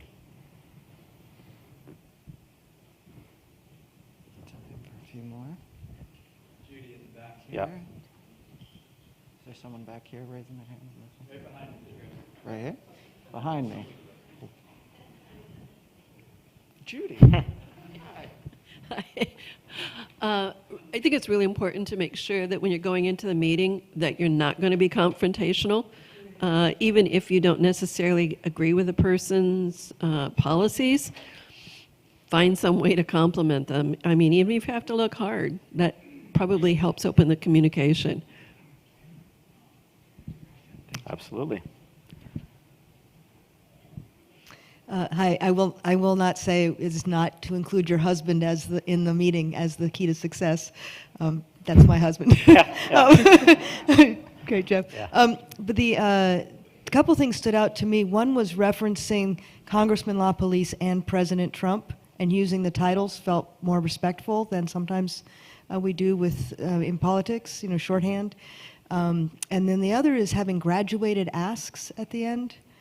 So that depending on how far they got, it seemed like it was, okay, should we ask for sponsorship? Should we ask for support?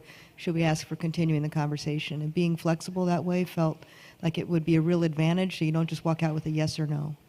Yeah, really good point. So we do start with a high ask, and then, in the very least, stay in this conversation with us. Absolutely, yeah. I thought it was very effective to have 3 people rather than extra people in the room, because you want to get to the point and you want to make it clear that you're serious, and having extra people, there's maybe no time for them to talk, really. Yep. And there may be, just so you know, that you might have meetings with 4 people tomorrow, maybe even 5, just a couple out of 5, only because there's a lot of people that just, some offices aren't doing in-person meetings, just so you know, and we just want to make sure they get the experience. So be prepared for that. But yes, ideally you want a couple people. So I think we only have time for maybe one more, right? One more? One more. Okay, in the back. Marie? I think I can project.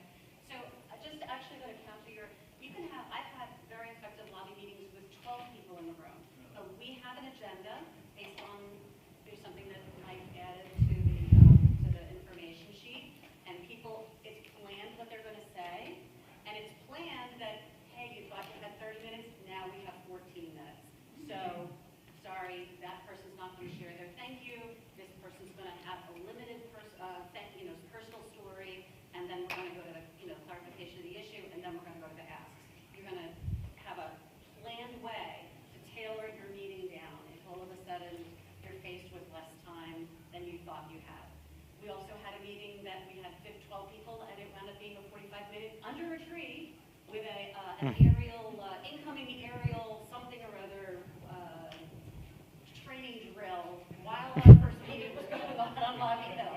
Lobby Day, excuse me, and there's actually a YouTube video of that on American Promise, so you have both experiences. Yeah, that is a great transition to going across the hall. Did you want to sneak one in? Go ahead. I just wanted to say it's really important. It can be really important to have people that live in that district. Absolutely, yeah. That's how the meetings were set up. We started with that, so yeah.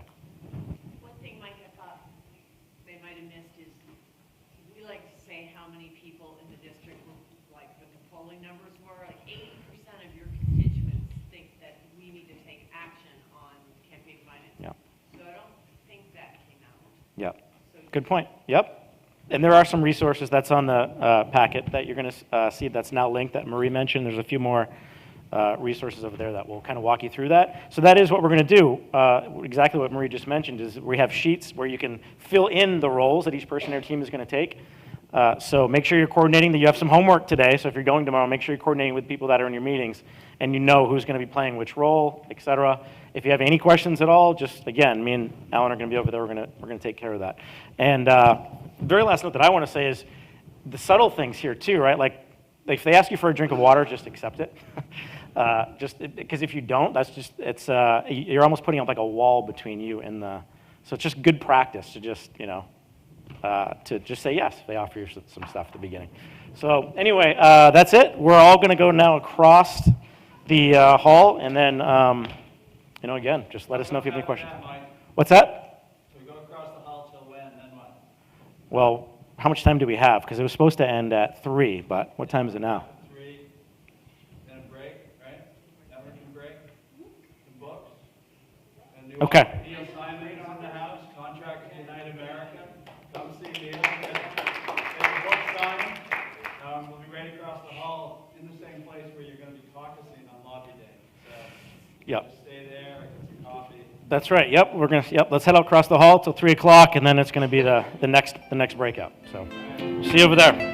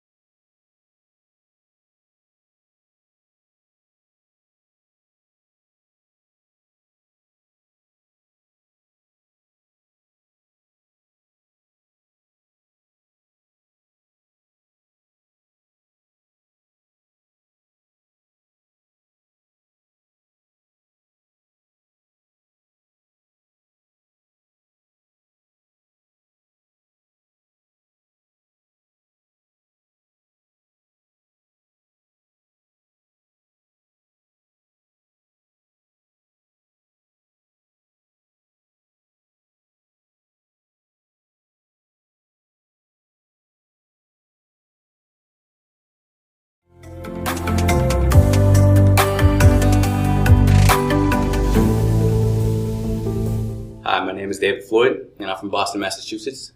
And as long as big corporations and other special interests can drown out the voice of the people, democracy can't work the way it was intended.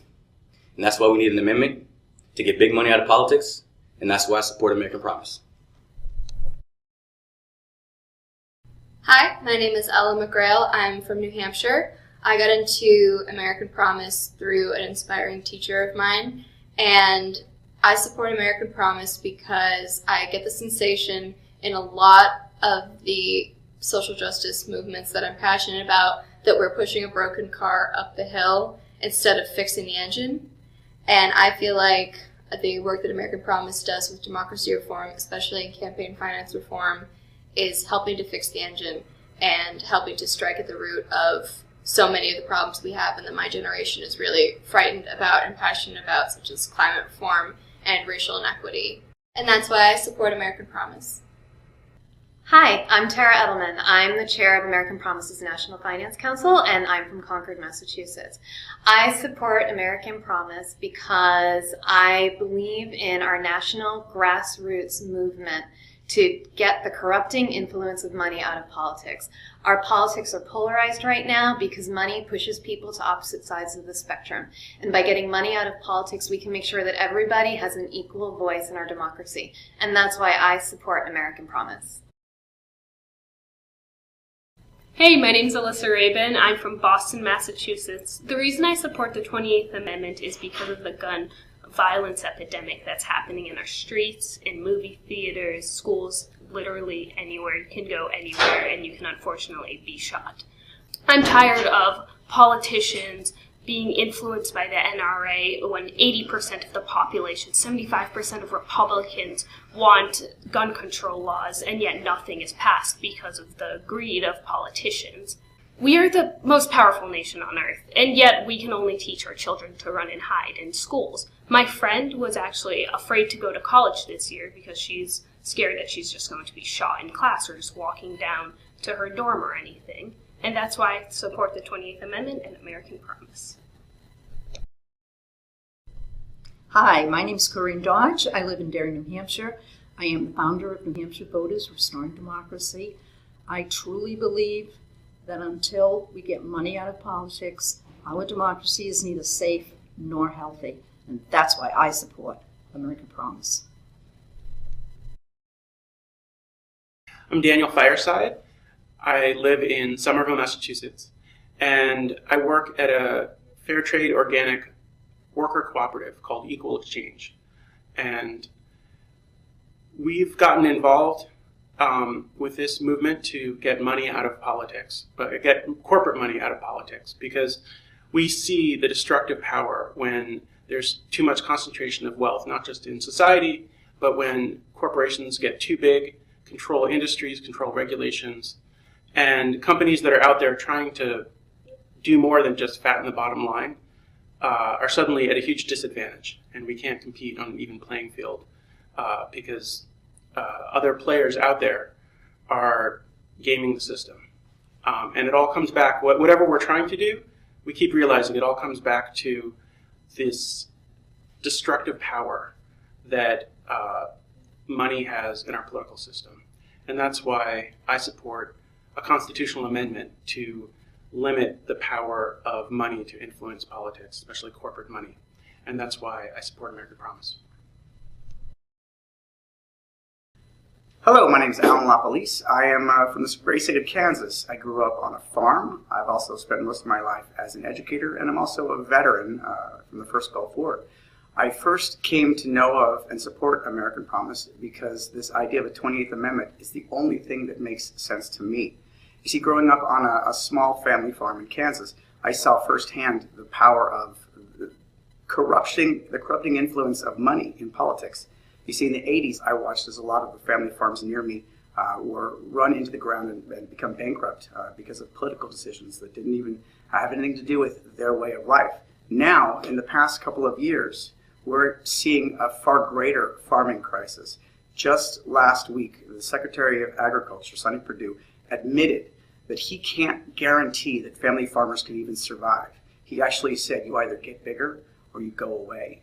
You see, what happens now is that corporate farms have political influence because they have the money to pay for lobbies, and those lobbyists will then write legislation specifically for them, further concentrating the wealth and power in agriculture. And that's true across the board in the political spectrum. Political power is now just about how much money you can spend on influencing legislation and paying lobbyists to write the bills. That is why I support American Promise, and that's why I believe the 20th Amendment is the only way out.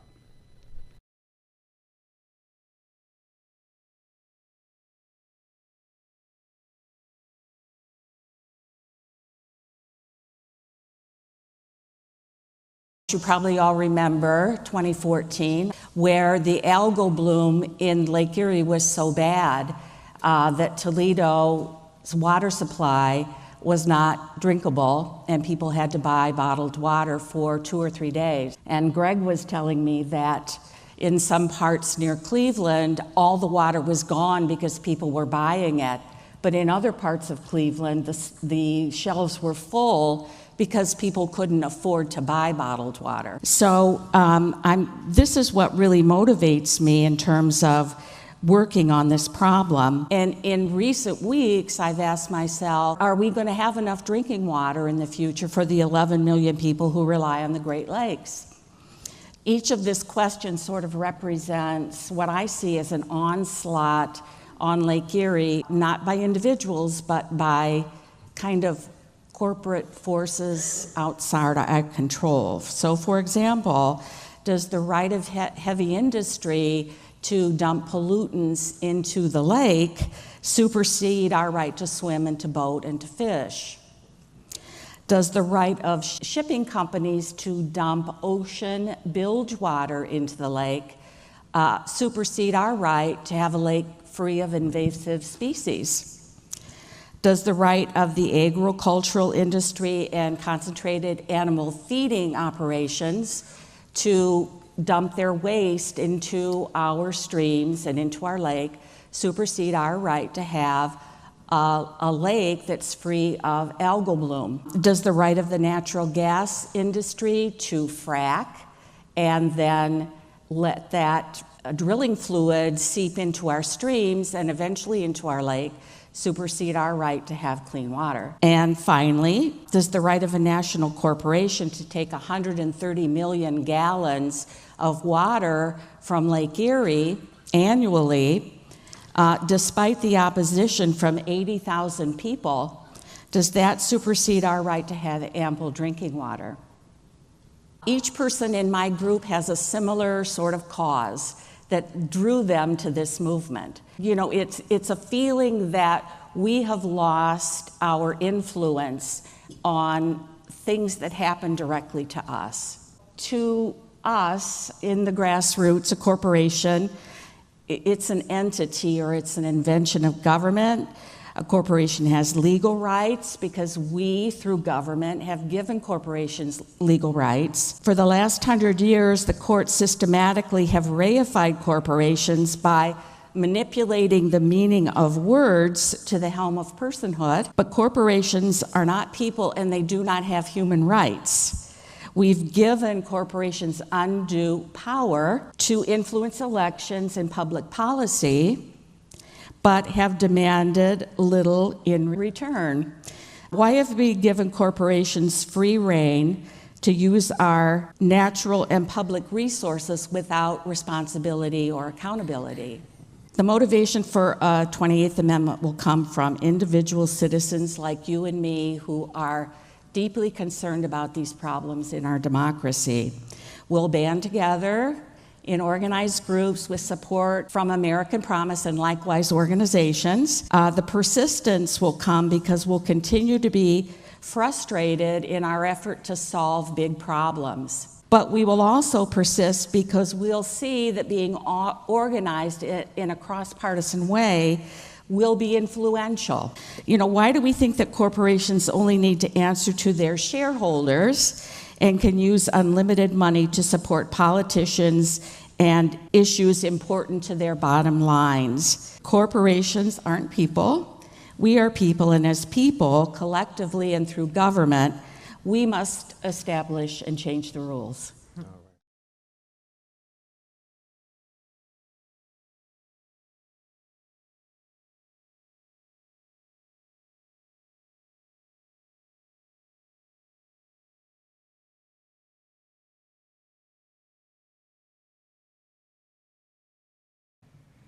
like to invite you to think for just a moment.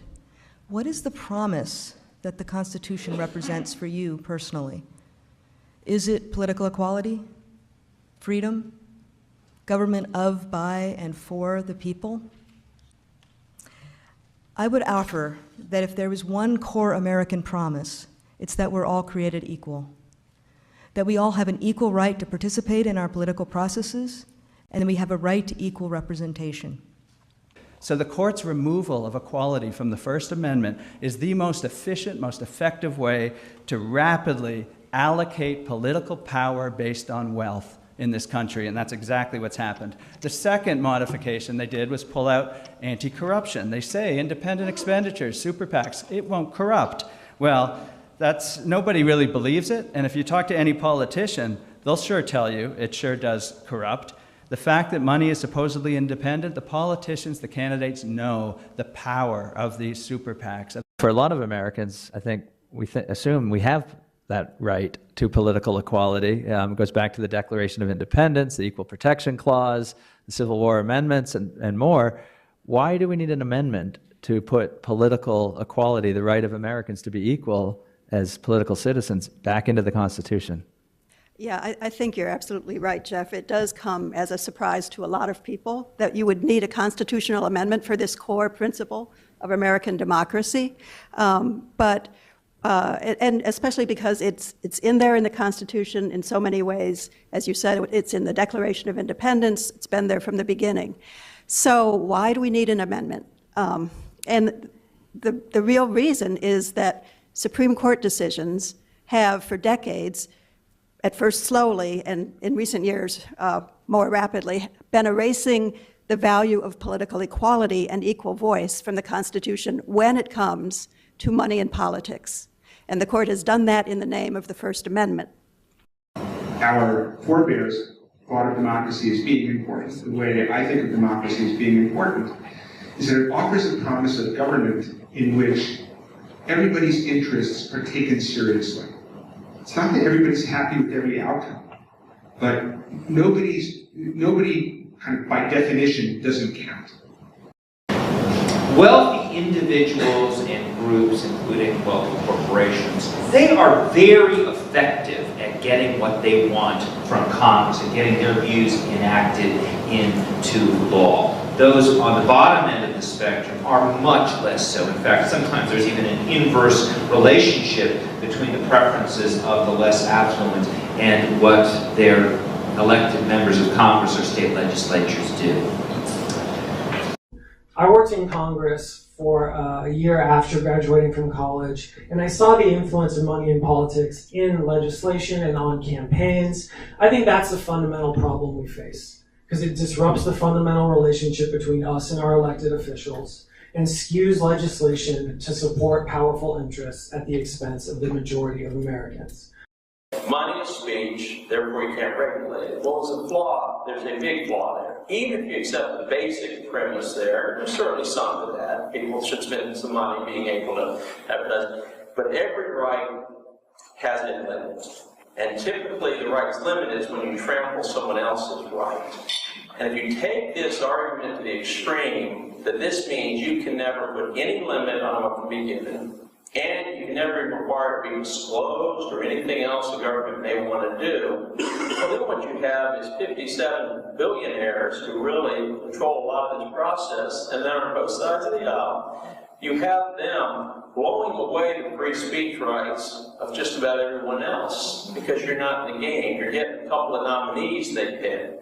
But as we talk, people need that big idea, because there are certain things you can do even within the framework of Citizens United, but the amendment restores the ability of state governments, of federal governments, to stop these lawsuits that go in against the locality saying, I'm sorry, you in Montana, just because you think you have corruption, you do not have the right to put a limit on campaign contributions. I mean, this is just spreading like a cancer, and 28th Amendment is the thing that long-term solves this problem.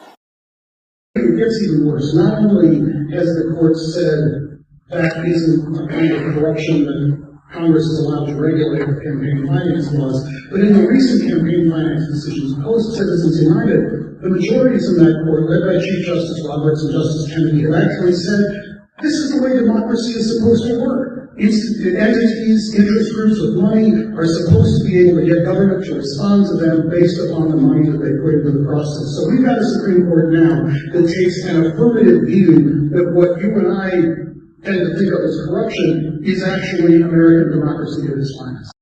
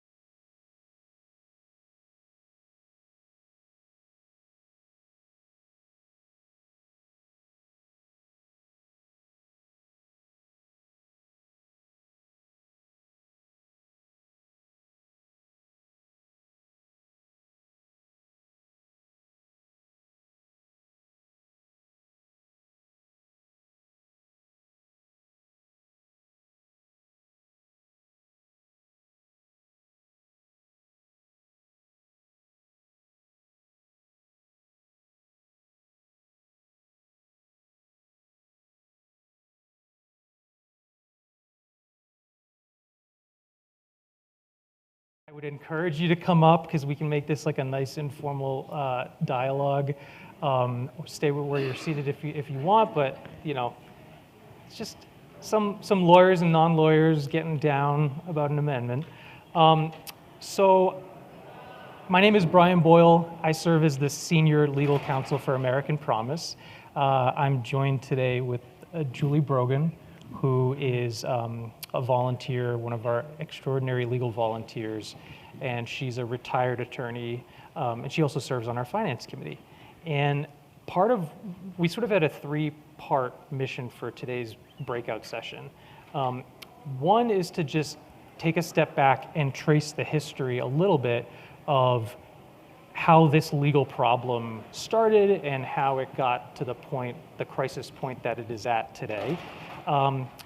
Then we're going to turn to actually look at the language of the 4R Freedom Amendment itself and show how specific pieces of that text are intended to address some of the components of the problems that you'll see illustrated in the cases. And then lastly, we wanted to talk a little bit about the legal network that we're trying to build up and sort of hear your ideas about how we could make it stronger and tell you some of the things that we had in mind for future plans.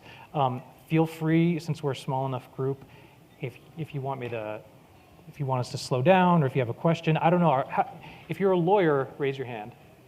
Yeah? So there's some lawyers, some non-lawyers, which is awesome. So we'll just dive right in. Okay, so the legal problem, the story that we're going to tell today goes back 5 decades to Buckley versus Vallejo.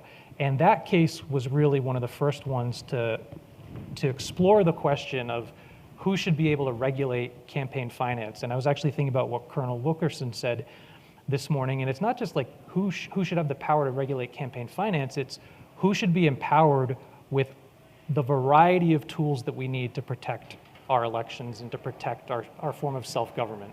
And through a series of decisions, the Supreme Court has really positioned itself as the decision maker in this realm, but it didn't have to be that way. And I don't know if you all have with you the little pocket constitution that you all received, but if you turn to page 14, Article 1, Section 4, and if you were somebody that didn't know a thing about campaign finance jurisprudence, you would look through the Constitution and you say, oh, actually, it looks like there's a provision in here that gives power to the states and to Congress to control the time, place, and manner of holding elections, and that would seem to include maybe campaign finance regulations. Then comes along Buckley versus Vallejo in 1976. And Buckley basically says, listen, nobody here is challenging the idea that Congress has the ability to regulate federal elections. But the question that we think is critically presented is whether really the First Amendment imposes certain limits on campaign finance. So I think it's a fair question to ask, and I would agree with the first statement that you see up here, which is that campaign finance regulations do operate in an area of core First Amendment concern because it does touch on the marketplace of ideas. There's no question that money can help facilitate speech that we want, and that's important to run our country. But where Buckley sort of took a very critical early turn was it imported into its view of the First Amendment this idea that if the people, if state governments, if the federal government wanted to try to do things to equalize opportunities so that money wasn't just directly purchasing political power, Buckley basically said, no, you can't do that. The idea that you can, they say restrict the speech, it's actually restrict the money. They say restricting the money in order to enhance the relative voice of others is verboten by the First Amendment. So that was kind of the first seed that has spawned all the cases since.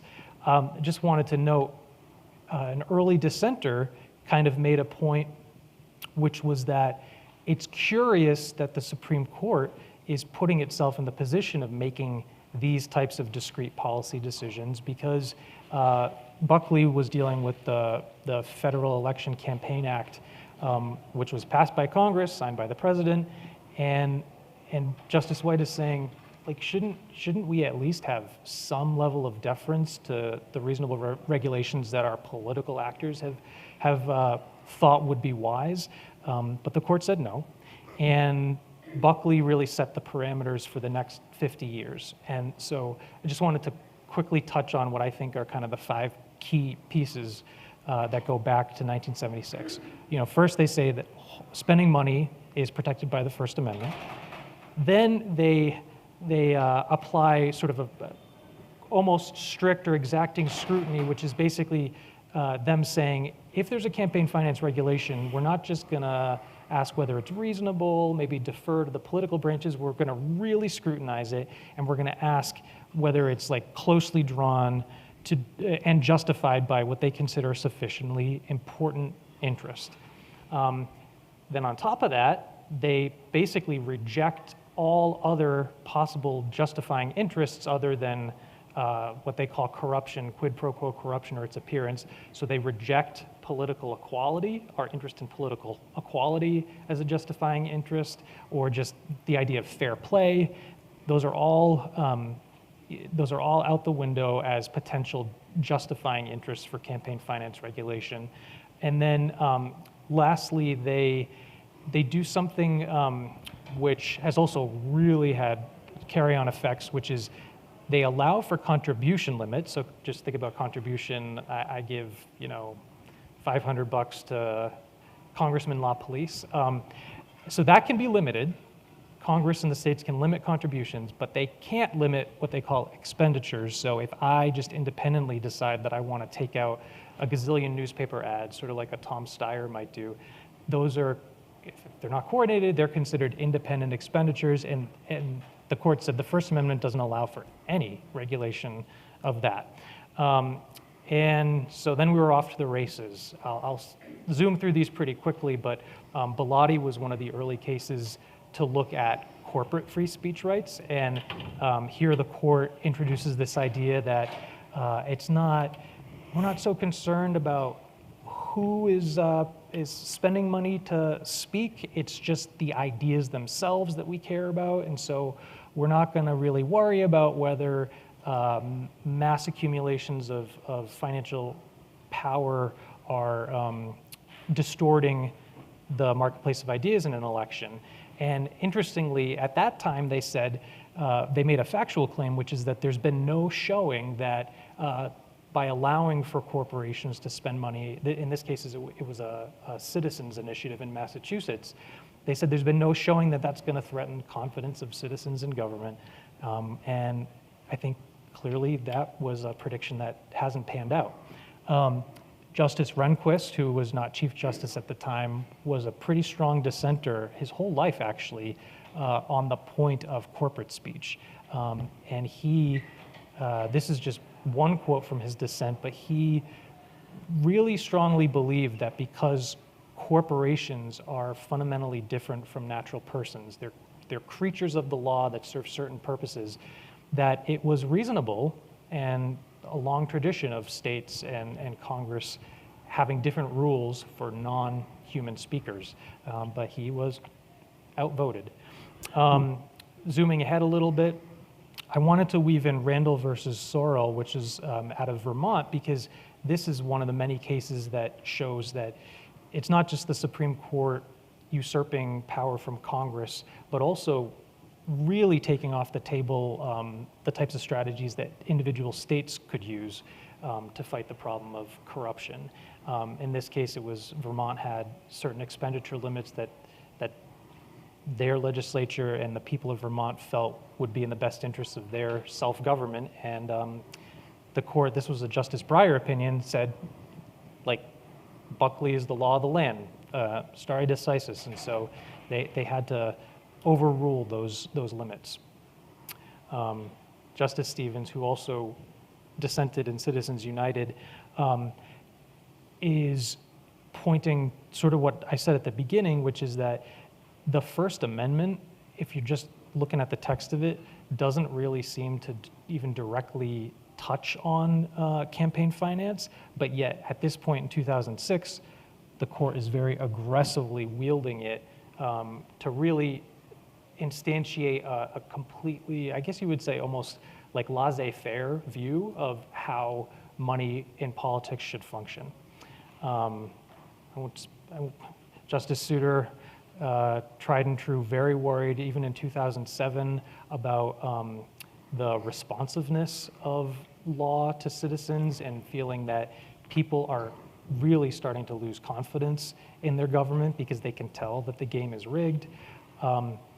Davis versus FEC, where what was happening here is there was a provision in the Bipartisan Campaign Finance Reform Act which tried to deal with the potential disproportionate advantage of really wealthy self-funders.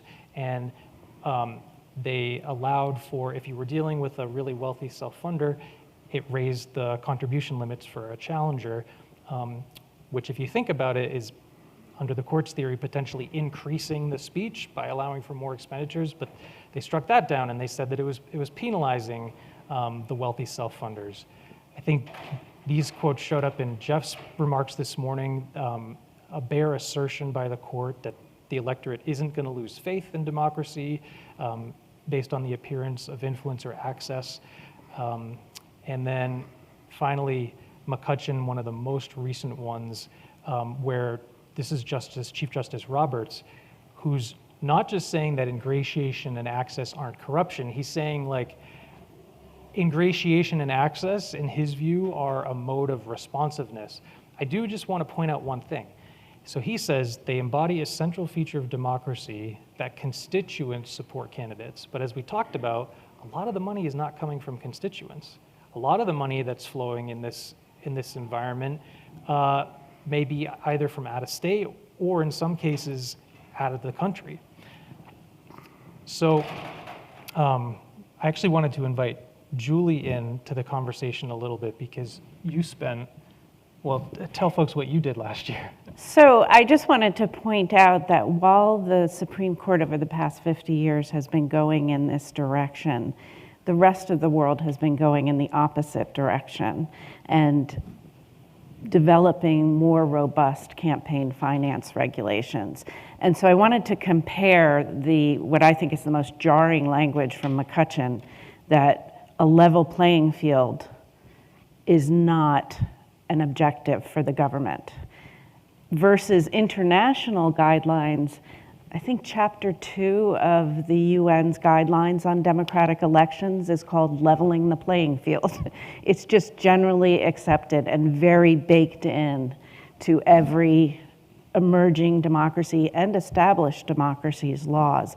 What we have on the right is the handbook that election observers take to them in emergent democracies in Europe. I'm thinking of Eastern Europe after the fall of the Soviet Union. And lawyers will go in and they'll examine the election laws. And one of the things they ask these lawyers to look for, and they could be lawyers from the United States, is a requirement that there is a balance, that they have reasonable limitations in order to not distort the dialogue. So regulation is generally accepted because it is baked in that they believe there is distortion when you spend too much money on one side. So the United States lawyers are ensuring that the elections of other countries adhere to... Not on behalf of the United States, on behalf of international non-governmental organizations. Yeah. So the next slide, I had the wonderful opportunity to live last year in France. And so I was there during the presidential election. And it was very refreshing to see an election where billions of dollars were not spent. And I'd like to compare the limit. So France has the most stringent campaign finance regulations in Europe. And presidential candidates in France can spend no more than 22 million euros. Let that sink in, because we've been talking today about the minimum entry for a Senate race in the United States is 200 million. So $22 million, it's about roughly $25 million. is all that they can spend. And the laws are strictly enforced. This is not Emmanuel Macron who won the election. This is Nicolas Sarkozy, who ran in 2014. He had a lot of corruption scandals, but kind of a la Al Capone, they got him on campaign finance. And he is now under house arrest in France. He was prosecuted and convicted for spending too much money on his campaign. He went over that limit. So they enforce the limits. They have great disclosure laws. And I want you to look at the top of this slide, and you see these values in the French Republic, which are on every public building in France. Liberté, égalité, and fraternité. Very similar to the Enlightenment values that founded the United States of America. Liberty and equality, I'd like to say with a little dose of e pluribus unum, but I think we could use a little more fraternity in this country. But these are based on a document which is the equivalent, roughly, of our Bill of Rights, called the Declaration of the Rights of Man. And Article 10 of the Declaration of the Rights of Man is equivalent, not exactly the same as our First Amendment. And so my point in comparing the United States to France is a free country. The slide on your right is the Gilets jaunes demonstrations against Macron's economic policies. That is a free country. That is not the kind of demonstrations that you're seeing in Iran and the Soviet Union, in Russia right now, where people are being arrested for speaking out against the government. It is a free country. They have free speech.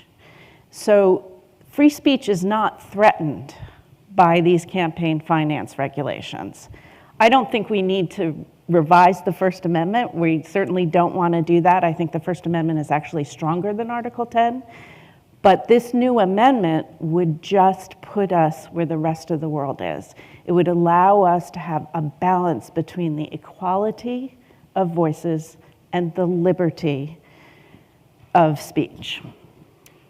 And before we get to the constitutional fix, I just want to say, I know a lot of people shorthand what American Promise is doing as like overturning Citizens United. And if there's one thing you take away from the first part of this presentation is that we're trying to go much deeper than that and unsettle the roots going all the way back to Buckley, because that's where we feel like things really got off track. So let's just briefly turn to the language of the 4R Freedom Amendment so we can talk a little bit about how some of the problems are being addressed by our solution.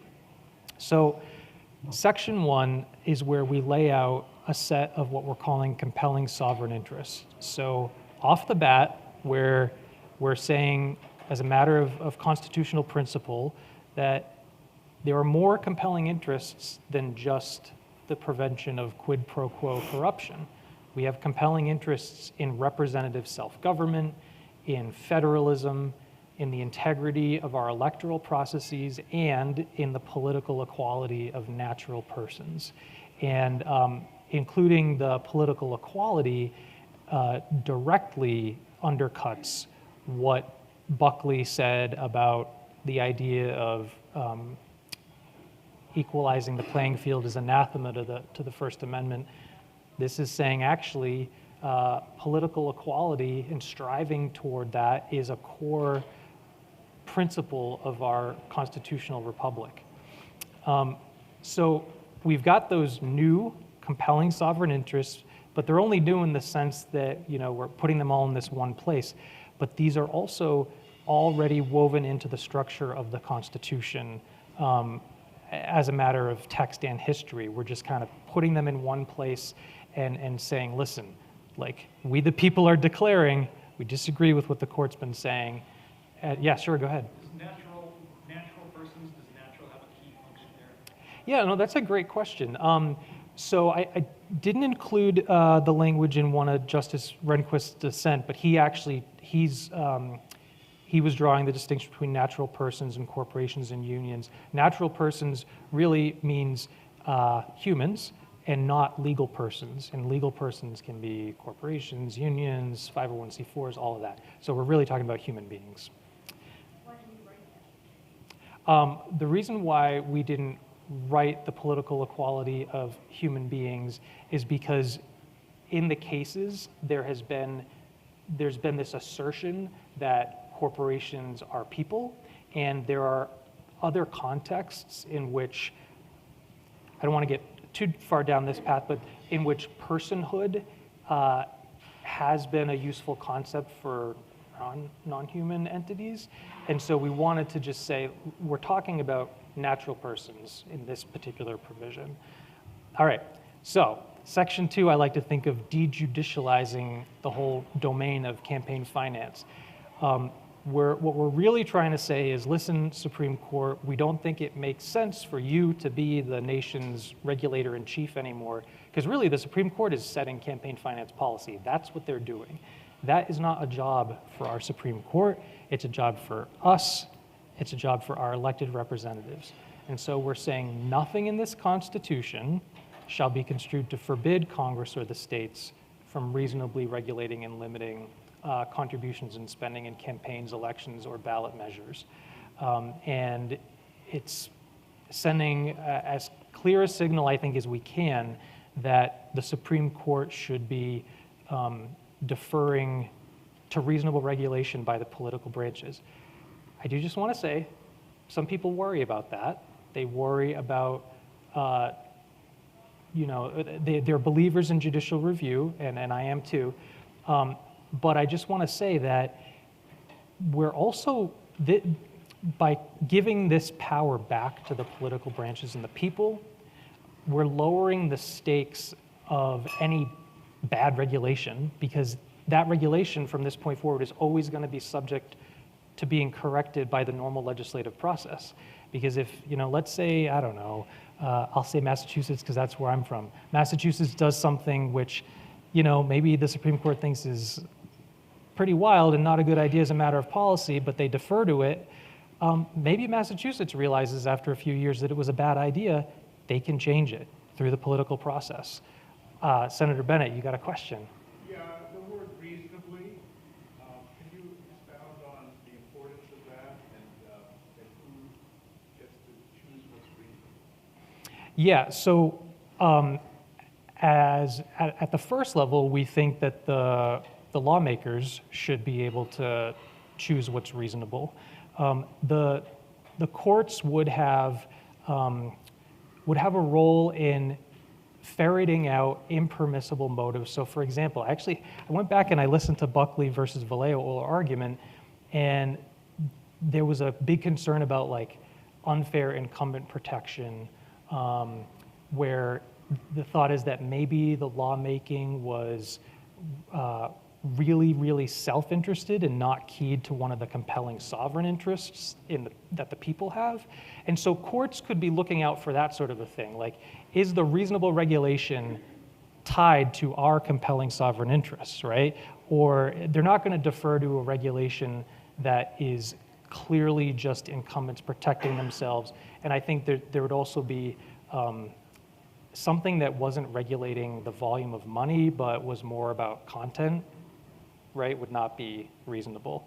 And then just briefly, I wanted to touch on Section 3, where this is the empowering clause where we're saying very clearly, Congress and the states shall have the power to implement this article, including, going down a little bit, by prohibiting artificial entities from raising and spending money in campaigns, elections, or ballot measures.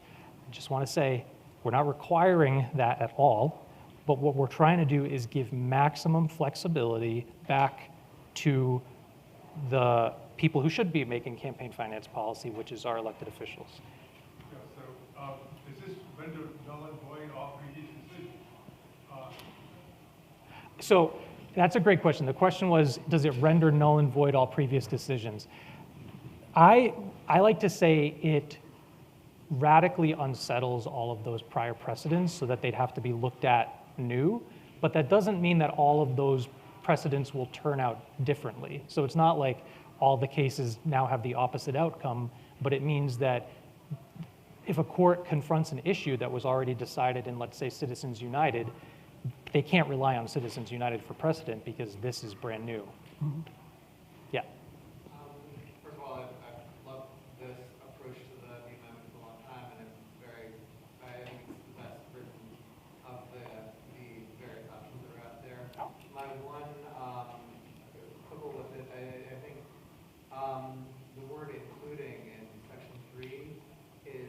to do a whole lot of work on the various other ways that are currently being used to advance corruption, particularly in lobbying, directly profiting off of various things that happen in Congress. It's not clear that all of those things would be currently allowed to be regulated and legislated. And I'm wondering if having the word including to say that this list is not exclusive, if you think that's sufficient to allow Congress to address some of those other issues if the Supreme Court would decide that under current constitutional interpretation it would not be able to. Yeah, that's a fantastic question, and I want to just step back and say, even going back to Section 1, part of the reason that we do include some of this broader, like, value-based language is because we are really trying to give Congress and the states much more power to experiment in all of these areas that touch on our ability to self-govern. So that includes things like lobbying. We include the integrity of our electoral process because the court right now has been in a habit of deciding whether it thinks the policy choices are wise, and then once it decides a certain way, the only way to backpedal is either through a change of personnel or through a constitutional amendment. And what we're doing here is we're trying to say there should be a lot more flexibility for experimentation in this whole sort of domain of good governance. Since we're running short on time, I did want to just touch on our call to action, because I know we have some lawyers in the room, which is we are trying to build out our state-based nationwide legal network, because as you heard earlier this morning, we've got some amazing Rotarians and Chamber of Commerce folks who are effectively reaching their peers, and we want to do that with lawyers. So, Julie, I don't know if you wanted to say a little bit about the types of things you've been able to do as a volunteer for AP.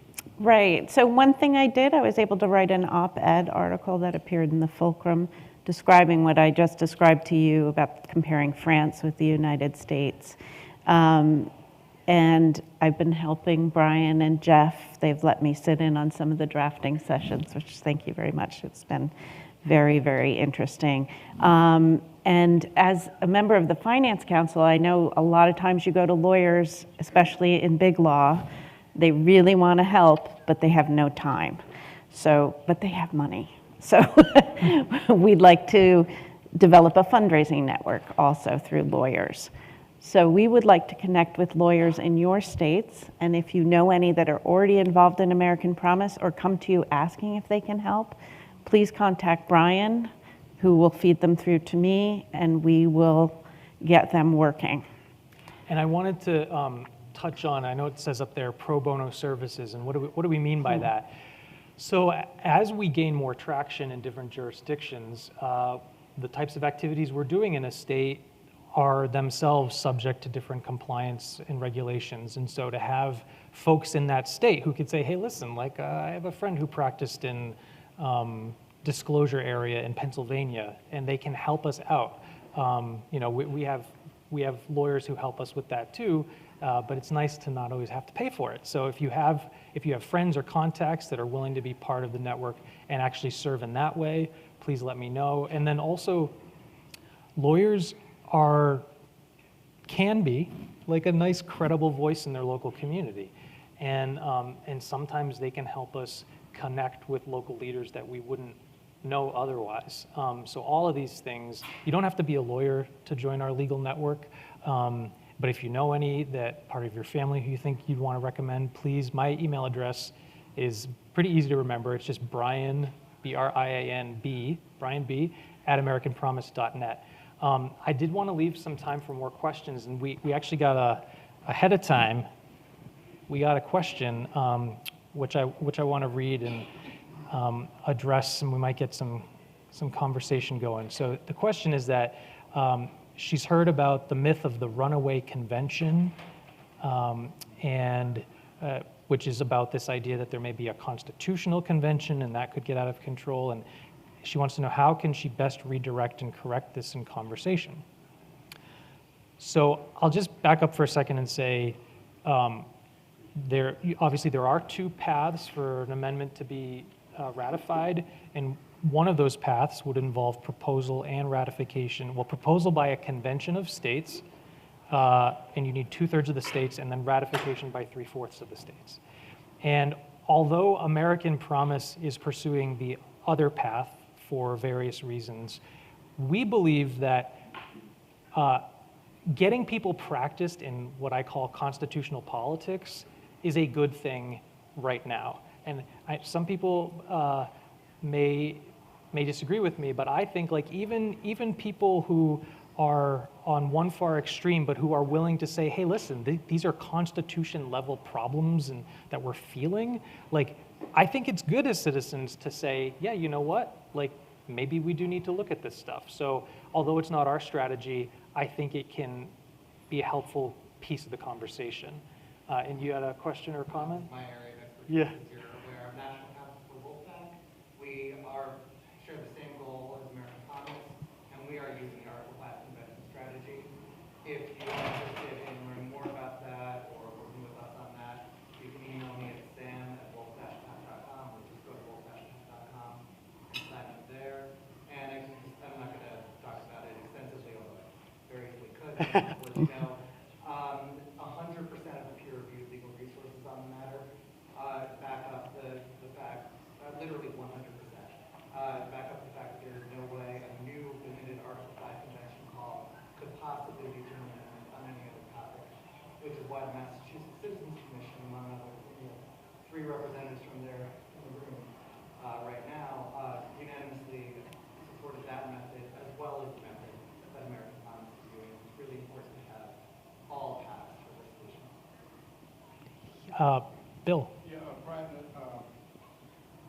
so a question that was debated for a good 6 months in the Massachusetts Citizens Commission was one amendment versus two. Basically splitting off what would be your section 3, the issue of the natural persons and artificial entities. You combine them all into one amendment, so just want to understand your rationale as to why one amendment versus two. Yeah, so my recollection was that the second, I'll go back to section 3 too. So my recollection was that the other amendment being debated by the commission dealt with corporate personhood more generally, whereas this section, we are including it, but sort of in the very specific context of campaign finance, good government stuff. So we're not trying to like end corporate personhood, period, like for all purposes. And yeah. So is section 3 really needed? I mean, if you get section 1 and section 2. We do think section 3 is needed because although this says nothing should be construed to forbid Congress or the states from regulating, so many of the other clauses in the Constitution that vest power in specific areas do have what they, the vesting, like shall have the power. And so we just didn't want there to be any question that they've got it. And you had a question too, I wanted to make sure. Yeah, I know this is primarily about big money, but, and I think it's maybe a section 2 thing, but can you give an example of how it would work if, there's this whole, in the news, all these red states are trying to change their election systems, so they're distorted all, anyway, I don't want to lock my words here. I'm just wondering how that would be tested. First of all, this amendment would have to be in place, but would that fall under the amendment? I think it was under the election process. I mean, Yeah. You know Integrity. Yeah, I do.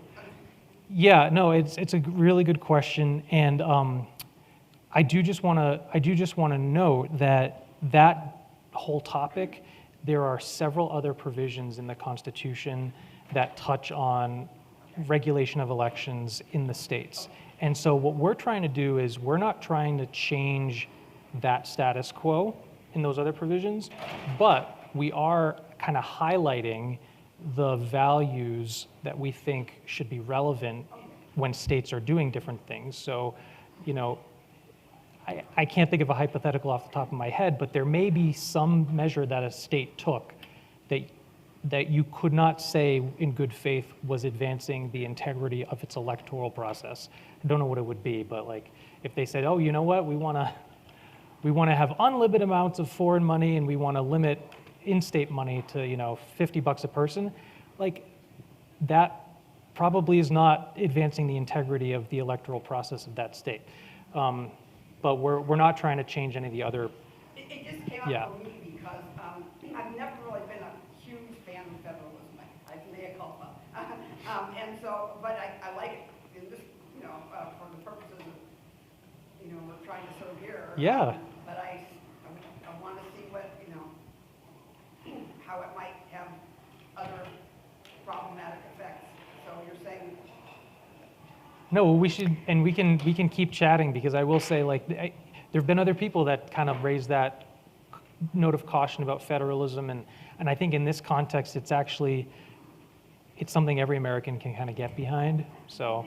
And certainly the funding of those efforts could be addressed by legislation, so that if it would have to be a genuine initiative for a broad range of people rather than moneyed interests. Yeah. Well, we are out of time, but I want to thank you all, and I want to also just put in a plug, which is that we've got a break right now. It's 4 o'clock. Please make sure you're back here by 4:25, because you don't want to miss Andrew Yang.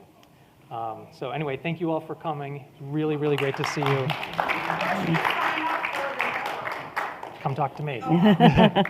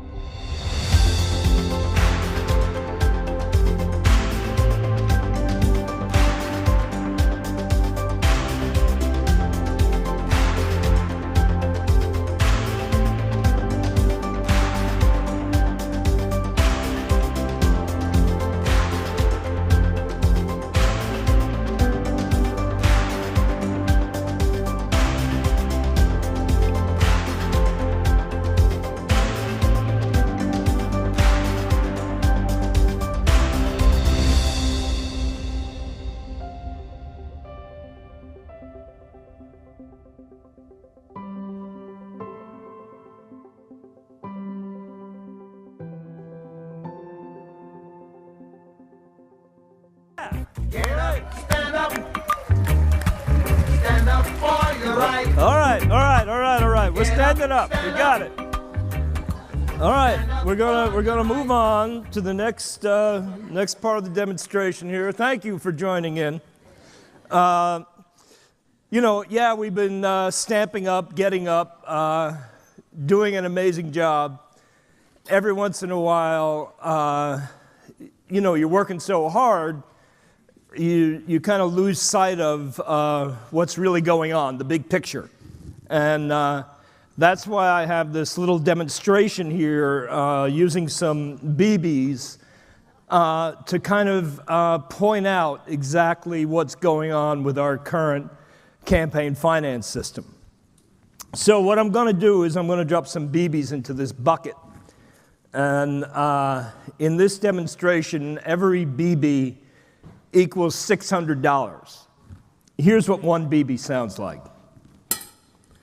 And now I'm going to pour in the number of BBs that represent how much 90% of the American public donates to politicians.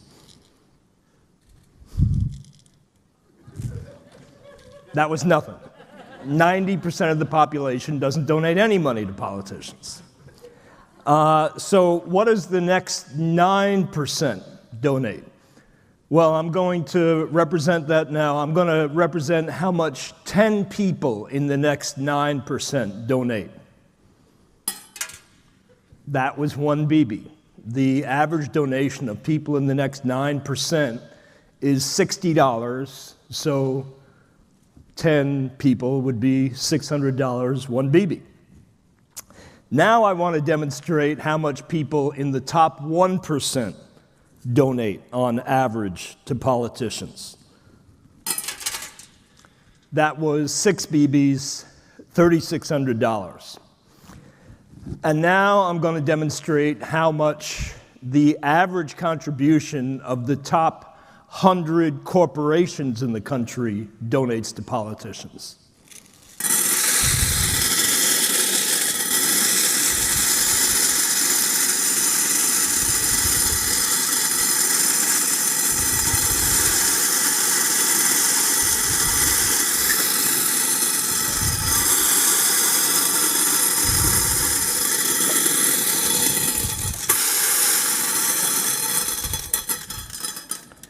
That was 10,000 BBs, the equivalent of $6 million.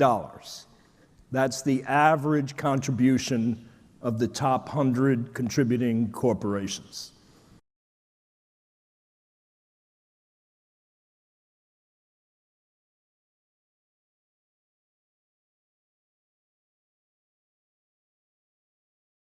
If Congress woke up tomorrow and decided we really want to put limits on how much corporations can spend in American elections, they would not be able to do that under this Supreme Court's reading of this Constitution. And thus, the question of whether we should amend the Constitution to allow for such restrictions.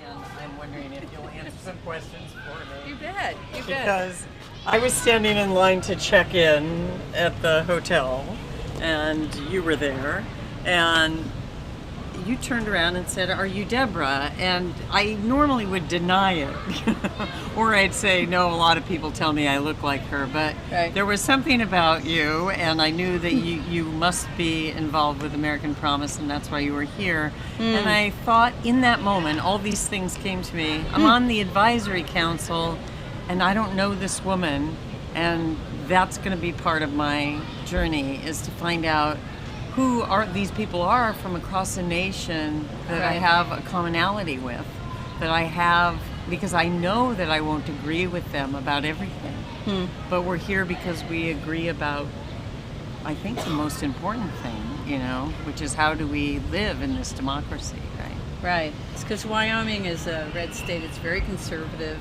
Yeah.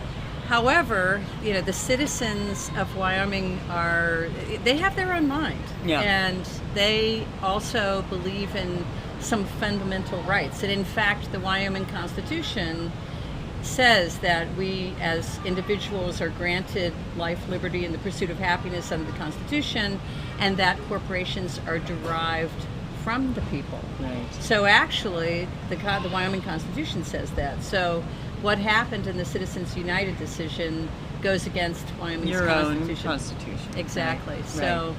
but so it's going to be rights become a real question. Right. Yeah. But it's going to be a hard fought battle, you know, in the state, because the Secretary of State has set the bar so high. You know, 38,818 signatures are needed from a state with the lowest population of all the states, and, you know, barely more than 500,000. And a long drive to each one of them. Exactly, exactly. Yeah. Wyoming is a small town with long streets, as one of the former governors used to say. Right. So my own journey was that I really was, I would say, apolitical. I was focused on my medical career. And then in 2016, I started to wake up, and I became really upset about what was happening in our election system.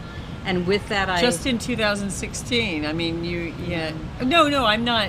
But I'm saying there was, because the Citizens United decision didn't really land on you, right? As most Americans. In 2010, it didn't land on most Americans. What had happened is how they got it through. And Right, yeah. right.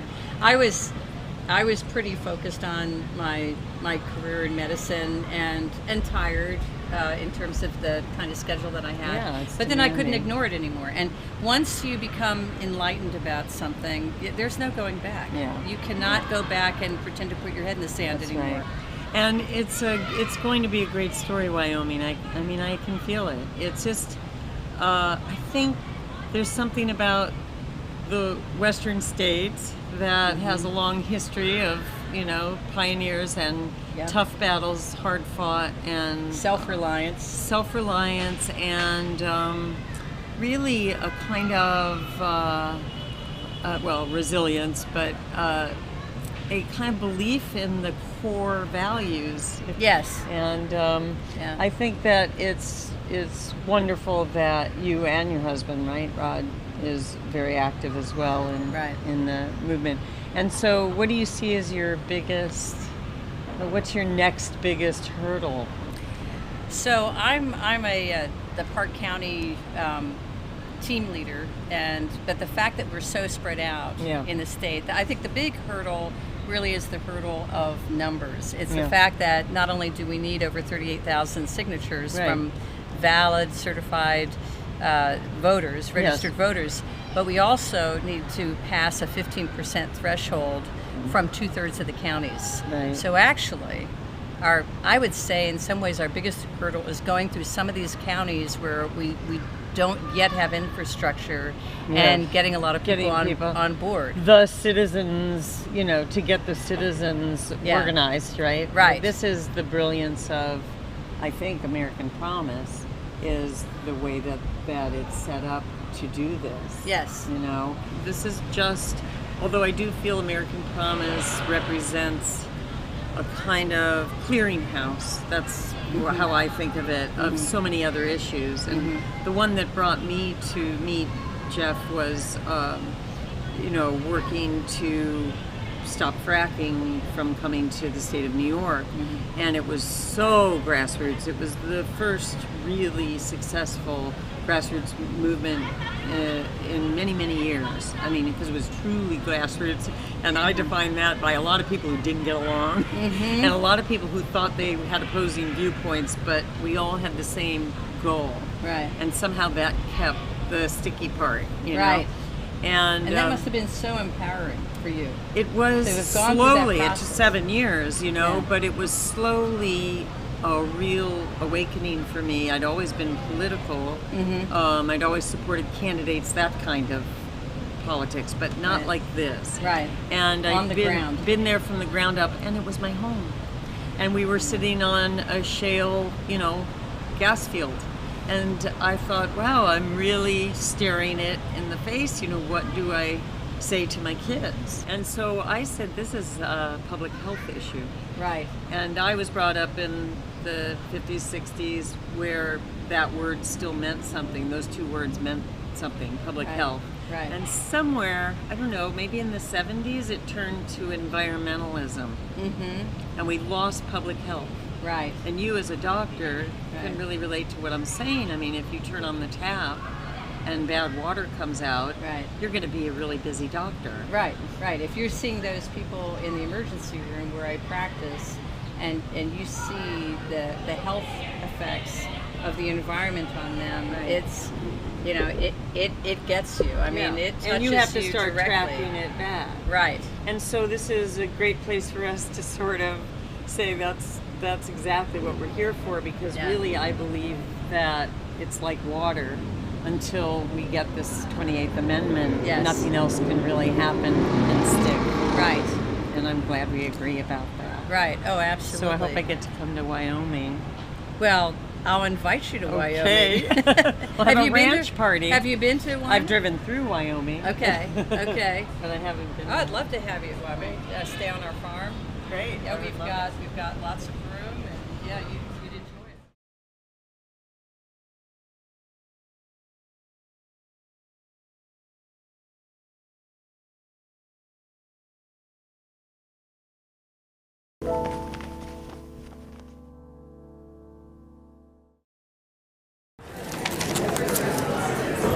Good evening, everybody.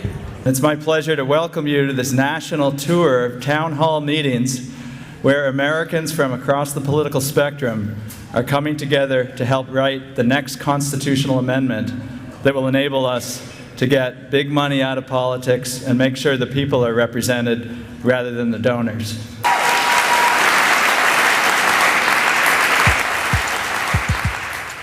Yeah, it's really exciting right now. I'm going to St. Louis on April 10th for writing the 28th Amendment event. Last night we were in Cincinnati, and now tonight we have another big event here in Columbus. Right now we're here in Ohio. I'm joined by Nancy and Ellen. We need to be involved. We need to make our voices heard. As it stands right now, corporations have undue influence. I am afraid for our country. And now that I've been in American Promise, I definitely know that we are having an influence. This is hard stuff, but it's so worth it. It is definitely something that people are tuned into and angry about. The sooner I can get across that we're trying to get big money out of politics, the faster they're wanting to sign their name up. I used to run campaigns, and I was a Republican operative in the old days, and so I'd raise money and I'd run campaigns. So I'd never seen anything like this. The funny thing is, if there's one thing Americans seem to agree on, and they may not agree on a lot of things, but they do seem to agree that we need to get money out of politics. I never thought Americans would just roll over and say, okay, I guess I'll be a second-class citizen and get to vote at least, even if I don't really have representation because I don't have money. And that's exactly what's happening. Americans are saying, no, we're equal citizens. Otherwise, it's, surrender to the idea that somehow we're an oligarchy instead of a republic.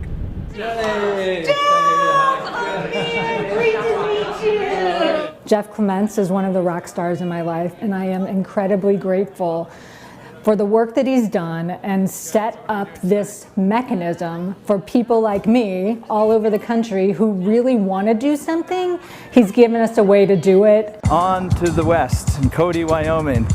See our friend Senator Al Simpson on our advisory council, and Lynn and Rod Morrison and Ken Chestek. They're doing so much to build out Wyoming Promise. See if we can make Wyoming the 20th state to call formally for the 28th Amendment. The system is rigged in favor of corporations, and it's at the point now that they completely control the narrative of what's going on in our American political system. I can't think of one right that a corporation should have that's similar to mine. None. This has reached a proportion of anonymous donors, unlimited funds, don't know where they're coming from. And money is not free speech in my mind, and corporations are not persons. Once I took the blinders off, I became pretty angry, and after I became angry, I became pretty impassioned about it. I guarantee you that if enough of us stand up and say, cross-partisan, this needs to be fixed, they will do what they're told. We have a lot of people coming, I think. Yes. The silver lining in what we're all going through now is meeting the people that are driven to do this. They are lovely, kind, good-hearted, sort of heroes of the day. And the best thing about them is they get stuff done. And it's working. Thank you for coming up. This is what democracy looks like.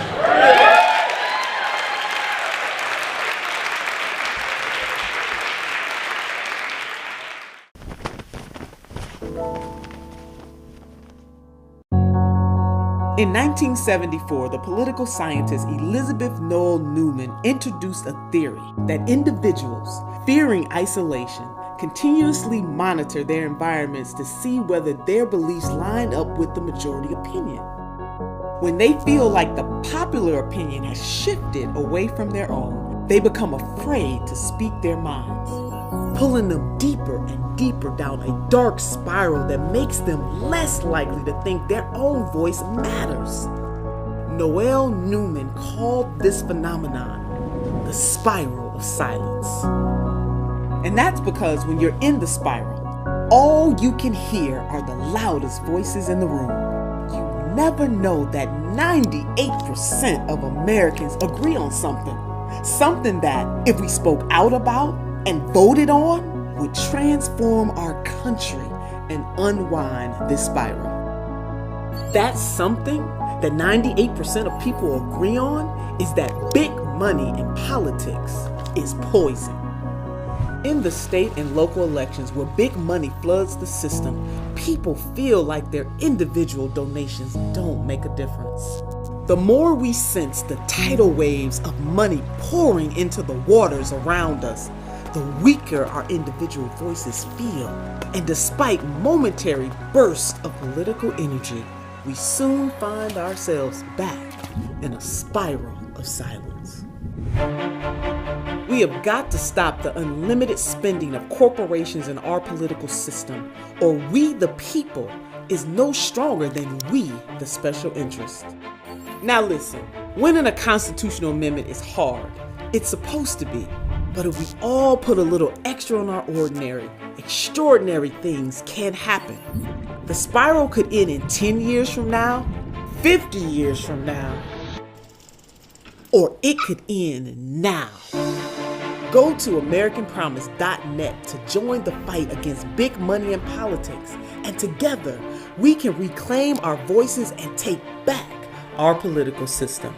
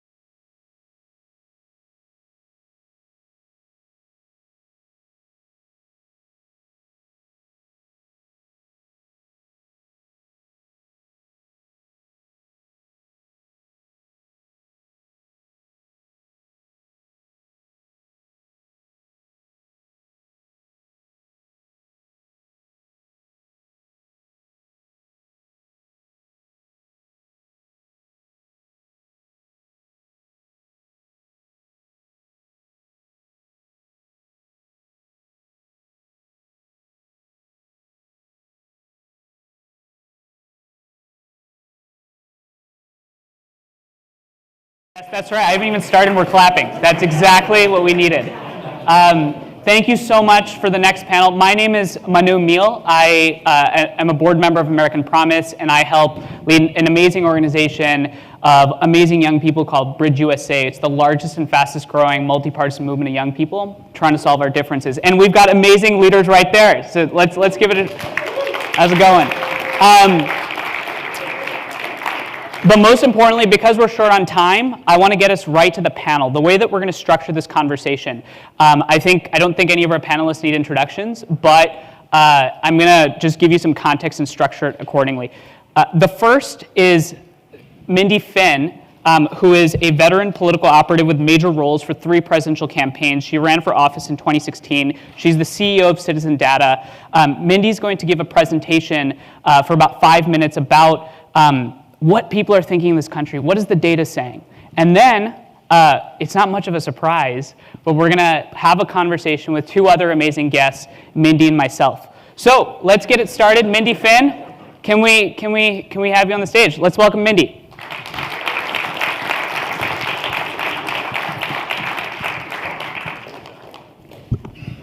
Thank you, Manu. So let's see if this is going to work. All right. So it's great to be with you all. As was said, I am Mindy Finn. I'm currently the CEO of Citizen Data. Have done many other things in the democracy world to improve civic engagement, representation, create a healthier democracy. Just a quick note to what is Citizen Data. We empower change makers with the actionable data and tools to transcend differences, improve lives, and drive real impact for a stronger, more responsive democracy.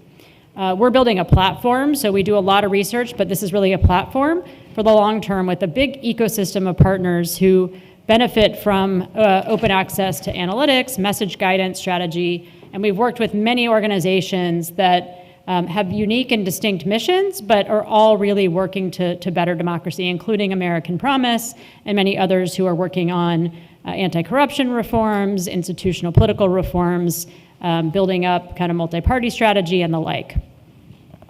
So I'm just going to talk through at a very high level a few data points to just set the stage for this conversation, kind of in 3 parts. So first, looking at the challenges that are facing us in democracy today, the opportunities, and then how we can really build some momentum here in the ways that American Promise is doing.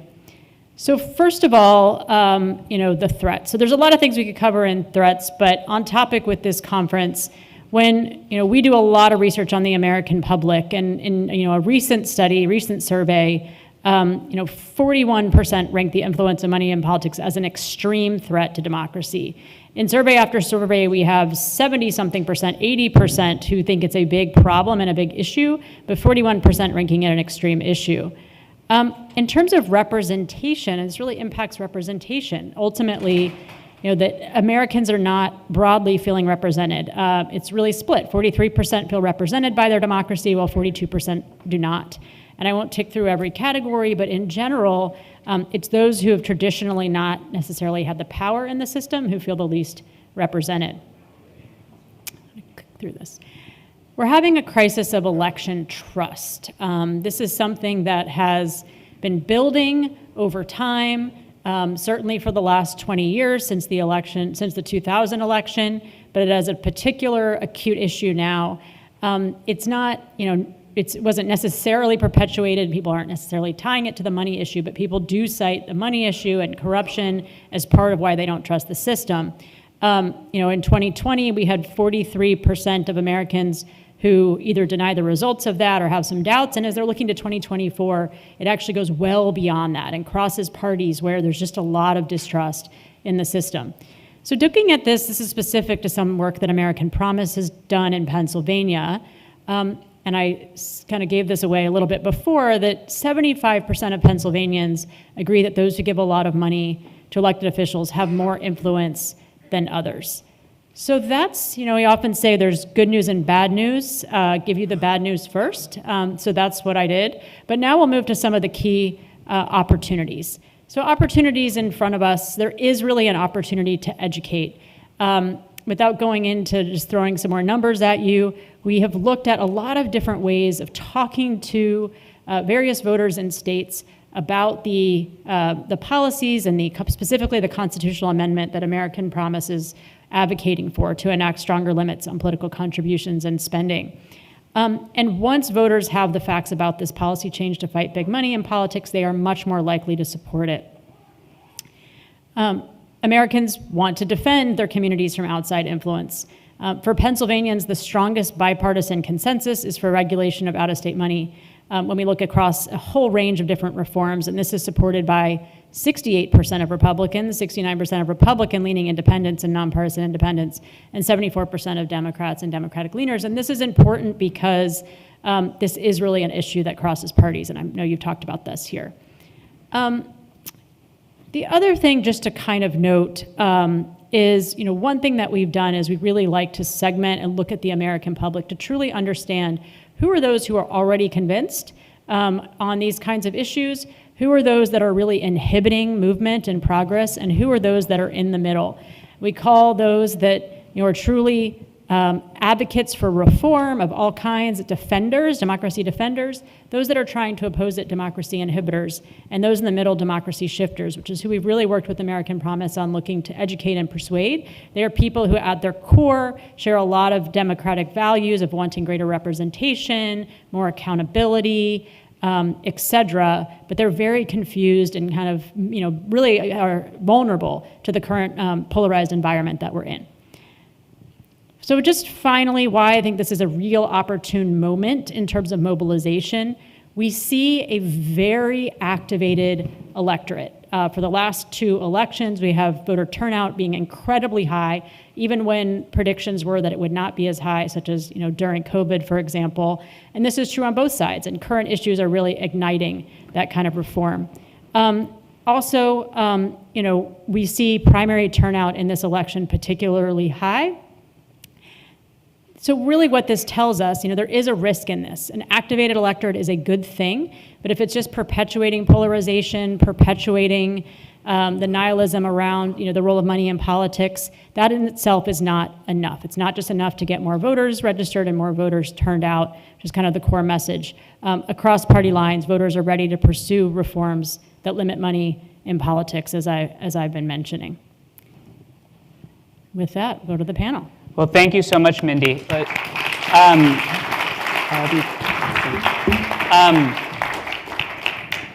I've purposefully not said anything about myself because you'll hear from me from dinner, and this conversation is much more valuable to all of our time. So with that, I want to welcome on stage to complement Mindy's presentation.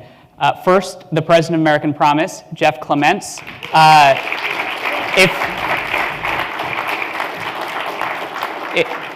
I don't know at this point who doesn't know Jeff, so that's my introduction for Jeff. And second, I want to welcome Andrew Yang, presidential candidate of 2020 and co-founder and CEO of the Forward Party.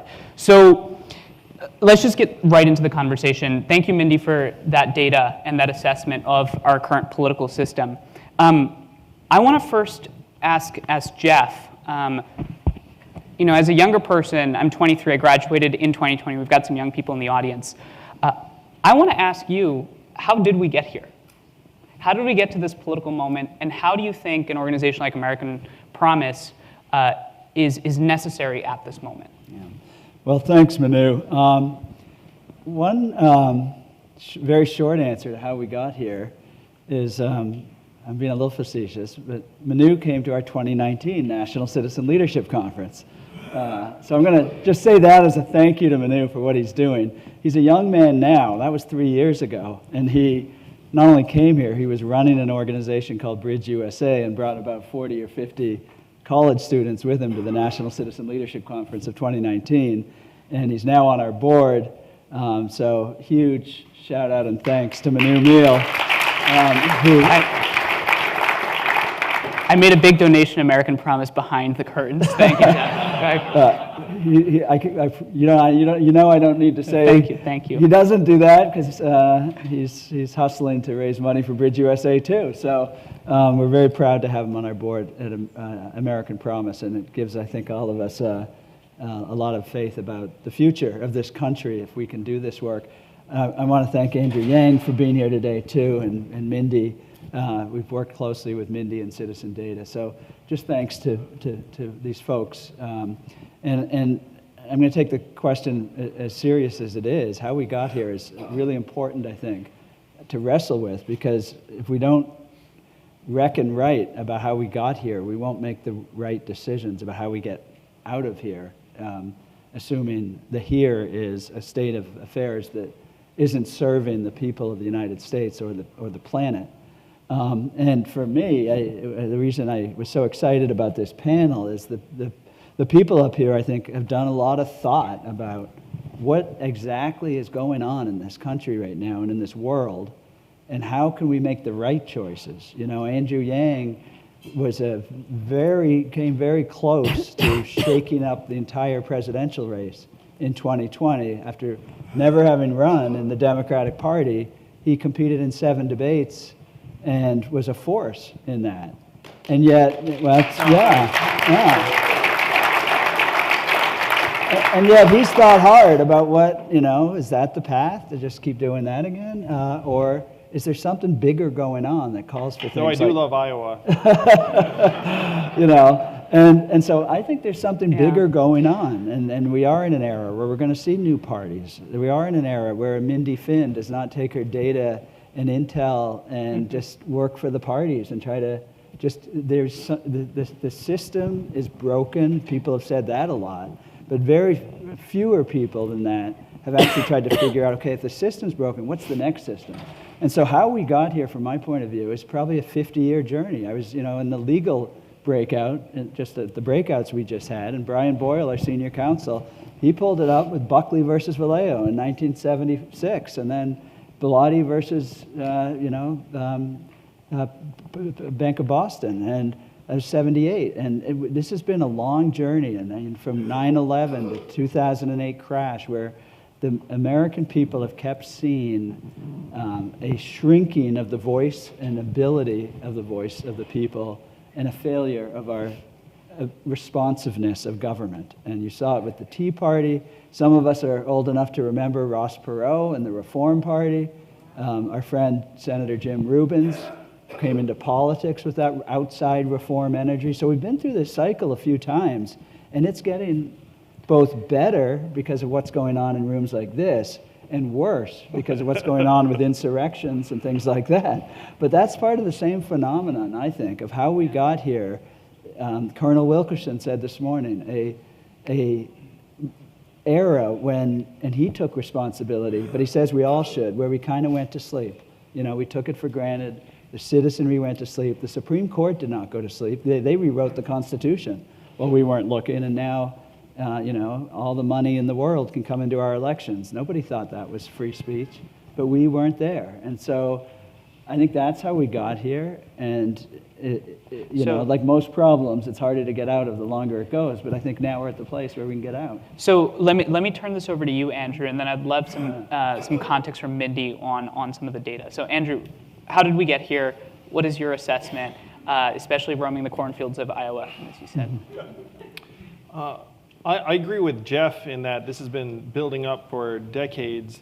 And the best news I can report from not just the cornfields of Iowa, but communities around the country, is that most Americans want the same things. They're fed up, they're frustrated, and they're trying to figure out what the heck they can do to make things better. Unfortunately, they're being given very, very powerful paths as to what they can do that end up turning people against each other, saying these other folks are to blame, ginning them into tribes that enjoy ideological warfare, separating them into different media universes. And unfortunately, with the internet now, we're talking about hundreds or thousands of little information silos. So there's a lot of confusion that's channeling the frustration and energy into very unproductive ways. And I think our challenge is to try and bring it towards some very, very real concrete things that will improve matters, like what American Promises is undertaking. I think a constitutional amendment to overturn Citizens United is something that most people agree, or most people believe is fanciful, or it's impossible to amend the Constitution. But I think that we're actually overdue for not just one constitutional amendment, but several. There was a comedian who said that if the Founding Fathers woke up, they'd be like, you guys haven't written anything new like this whole time? I mean, like it was meant to be a living document. I have a very, very high regard for the Founding Fathers, who, by the way, were not fans of political parties.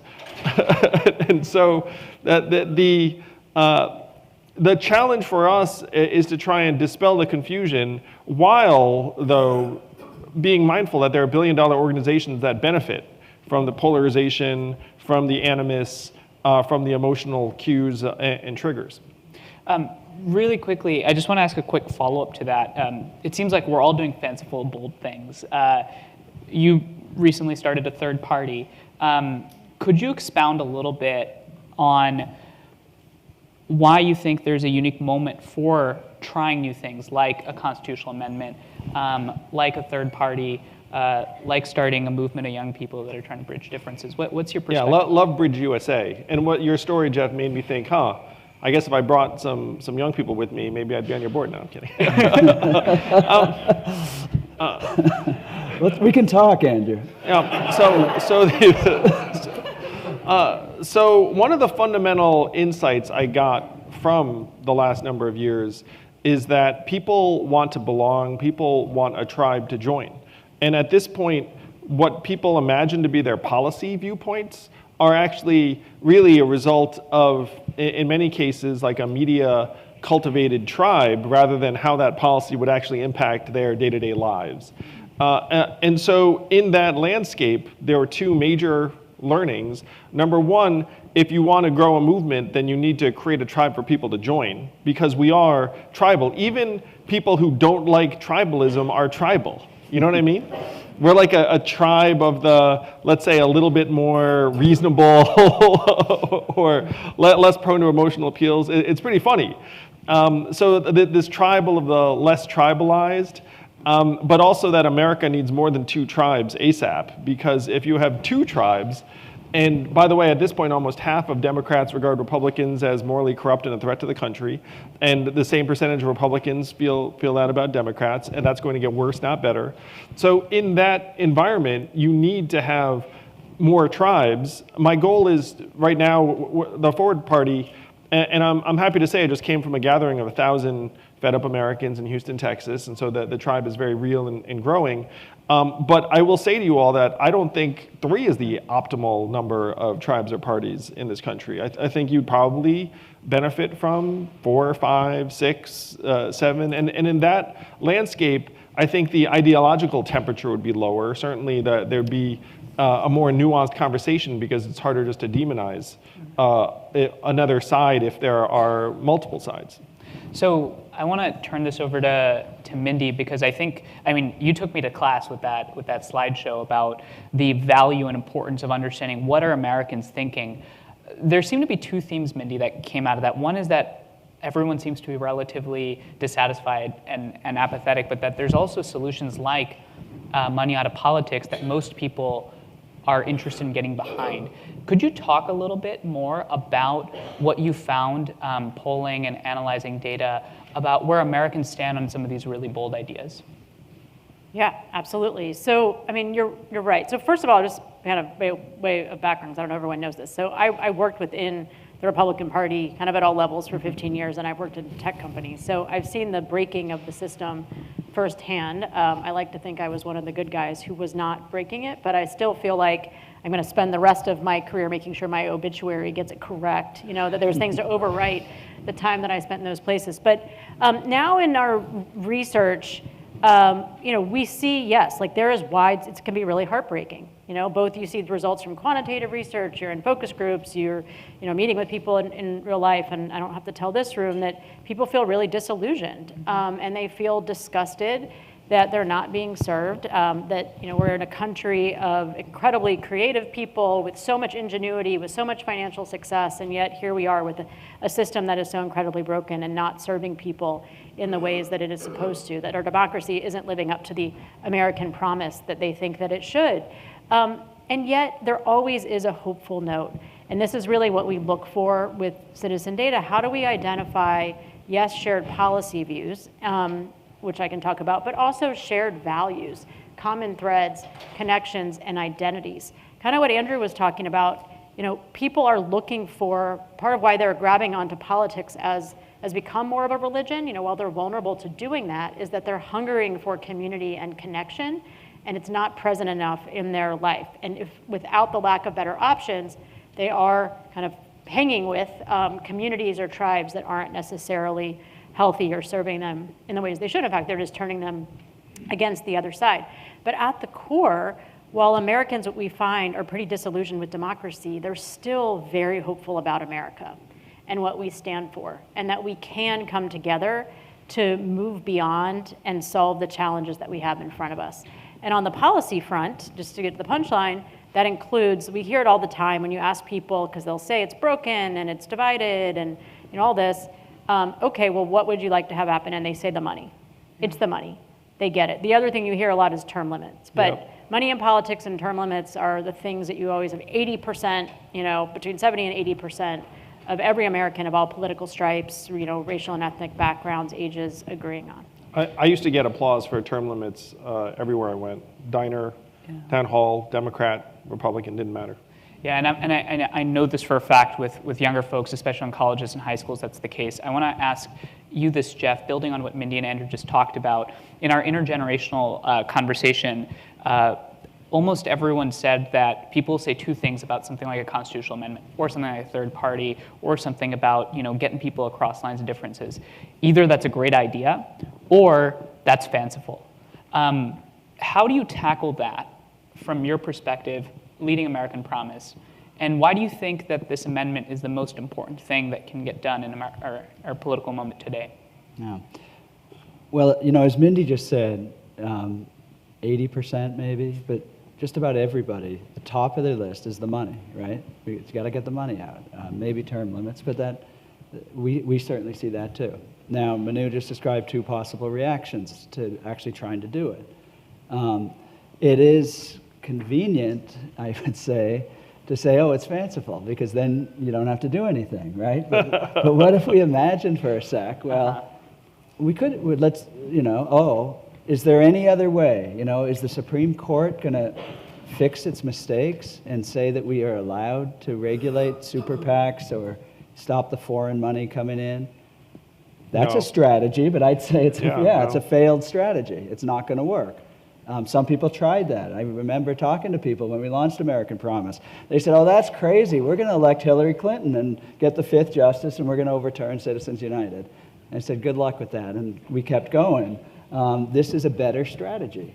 If anyone has a better strategy, we're all ears, right? But if it's true that the problem is massive concentrated power, economic power, it's a global phenomenon, and it's concentrating to the great detriment of many democracies, we have handicapped ourselves in responding to those, a lot of forces behind that. We've handicapped ourselves constitutionally from dealing with it. Europe hasn't, Australia hasn't, other countries do not allow unregulated money like this.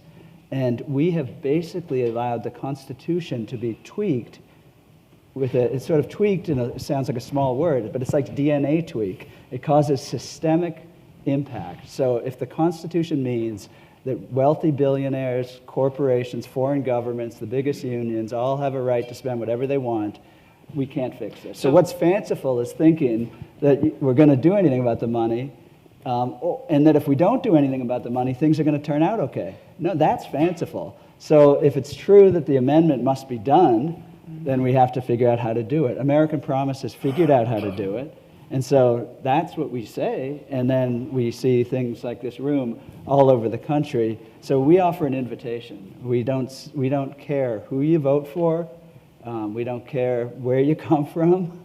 You are an American Promise member. If you want to say, well, it may be hard, but let's figure it out together and join the journey. That's how we do it. So the question that I'm going to go to is, I would love for you to address the biggest critique against the amendment. But before I go there, if I followed my directions correctly, I think that clock is off, and I think we have till 5:10. So what I would encourage for us to do is just turn this into more of a conversation, and let's just sort of be as concise. But I would just love your thoughts on what is the biggest criticism against this work, and why you think that criticism doesn't apply, especially as a lot of the members are going to be going to the Hill tomorrow. Yeah, well, I think we're talking about it. I mean, it is less a criticism. Most people will either say, great, where do I sign? Or they'll say, oh, great, good luck with that.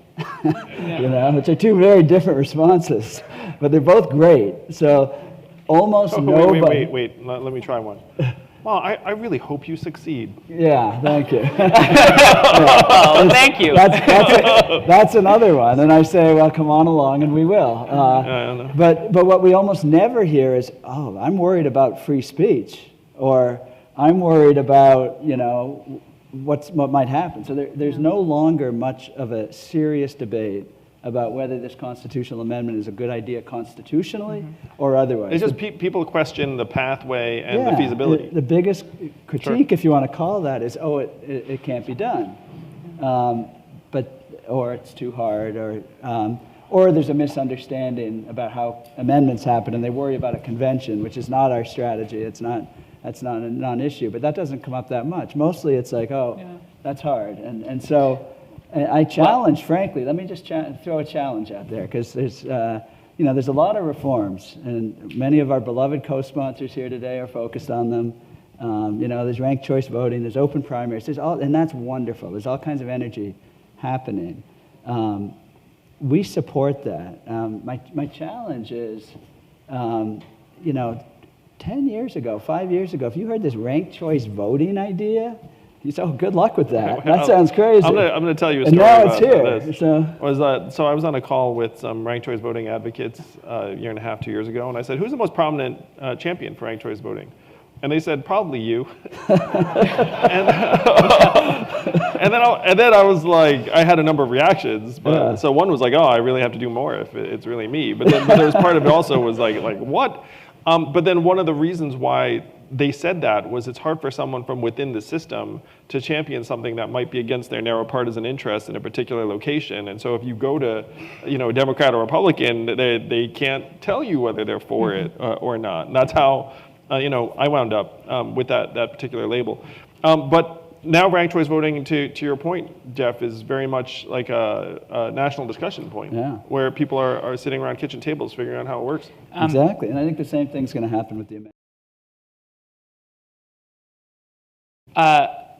Y'all are talking about ranked choice voting gaining more popularity, more interest. How can something like the amendment get there? Mindy, what is the data shown over the past couple of years since you've been working on citizen data about how people's preferences and interests in these reforms may or may not be increasing? Yeah, well, so the environment, the market is much more open for any kind of reform today than it was 4 years ago, even 2 years ago. There's a growing level of kind of disgust and just kind of intolerance with the status quo. And not just intolerance with the status quo of like, we're gonna have a temper tantrum. I mean, there's some of that, in terms of how we vote, but that we need to get real serious about change. And more voters are getting themselves educated, it's, not the majority, but because people have, lead regular lives or they do regular things, but more voters are getting more educated where the idea of these reforms is becoming mainstreamed. As Andrew's talking about, even with ranked choice voting, people talking about it around the kitchen table. The thing about the constitutional amendment, though, I should say, different than something like ranked choice voting, is there already is popular support in pretty much across the board in the country for it. With Democrats slightly more than Republicans, but in some of the data that I shared from Pennsylvania, it's pretty close. Same number of Republicans supporting it as Democrats in the electorate. So the electorate isn't really the challenge. The electorate is hungry for these kinds of reforms. It's getting elites and opinion leaders and others really on board. The electorate, people like those in this room, have a role to play in that, right? To push pressure on those key actors. But the electorate's already there. I mean, yes, there's growing support over the last few years, and should keep pushing. But it's already a popular reform. Andrew? That's why I love the state-by-state approach, because for an individual state legislature, if their people are behind it. And by the way, you're not, the 38th state, so this it's relatively, seems like more upside than downside. And the reason why I think this work is so important is that there's a ton of energy among the Republican electorate that's just simply anti-establishment. Like if you go to them and be like, hey, what do you think about money in politics and these other issues? I mean, they want to throw the bums out as much as Andrew, can I ask next. you, what is the establishment? So Everyone, one of the I'm toughest so things curious about about the that. establishment, Manu, is that a lot of it's the media at this point, where the trusted media among Democrats is 69% have high confidence the media will play it straight. Republicans, that number is 15%. Republicans do not believe anything that is being said on their TV screen. They'll find a YouTuber that says something that they like more, and that's where they'll head. By the way, among independents, it's 39%. So the That's not good. It's between Republicans and Democrats. So I think this particular phenomenon is something that you really have to try and dig in and unpack, because people imagine it's symmetrical, where it's like, oh, you have MSNBC on one side and Fox on the other. No, like you have essentially like an entire half of the country that believes in institutions and that they're being communicated some version of the truth, and then half the country that does not believe that at all. By the way, 42% of my support in the presidential was non-Democrats, and there were a lot of voters and focus groups that said, if it's not Trump, it's Yang. And by the way, I think I disagree with Trump on just about everything under the sun, but the thing that they saw about me was that I was not of the establishment. And that was enough for them, because they knew the establishment would never send the anonymous Asian man who wanted to give everyone money. That wasn't... I could take that so many different places. So, I want to get really candid with this conversation, so thank you for that. Jeff, let me ask you this. Everyone here said that this stuff is hard, this is difficult. Everyone has talked about it being tough, and yet we're sitting in a ballroom in the Mayflower in Washington, D.C., listening about and talking about the value of this work. What do you tell someone? What do you tell someone when they say, this is difficult? What is your honest answer to them to get them excited, motivated, and engaged? Yeah. How do we do that? Because that seems to be one of our biggest challenges that Mindy's data is showing, is the level of apathy. Well, we don't ever see that. We're in a ballroom in the Mayflower after 3 years of COVID, in which 3 or 4 states joined, dozens before that. So we now have 22 states that have formally called for this constitutional amendment. Yeah. We're in a ballroom with a fellow from Eustis, Maine, named right here. I won't do name names, but I could. Chris Kerr, I'll name him. Is Eustis, Maine. He's running 400 volunteers right now in Maine through a cold, hard winter, including the COVID outbreak, where they got 70,000 signatures, and they're on their way to the ballot in 2023 on this amendment. So, yeah, that's real. So, when we've got the Massachusetts Citizen Commission here that had 1,000 volunteers. I remember when we started, 6 ballot initiatives we've done at American Promise, and we've never lost, not a single one. Massachusetts that created the Citizen Commission. I'm seeing Representative Gentile and Novell Alexander, some of the commission members. I remember a consultant saying, oh, Massachusetts, price of admission, $9 million for the ballot. I said, oh, that's interesting. I thought it was the Citizens Initiative. We're going to try it with citizens. We had 1,000 volunteers. They collected over 100,000 signatures, and we won the ballot with 74%, endorsed by Republican Charlie Baker and Senator Elizabeth Warren, Democrat, and everybody in between. So I don't buy that there's apathy. Every time we go out, when we're at farmers markets, it could be snowing. I remember a Trump voter had the hat, Lewiston, Maine. I was at the farmers market collecting signatures. Chris, I'm glad to know I was out there. She said, what are you doing? And I said, my wife's from Maine. I said, I'm not making fun of that accent. I love that accent. What are you doing? And I said, we're collecting signatures to kick the billionaires out of our election. She said, get over here. And she wanted to sign so badly. And that's what we find when we're not in the Mayflower ballroom.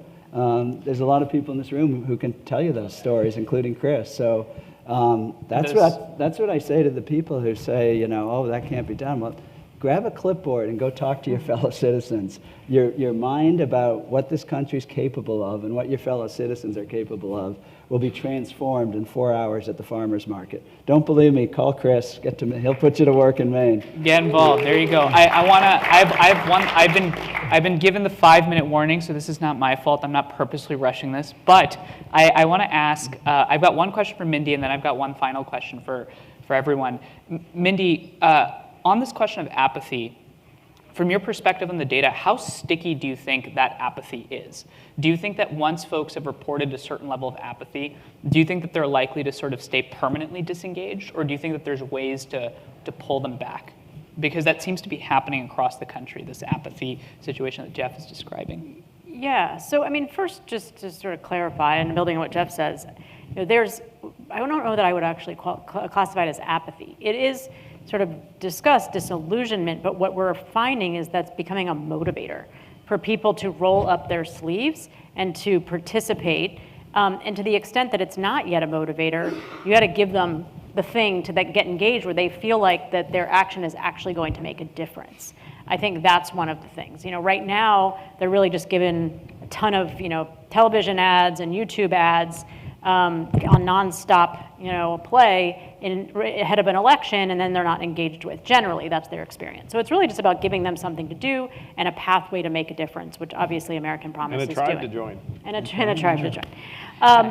And people who are like them, that are in the tribe, even if they might have disagreements on policy, they're aligned around some kind of reform or some kind of experience, or just frankly aligned around nice their people. Change. Yeah, they're nice people. And so that's right. And so it's in my view, just from everything we say, it's not sticky at all. I mean, this is a country that is incredibly altruistic, incredibly generous, that comes together to deal with crises when we need to, whether it's natural disasters or something else.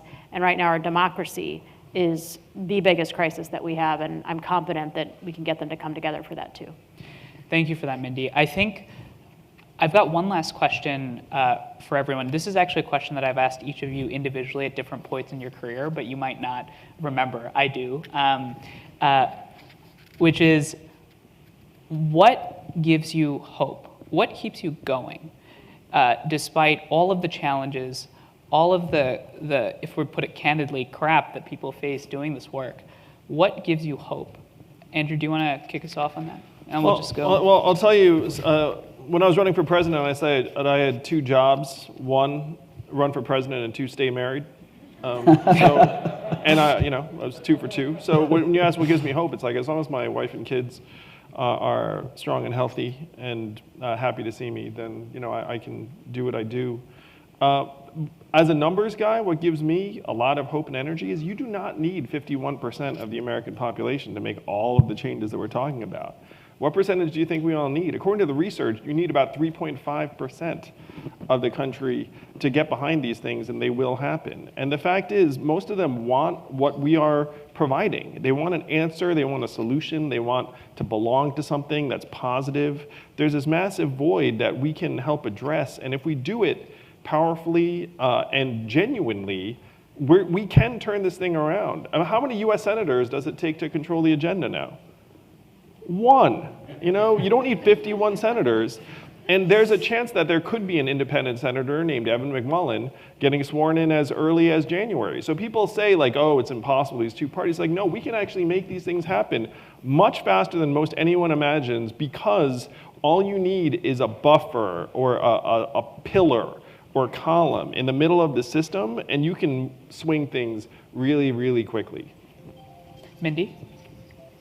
Yeah, well, there's a lot of things that give me hope, but I think two I'll point to. So first of all, what gives me hope is we still live in an incredibly wealthy, healthy country with so much opportunity and freedom ahead of us, and even though there's a lot of barriers and challenges, we are so much better off than many other countries, and frankly, those of us that get to do this work every day, I feel like it's a privilege. So being part of this community, that really feels like a privilege. We mostly, it's changing, don't have to face violence every day or threats of jail time. That's unfortunately an increasing threat, but mostly, we're able to operate freely. The second thing that gives me hope is that it might only take kind of 3.5% or, one senator, but actually the majority of Americans agree on a whole lot.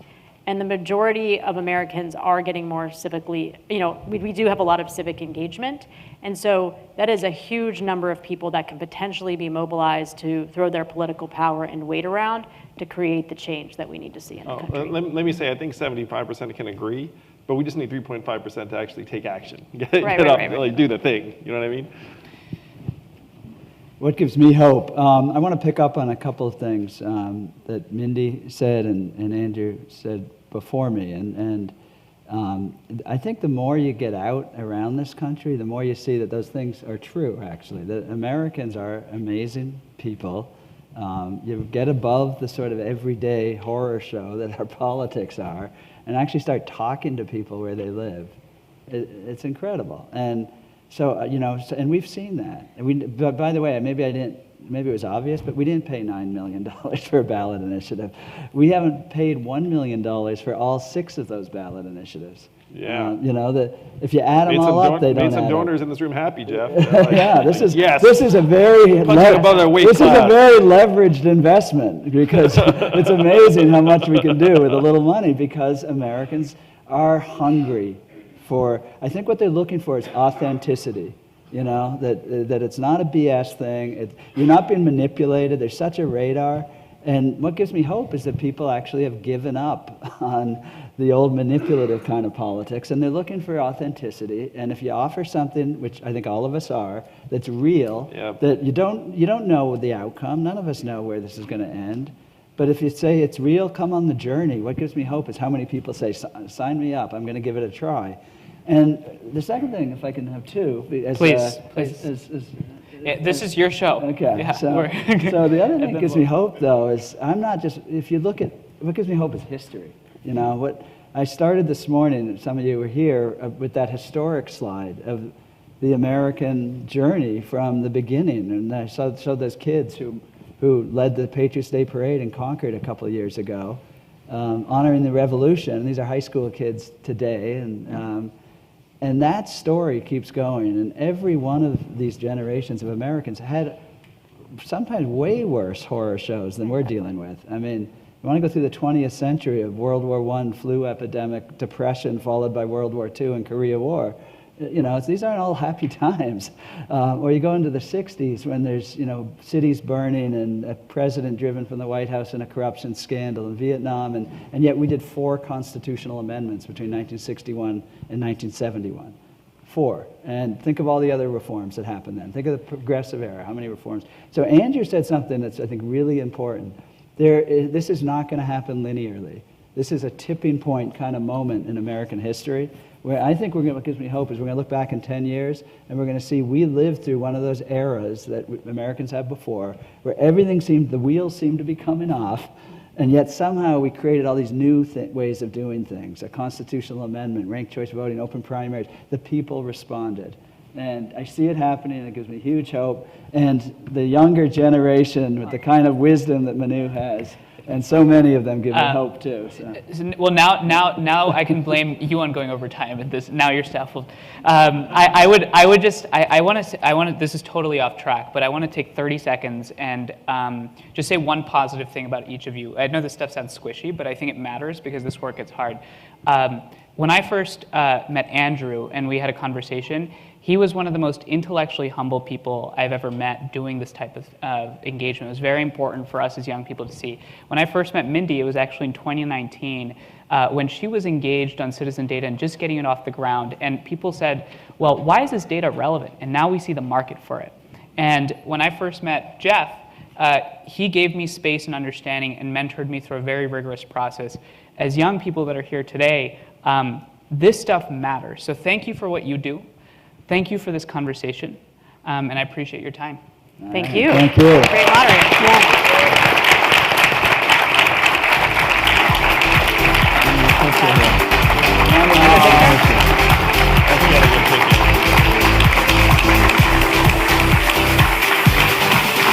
All right, hey, thank you. I got before Andrew goes, he's going to be signing his book. I'm losing my voice, but We're going to be selling Forward, Andrew's new book.